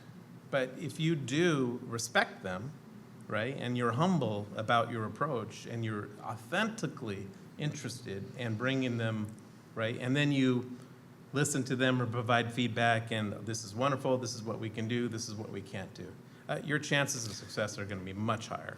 You know, and it depends on who they're talking to, right? It's much easier for that person to say that to the vice chancellor or the superintendent, but to your own peer. And we have this concept of trim tab, where we really identify those influencers on the ground, right? That, because it's not going to come from me, it'll come from your peer during the lunch, right? To think a little bit differently. And I think right now, you know, everybody's in a defensive posture because of what's going on nationally. And this is one reason why our associations, our unions are working with us, right? And thinking differently, because we have to. Other questions? Yes. I have an easy one. Let's build an Orange County collaborative. All K-12s, all community colleges, Fullerton, UCI. How do we do it? You went from state to Orange County. That's pretty good. Yeah. Yeah. I'm lowering my expectations. Well, isn't this part of it? I was going to say that, yeah. I think the only thing that I would say is missing is, well, maybe there's two, the why and the for who. Yes, exactly. Right, you know, if you start talking about that being the directionally towards our true north, I think that's, and maybe, you know, I'm always about what's the right question. If there's anything I've learned from coming into higher education and getting to work with world-class researchers, the first thing they taught me was great researchers spend 90% of their time trying to figure out what's the right question. And I heard it over and over again, you know, from the astrophysicists to the chemists, right, to the, you know, cardiologists. And I was like, wow, there's something to this. And then I thought to myself, this is not a research insight. This is a leadership insight. Yes. How often as leaders do we run to the symptom of the problem rather, I mean, Bob and I talk about this all the time. It's like, you know, he's brought in to deal with the symptoms when we haven't found the root cause. The root cause was something we should have been talking about a year ago, but, you know, now we're dealing with the end. So I think you're sending us off in the direction that I think we want to be talking about, but we should ask ourselves if we found the right question yet. Other reactions? And we still have a little time left, so. Another question? Another question? 5 minutes? All right. Well, your question, yeah. So I think we're often overwhelmed with what we're already doing and what things you get done. So what advice would you give to schools and districts who want to prioritize and be intentional about their innovation efforts, but are also struggling to just get their accountability responsibilities covered? Like, how would you balance the innovation and their accountability? I would use Anaheim as an example, right? Because we do have longitudinal proof points now with Cal State and UCI. We are innovating. We are not teaching to the test. We are yoking teachers to become innovators so our kids can innovate. And I think that's one of the whys, because it goes back to, you know, this is about positioning the next generation of young people in America to lead and innovate. We're going to lose a lot of jobs in the next 10 years, and the solution lies with them. And shame on us if we cannot create conditions for innovation to happen. And when I hear people talk about those type of challenges, again, I'd like to ask them, right, and not, you have to be very careful when you talk to people about like what they do. You know, I mean, if you have 40 hours or 50 hours a week, you know, what do you do? I mean, for a teacher, how many meetings are you going to? How many administrative this or that or blah, blah, blah that you're doing that doesn't really have anything to do with what the purpose of your job is, right? A teacher should be teaching. And then there's other things, and I'm not an educator, right? So you know, forgive me if I overstep, but like a surgeon should be doing surgeon, right? A mechanic should be turning wrenches or building, right? We all should be, that's where the most value we can add. A physician should be taking care of patients, a nurse should be doing orders. But how much of our work that we're doing is actually value added around that? Probably 5 to 20%, depends on which industry you're at. So I think a lot of times what we can do is we can challenge the system. What are we actually asking people to do? What are we having them go to? And then look at that and say, well, you know, what can we give up? Like, how much of this is necessary? How much of this is really based on, you know, student success or helping them get degrees or research or whatever it is that they're doing? And how much of it is non-value added? Now, some of it's going to be non-value added but necessary. There could be regulatory things that we do. But even with those, a lot of times we might have a federal or state regulation, but you have to look at your implementing procedures. Oftentimes, we do way more than we have to do. And it's because we've had issues in the past, right? So we put in all these controls and everything else to make sure it never happens again. And 30 or 40 years later, all of those things have changed. So anyway, I always say we're never too busy. We just have to make sure that we're working on the right things. Can I ask a follow-up question? So I'm thinking of like smalls and malls where they don't have big data teams and they may not have the capacity or bandwidth to, you know, do the data analysis and also engage in innovation efforts. What strategies could they use to also be part of that movement, that innovation movement, while also being aware that they have people that are wearing multiple hats and taking on different roles? I'm not sure I fully understand it. I'll give one answer. These large language models that we have, ChatGPT and Grok and all these other ones, I am like, these are incredible research assistants. So when I'm working with people and they don't know how to do data analysis or whatever, I mean, you can throw files in there, you can have, so there's a lot of, and I'm not sure if I answered your question, but there are a lot of kind of productivity hacks that we can do this year that we couldn't even do last year or the year before. But there's a lot of people that don't know how to do these. I mean, even with students, they can take, you know, 2 or 3 PowerPoints from their professor and pop it into ChatGPT and build me a study guide and make me 20 practice quizzes, right? And it helps them actually learn the information. So, like I said, I don't know if I answered your question though. Maybe you guys. I'm happy to respond, not in answering your question, but maybe putting it back on those of us who work at the state level or who work in large organizations, is to really think about how we can try to think about the work that we do as a public good, and where the work we do results in other entities not needing to reinvent the wheel quite as much. So my hope, for example, is that the dashboard that we showed is perhaps most useful to the school districts who are least likely to have their own data staff on hand, who are the least likely to already have executed data sharing agreements with their local higher education institutions, because it's work that we've already done and it's easy to use the filter and look at that. It's also why we wanted to create a regional filter. We've done this so far with the Ledge District piece, so people can zoom out. So I think that it's really important that you ask that question, because there's such a dramatic difference between like the one-room schools that California has and LAUSD, right, at two ends of the spectrum. And those of us who do have the honor of working at the institutional level, whether it's at the state or some of the large research universities or people who are in this room in institutional research, having that lens of how can the work that those of us who have the resources and the teams to do it be done in such a way that the tiny schools and others who have no data staff and the same person has like 10 hats stacked on top of each other can do that. I think it's really important that you ask the question, and those of us who are doing this kind of work need to design it in such a way that it makes their lives easier. I got two ideas for you. One is building on Bob's thing, which is we've never had more powerful tools at our disposal, even the free ones that can allow you to hack your own productivity. We've encouraged people to do that. We just put 50 of our most curious people through, basically a hack your own competition. I know I've hacked my own work, and I've probably saved myself 4 to 6 hours a week.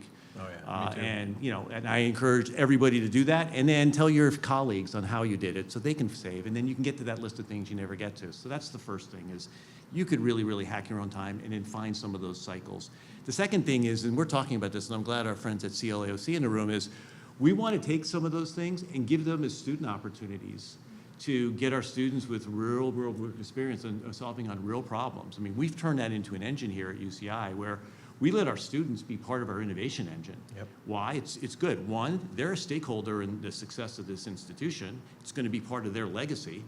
And then two, it's something they write about how they did something, and it's now part of their experiential learning of not just getting a degree, but I solved a real problem.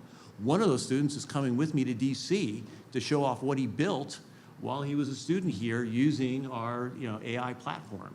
What an awesome opportunity for the kid. They're like, hey, I want to bring a student. Is that okay? Yeah.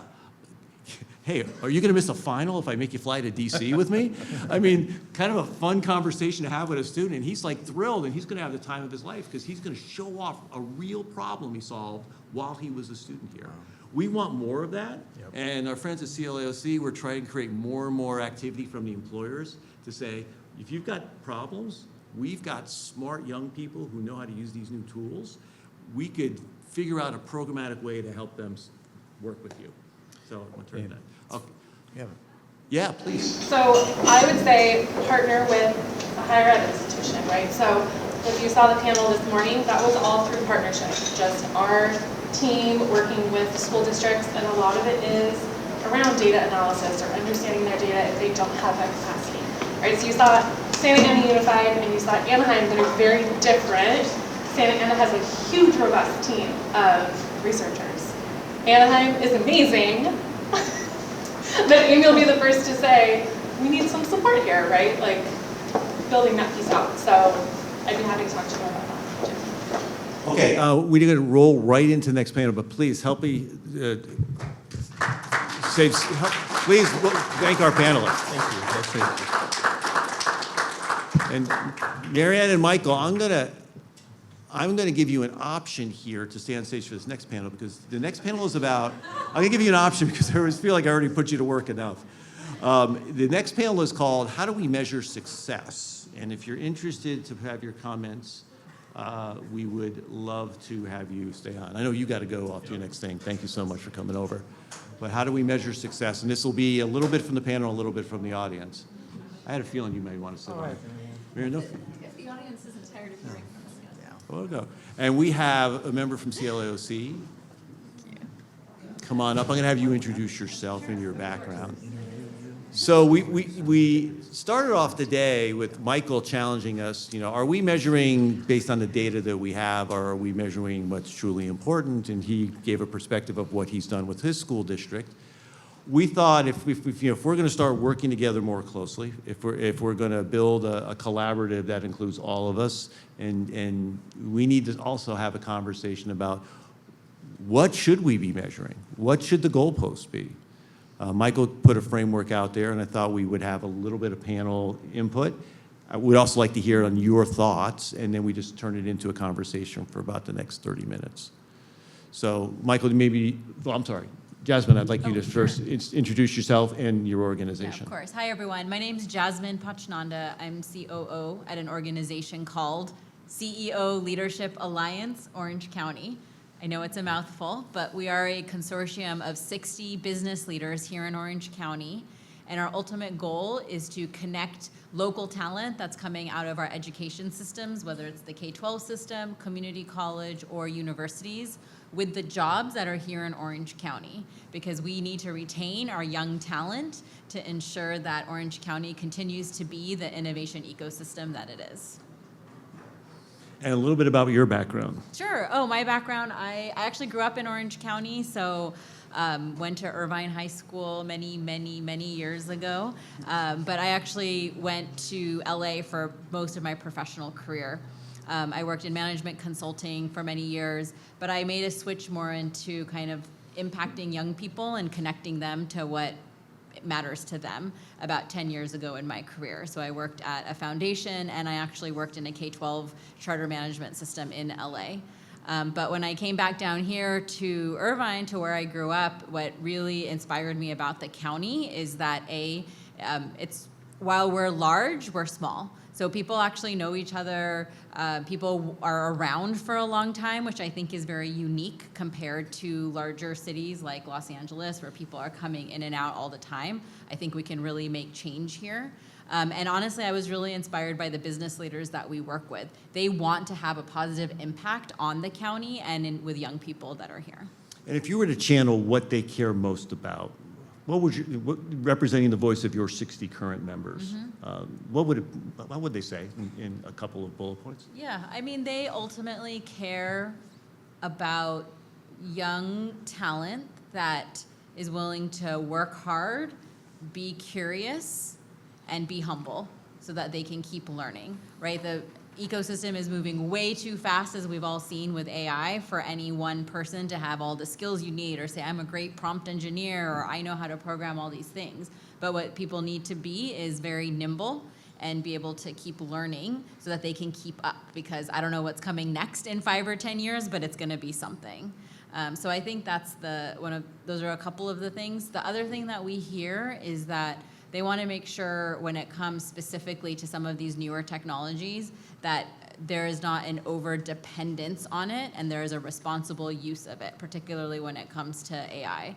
So we were talking to a group of HR leaders, and they were saying how when they're interviewing candidates, sometimes they will have their screen up and they will have put in the question into ChatGPT, and they're literally reading their response back. So I'm sure no one in this room is guiding their students to do that, but that is just important. Like, they know that that's happening and they don't like it. So I think it is for all of us to consider when we're working with young people, either at a university or in K-12, that how we want them to know how to use those tools, but how are they using it in a way that they still have an authentic voice and an authentic point of view. People want to know, like, what do you think? How are you gonna solve this problem? Sure, ChatGPT can help you, but what do you think is the right answer? Because we all know ChatGPT's responses, they're great, but they're not in our voice, they're not necessarily authentic, they're not perfect. And Michael, for you, right, when you hear this, and I know you started working with CLAOC a little bit, right, how does it align, to the vision that you've been taking Anaheim Unified through? Yeah, if you recall this morning, I referenced Raj Chetty's work at Harvard, and he talks about innovation ecosystems. And what he found is that, obviously innovation depends on your zip code, meaning a social economic status. And what our partnership is with CLAOC is exposing our young people to mentors, professional mentors, in which they can widen their aperture of what is possible. And this is where our business communities come in to intentionally help build that ecosystem. That's what CLAOC is about. And I think that we're doing great work together, but we need to expand that into Orange County wide. Yeah. And Miriam, I know this is very new for you, right? But hearing this, does this connect to things that you all talk about in kind of the circles that you run in terms of what people are talking about at the state level and care about at the state level? Yeah, I think zooming out far, I think it goes back to the idea of a learning agenda and the key questions we want to answer. In doing this work, right, what would it take for you to change your mind? whether it's about what it will take for young people to get jobs in Orange County, or whether it's about a statewide question, what would it take for you to change your mind? What kinds of information might convince you that the ideas you have could be reconsidered, or that maybe an assumption you've made for a long time doesn't actually correspond with the data? And I think having that lens of curiosity and imagining, like, what would it take to change my mind? What kind of information would I look for could help, might be a useful thought exercise to think about on a broad range of topics, including what you're doing here in Orange County as well, because that can point towards what kind of information you want to bring together. What kinds of collaborations do you need to do here to be able to serve the students? So Michael, for you, take us back through the things that you're measuring at your district now. Again, getting away from standardized test scores, what are the things that you feel are important to measure now for the students that you have for the period you have them? Well, getting back to what Jasmine had shared about the end user, right, in corporate business and nonprofit world, what are the skills and dispositions that young people need, including curiosity? I think that's a great one. But the challenge is, how do we actually do that? And working with June On here at UCI to have students reflect through the lens of the 5 C's, which match the dispositions and skills, and curating that through AI, where normally you could not do that without AI being able to curate 25,000 of those, right? So now we have a profile, and we're looking to validate that profile with the university on potentially looking at a scalable model, perhaps, right? I know there's a number of folks and organizations and businesses looking at that across the country, but no one has really found it, and I do feel that we're getting close. If you think about the things that you're measuring now and saying, when the students leave us being Anaheim, and they go on to their next step, maybe that's community college, maybe that's a 4-year school, maybe that's right into the workforce, right? What would you hope it would carry to their next step? I mean, what would they be able to carry with them, or would be accessible by the next party they're working with? Let's say that student comes to UCI. What information would you want UCI to be able to ingest from the 6-year experience with your team that we would then take so that tomorrow's learner can build on it? Knowing that they're going to have to zig and zag throughout life, and at the university it's complex, right? Learning their own pathway. The sooner that a student can really come in touch with their own purpose, which leads to a major career, the sooner that we can hand that off to you guys, the more robust profile of that student as he or she matures into adulthood, right? And I think that could, that's really intrinsic, right? How you get inside the kid in terms of unleashing and transcending themselves. So where they have a healthy internal disposition to help navigate this very uncertain world that they're headed into. Yeah. For the educational institutions out there, community colleges in 4 years, what do you think of that? I mean, I know I've been very intrigued about the idea of having much more of a personal learner record, right? That is much more holistic than what we typically ingest at admissions time. Which is, there's some good information in there. I don't think it tells the whole story. And there's parts of it that they tell us during that process that we don't even carry through, like their personal statement usually doesn't get carried through into the later part. And I think that's a shame, because so much of their story about who they are, where they came from, what they overcame to get to us is told there, yet we don't really leverage that to understand the full person. Well, I think we talked earlier about touch points, right, here at the university or at the community college.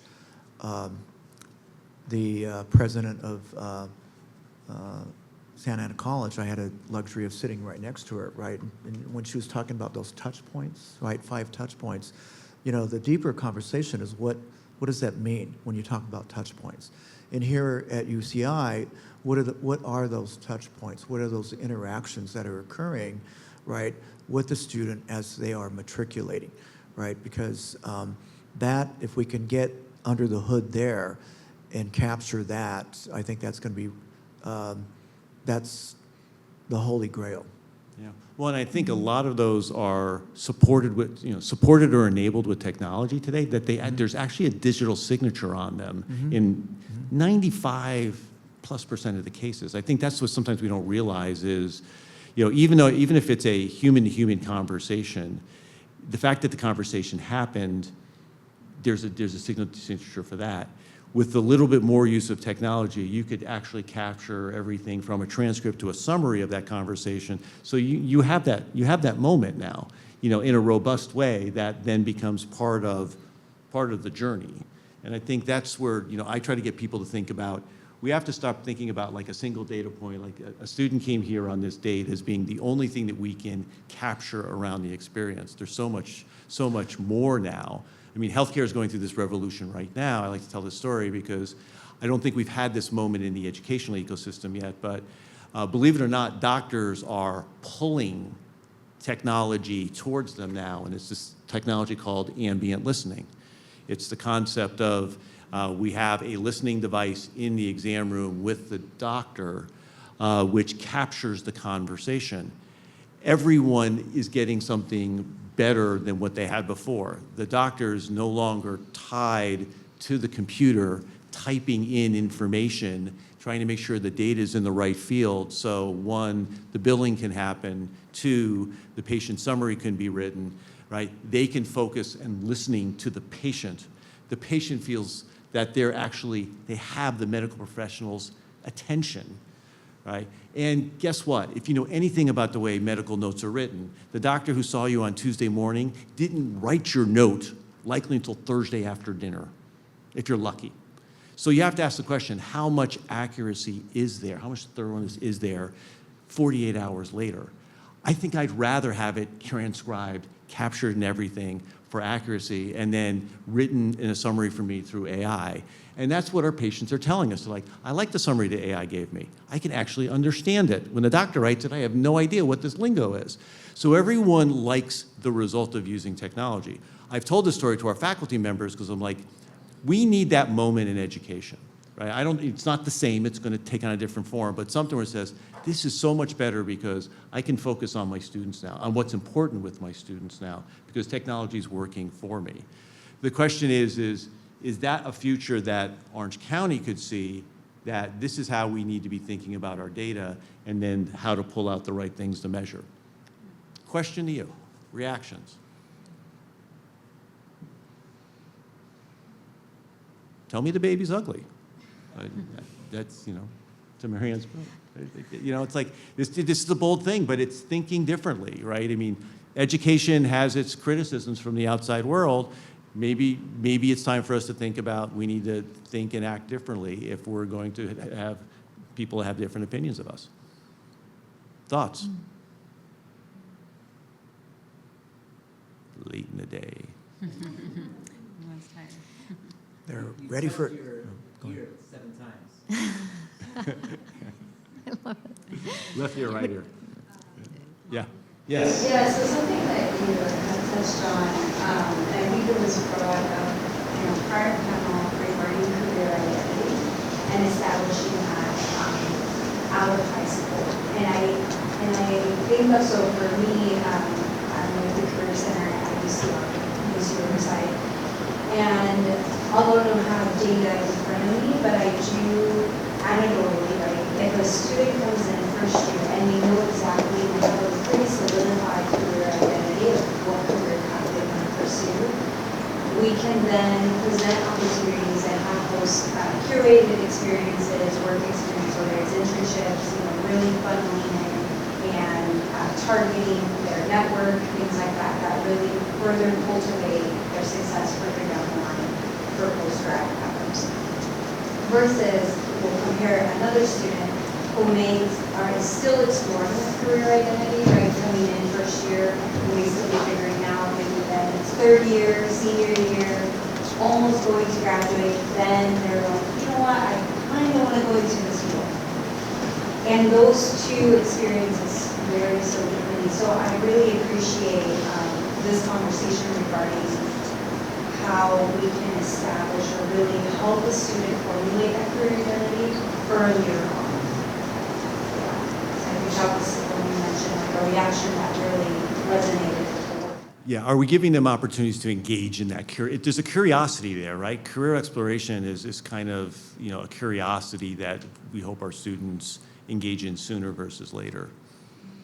And I'll just add, we believe the same thing, and we encourage our member companies to give those opportunities for students to start to identify what paths they may want to follow. So for example, we worked with Kaiser Permanente. They offered 30 slots for what we called a micro internship. That we've done. This is now going to be our second summer for both high school and early college students. And some of them came back to us and said, this was amazing. I never knew that, because it was focused on the kind of healthcare administration side of things. So everyone thought, oh, I want to go, I'm going to be a doctor or a nurse, because those are pretty much, right, the healthcare things you think of. And they didn't realize that there was this whole other pathway that you can still be involved in the medical field. So it is, that's why we're here. Like, we want to make sure that students get access to those kinds of opportunities. And I think it's really important for people like yourself who are working in career counseling and even at the high school level, for them to also even know what these opportunities are, so we need to educate as many people as possible on what the different career pathways are. So the teachers themselves don't know what the career pathways are. So we're opening up opportunities with partnerships, with corporate partnerships on externships for teachers, so that they can go out into the field, and then we give them time to integrate what they learn into the classroom. So we're trying to continue to open the aperture of opportunities, but you have to include the teachers.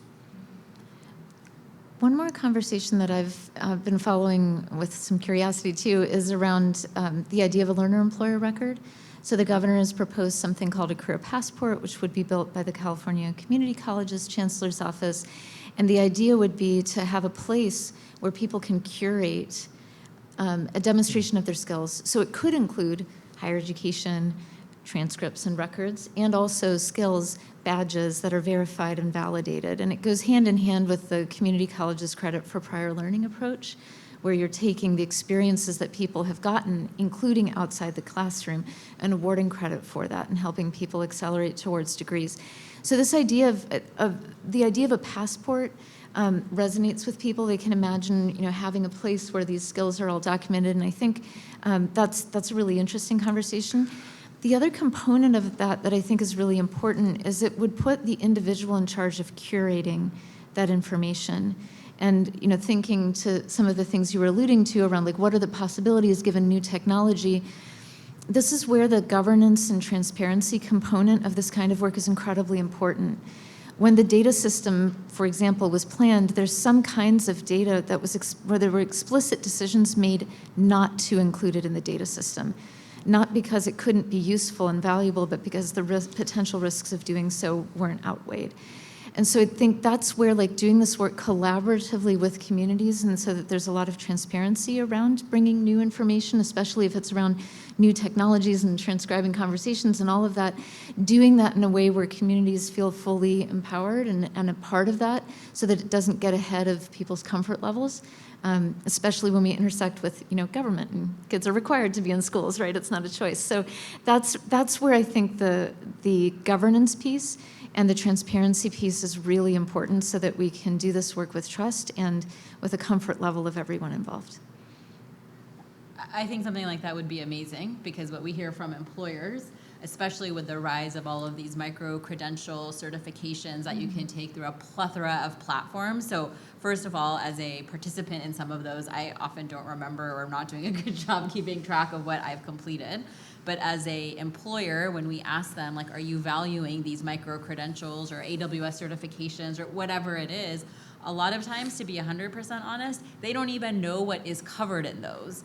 And I think that there's a real opportunity there to help educate. Like, they can't keep up, right, with every single certification, whether you're getting it through AWS or Coursera or MIT Online. And I think there's an opportunity for us to help educate or advocate as users of those, of like, here are the skills that I learned. Because just saying the certification, honestly, most people don't always know what came with that certification. And so hence they're a bit hesitant to move towards relying on a certification that they're not familiar with. If you think to the, well, I know I'm at a four-year university, but I just came from a conversation that was about, you know, skills over degrees kind of approach to hiring. But even then, if you look at people, we have employers who are often very focused on a master's or PhD, very technical skills, and we think, can you walk back some of those requirements? But you have to, we need to be able to help show what are the skills that people are getting out of whether it's a certification or their four-year degree. And students often like don't know, right, that I took this one engineering class and here's like some very specific programs that I learned, and then they might kind of forget to put it on their resume, and it ends up being important to the employer. Comments, questions? Yes. This might be a little bit out of left field, but I guess like as we're talking about measuring success, how do we also make sure that it's very inclusive of all of our students, especially like since we have a lot, like here in Southern California, there's a lot of Hispanic students, undocumented students too, so how do we make sure that they're also included in that pipeline and our success stories, right? Because I think one thing I sometimes deal with working with undergraduate students that are undocumented, it's really hard for us to really think about like that next step after college. A lot of it is really just preparing them for graduate school, but even then, like, what's the end goal, right? And so how do we think beyond that too? So, and then how do we tell that story to advocate? I think what we're talking about, I mean, I like the passport idea, but I mean, it's a new way of looking at like LinkedIn with that has a lot more credibility and authenticity, right, in a transcript. So whether you're undocumented or not, I mean, in our district, you know, it's we have probably 4% or 5% undocumented. That's an estimate because we don't exactly know, but they're not insignificant. But we treat our everybody the same in terms of trying to give them, but knowing that there's a real, I mean, I think the big challenge for all these young people are going to have to deal with just tremendous job tectonic changes, right? And so the question is, what kind of mindset are we helping them prepare for, right? And right now, unfortunately, we know that undocumented are being targeted. Yeah, we have a program here at UCI, you know, for undocumented students to get real-world experience. My office has taken students the last 2 years. I have been shocked, and not in a positive way, at the disconnect, right? Because we do an amazing job of providing opportunities for undocumented students to have all the same types of opportunities through graduation. And then it's like a black hole for them to figure out where they can go next.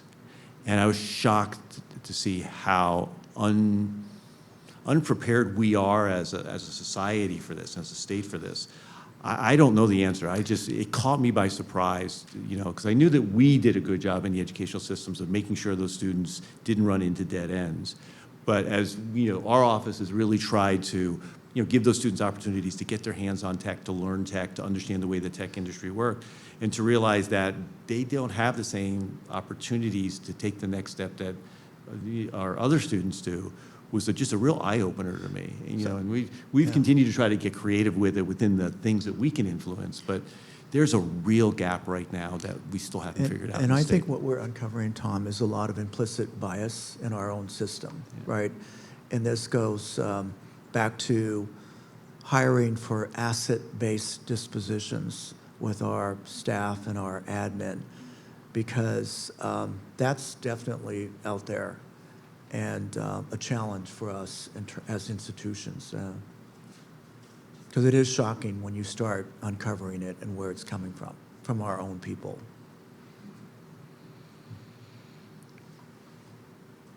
All right, so we are at time. Please give a round of applause and thank our returning and guests.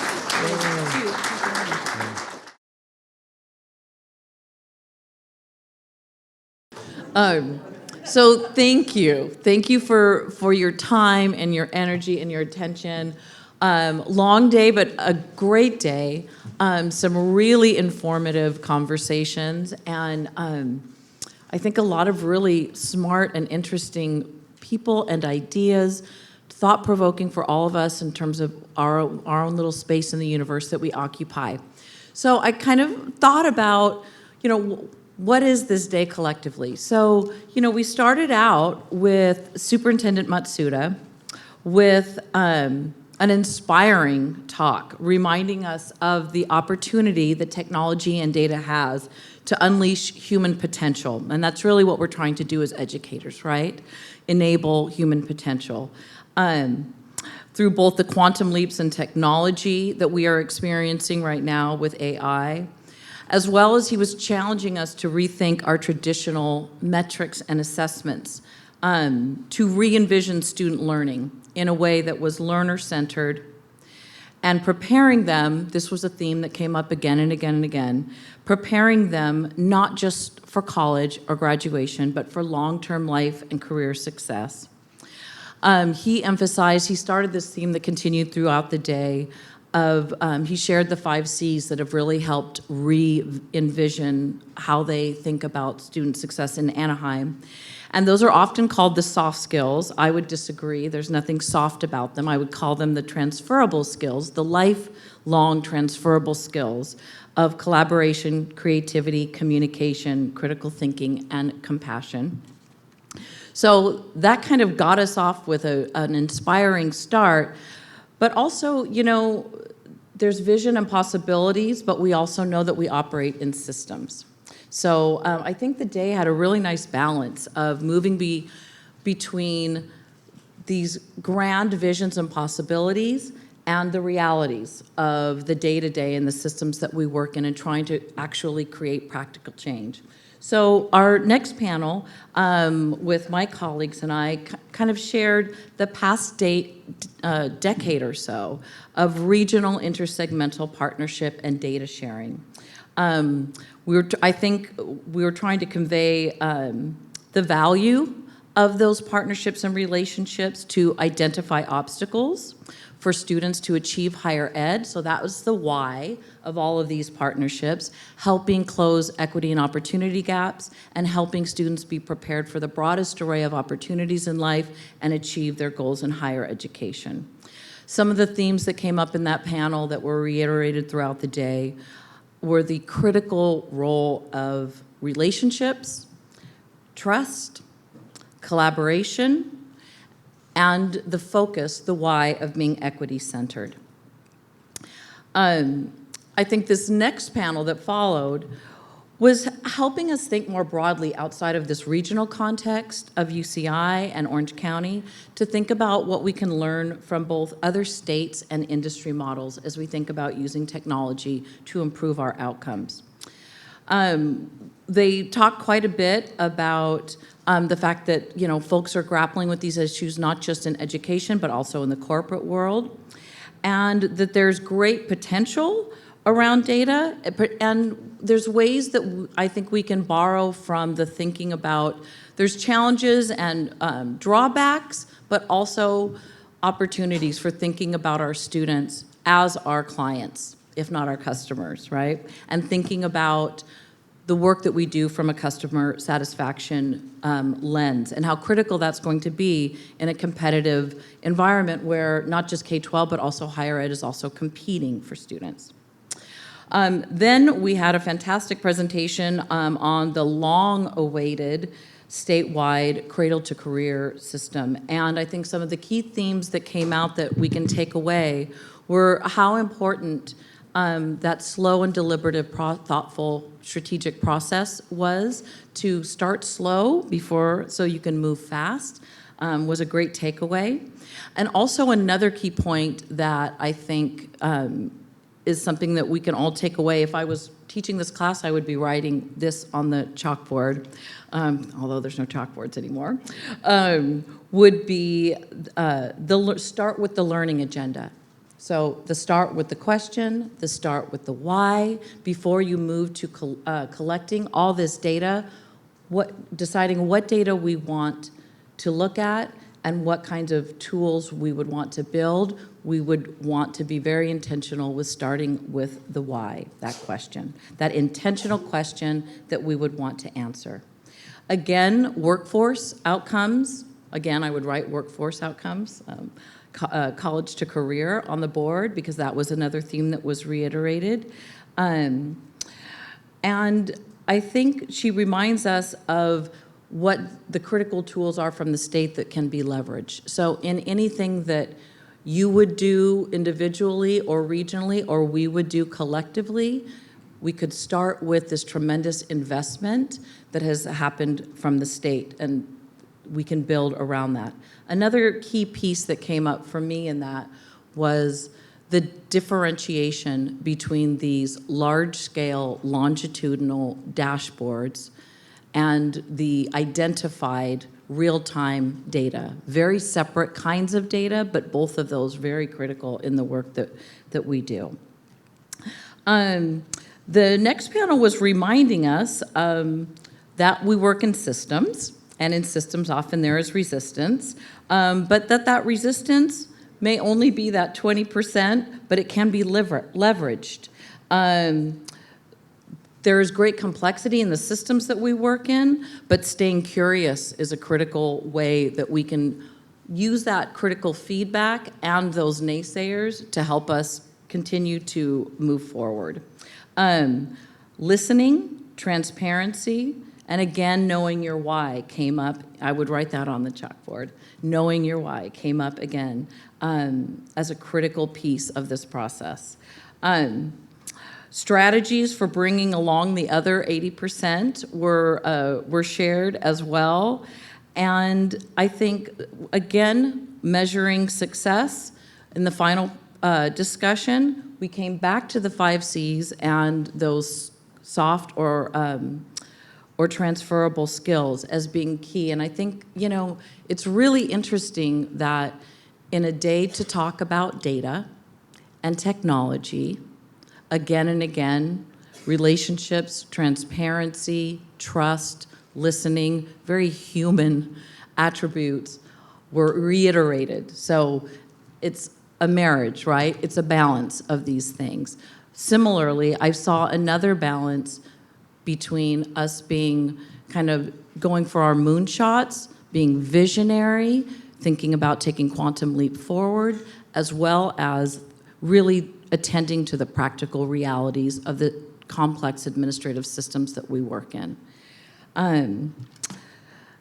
So finally, another point out of the measuring success I think that we could possibly take away is thinking, again, outside the box.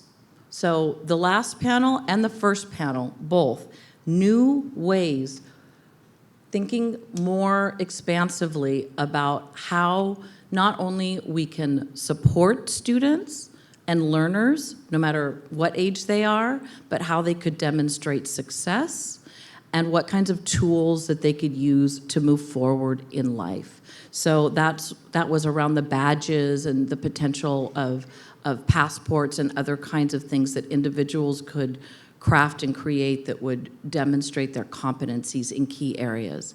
So if I had to step back and say, what would be the point of any and all of these things? And I don't know that it's our why, but it's definitely about giving individuals the power to create better lives.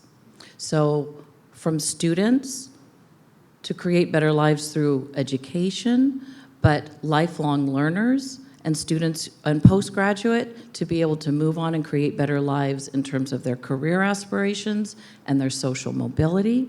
So that seems to me the promise and the potential of what we're talking about here today, is harnessing not just technology, artificial intelligence, and these quantum leap forwards in data, but also marrying that with our compassion and our creativity, and our respect was another topic that came up today for one another. So with that, I'm going to hand it over to Tom to think about some next steps.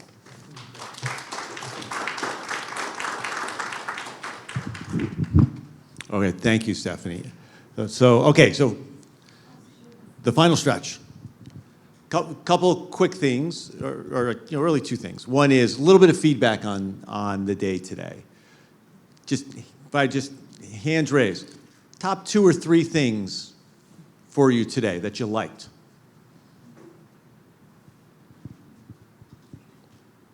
You're not really kind of round tabling. Yes.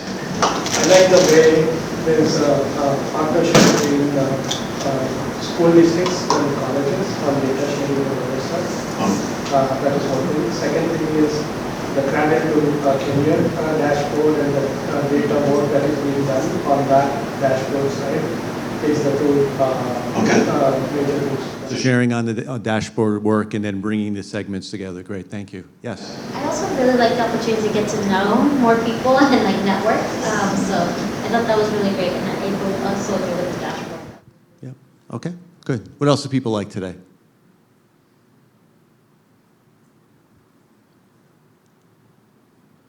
We're down to a handful. It's like 20% left. Okay. What could have been done better? Are there topics that we missed? Are there conversations that went the wrong direction?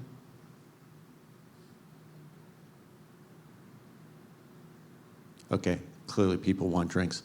All right. So I guess the real question is, Stephanie and I were talking about this a little bit before she went up and made her comments. The question is there a next conversation? Is this just the starting point of a larger conversation and a direction that we should be setting around, I'll use your words, creating the opportunity for individuals to build better lives? Is there a place to go from here to a next point? And if so, what are people's thoughts around that? No, we're not asking to make any decisions. We're asking for kind of input for us as we think about what might come next.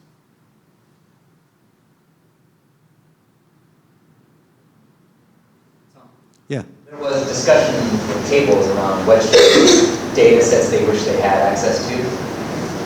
I think a next step around brainstorming on that. Like what is that? How can they get that? What stakeholders need to be involved in that conversation?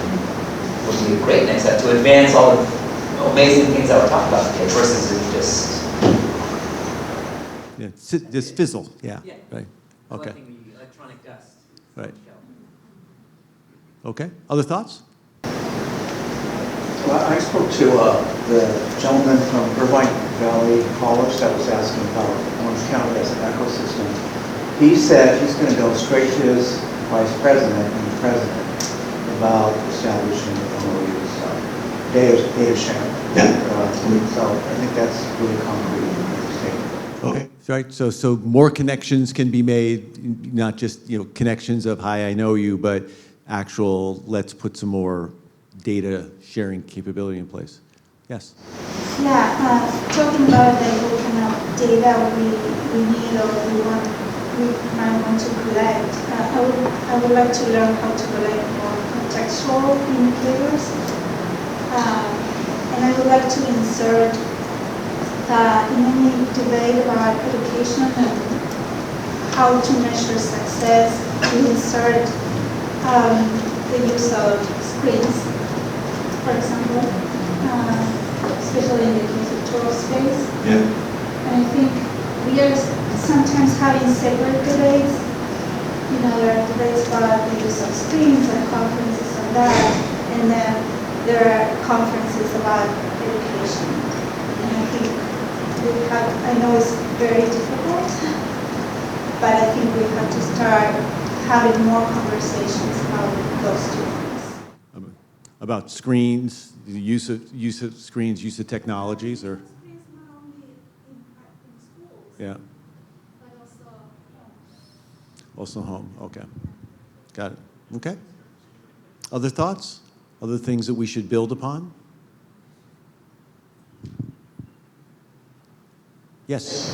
So there are already some success stories available right now, and building upon those success stories, still something like a playbook or something, so that can be shared with the institutions that are already coming or wanted to come into this space and be collaborative about it, so they will have something to start with. So that is what we are doing now. Another thing is right now, everybody came into this one place. Now from this one place, how can we reach out to the other groups? So reach out to them and tell them what we are doing here and how they can see if we can expand. So maybe there's a way to share out to those who weren't here today about kind of some of the levels of conversations. You know, we captured a lot of content. Maybe we can, you know, create some type of small summary output. Okay, great. Yes. So we have an example already in the K-16 college and career pathways. Their funding formula, their award formula was based on regions. So for example, Orange County, it had to include a UC and a Cal State and all those school districts. So I think the regional approach might be a good first step because same demographics and all that good stuff, but there's already a model that exists and that would save time. And that's how they're funded throughout the state. So we already have a infrastructure model where we can start with data, focusing on data sharing and so forth. So plenty of opportunities to play with. We're actually part of Orange County, and we're also part of the LA consortium as well. So we're a little bit of both because we serve LA as well. So things exist out there, and that's a perfect example of how we can start. First step, maybe a regional approach, Orange County, which is not bad, and then data sharing. How do we get people who didn't come to this event to come to the next event? How do we show people that the value of being here, of hearing stories about how people are moving the needle, on how there's power in working together? How do we get them here? I look at a lot of what I heard these speakers talk about, but also heard the other people that I was talking to about the importance of building these relationships and building trust. And a lot of that can happen when we're all in the same room together that maybe doesn't happen, you know, on the Zoom meeting. And I know that I've heard that from a lot of different people here, that we were able to maybe jump forward huge steps in that area and how important that aspect is in building these kinds of partnerships. Can I ask how folks were invited? Because I got a random invitation. It was completely random. Yeah. No, I think we tried to identify all of the institutions of the different segments and also some of the, you know, kind of other parts of people who touch education and tried to invite them. Did we get everyone? Probably not, but we probably hit 85, 90%, at least got an invitation of some sort. But it was an imperfect process, right? You know, that's why it's like, you know, this is just kind of the start, right? It's small steps, and you know, Stephanie and I were talking about there are other coalitions that come together. There's lots, right? I think part of the challenge is how do you make them stick?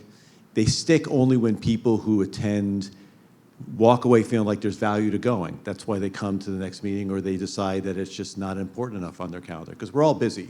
So you have to create something where there's value. And you know, we have some that we're part of on a national level, like we're part of a Unison coalition with about another 12 other universities. We're very integrated and involved in that. And why? Because we get a lot of value from those conversations, things that we can bring back, things that we talk about, things that we share. And you know, we're trying to figure out what would make it valuable here to benefit at the end of the day. It's about our students, right, and helping them in their journeys. Well, I would really like us to expand the drive that you started with more of those best practices. So like some of like maybe shared MOUs and stuff like that maybe we can like look at and share like those best practices. And then I would also like to suggest that maybe we invite a student or two to be here, also because I think if we're talking about students, they should be a part of the conversation, like one of the Alex said earlier. So, yeah. That's a great idea. if we tell them there's food, then they all show up, is the problem. Yeah, no, it's good. Yes? Actually, I am a student, and it was really important to be here. And What did you find super interesting about that?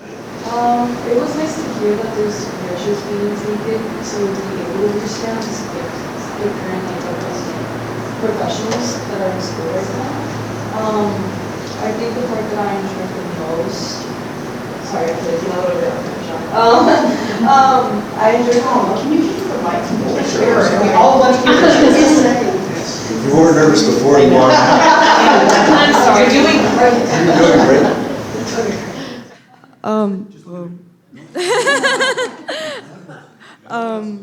Hi, I'm a student from UCR, and I'm with the UCR Career Center as a project management intern. So it was really informative to hear how there's measures being taken currently to help future professionals. And I think the part that I enjoyed the most is that, that there's people, or you guys, current professionals in this room, that want to use those data-driven decisions to be able to better support the upcoming generation. I do think, something that I currently do wish that there would be more personalization in the classroom.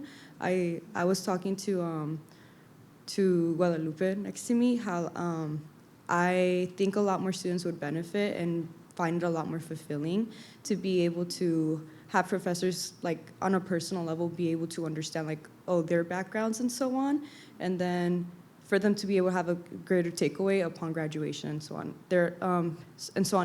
and so forth. But yeah, it was really informative, and it's nice to see all these initiatives that are being taken. So I didn't know there was so much going on. So yeah.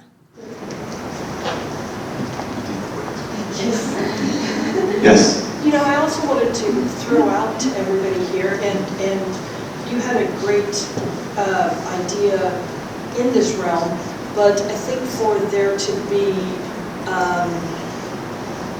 additional conversations and actions from this group, there have to be some actual tangible plans in place. And I really liked your idea on using the drive for people to put examples of their MOUs in there so others can see it, and other things like that. But what can we do? What suggestions do people have to get to that tangible action place? Because otherwise, this doesn't have any meaning, does it? Great, thanks. Any other comments? Because I want to wrap us up. Leave it there. So we need to get some thought from our team side, and probably we'll pull in some of our partners from the other segments and talk about what could we do next? How could we create a valuable forum for everyone? But the most important thing is I got right here the winner of the bridge competition. 4 people got all 9 correct, which is pretty impressive because I think I knew 5 outright and could guess it 3 others, and one I had no idea. Okay. Our winner is, they get a new car, right? Okay. That's your car. I was just going to say, your car. Okay. Our winner is Carla Barron Galvin. Are you here? Yeah. Congratulations. Woo. C. Shanot for your prize. Okay. Okay. So with that, I want to say thank you very much. I want to thank our sponsors, both Slalom and AWS, who contributed to make all of this possible. Thank you for taking the time to come here, and for your colleagues who had to leave early, thank them as well. It was a great conversation. I think we took away a lot, definitely some ideas for the future, but it was really the appreciation of your time, your participation, your sharing that we want to say thank you to. And with that, we have just right outside, reception in the next room.